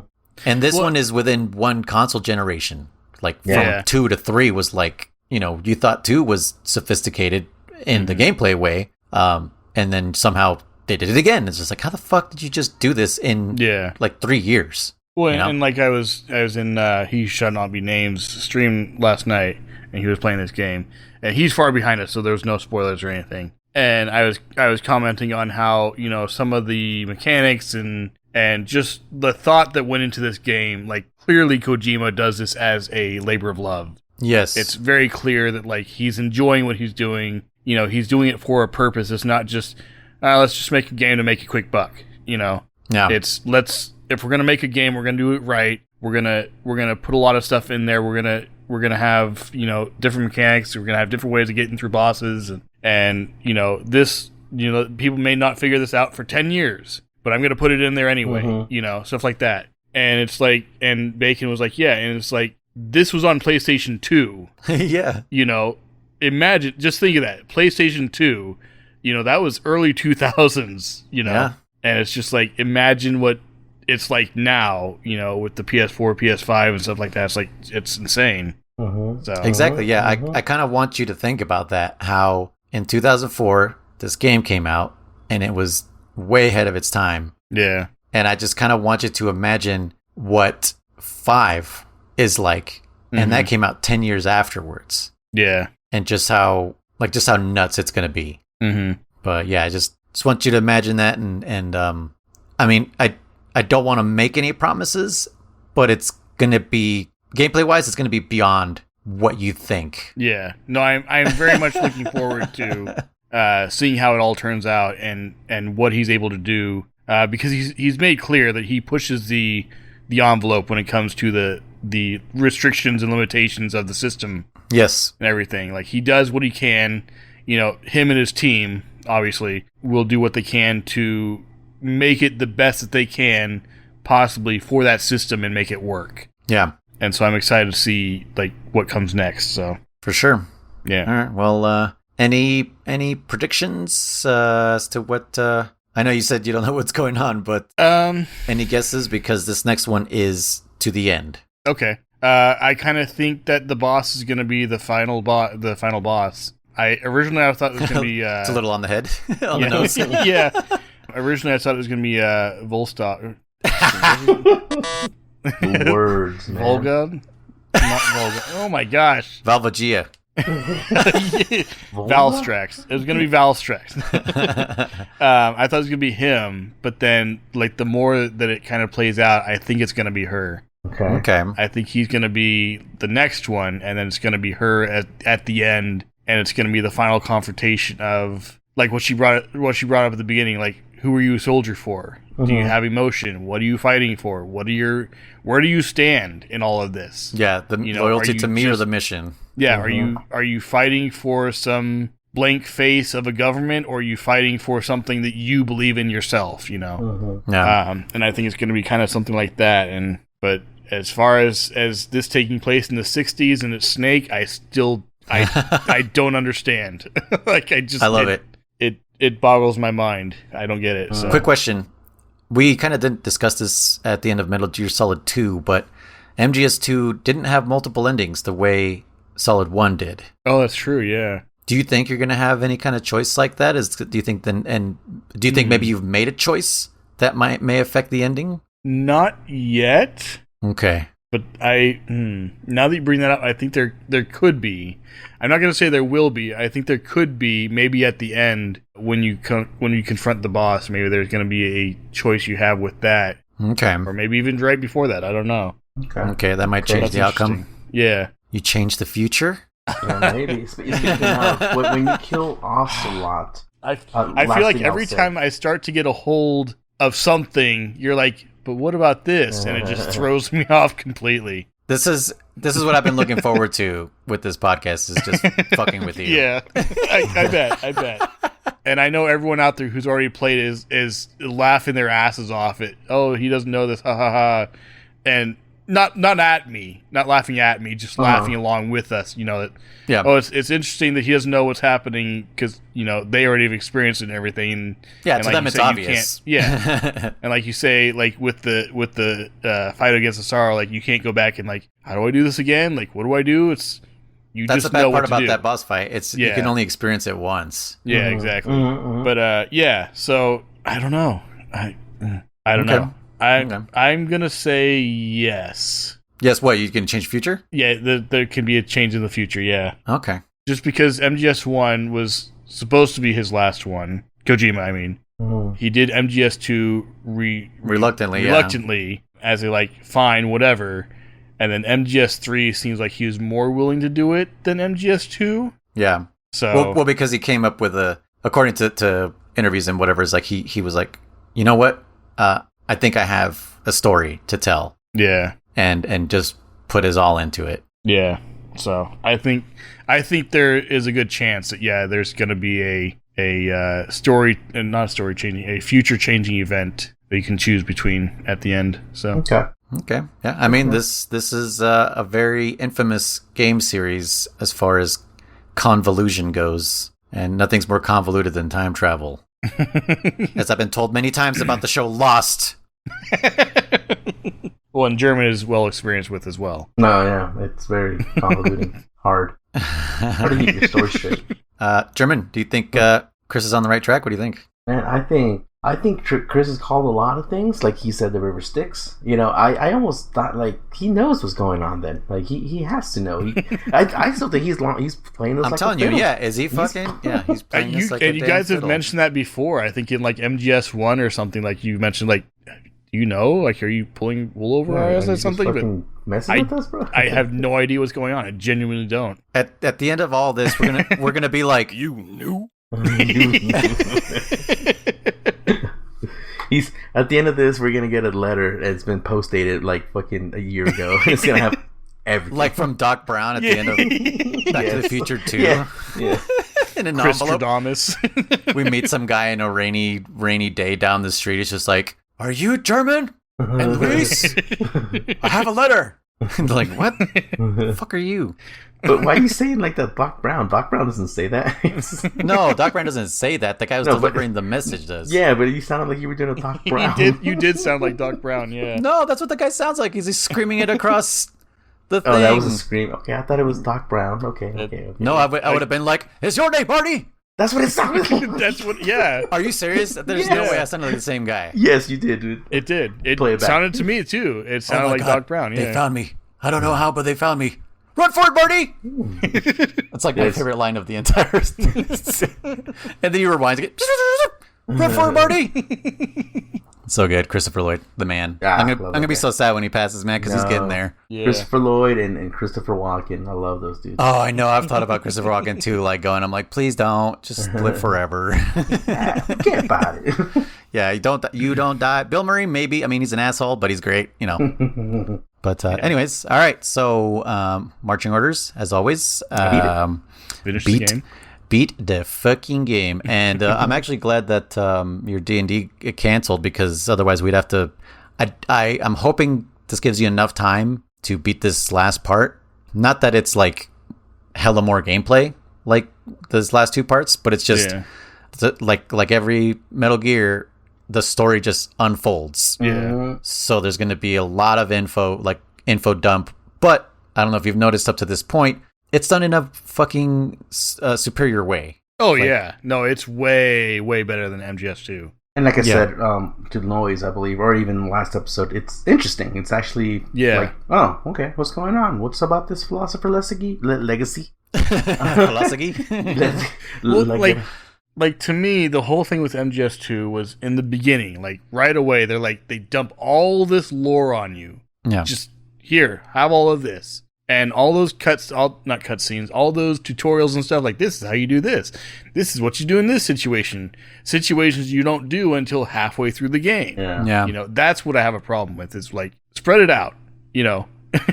Yeah. But No, I think this is done very well as far as like keeping a good pace, like you said, as well as like keeping it relevant and informative and everything like that. So yeah.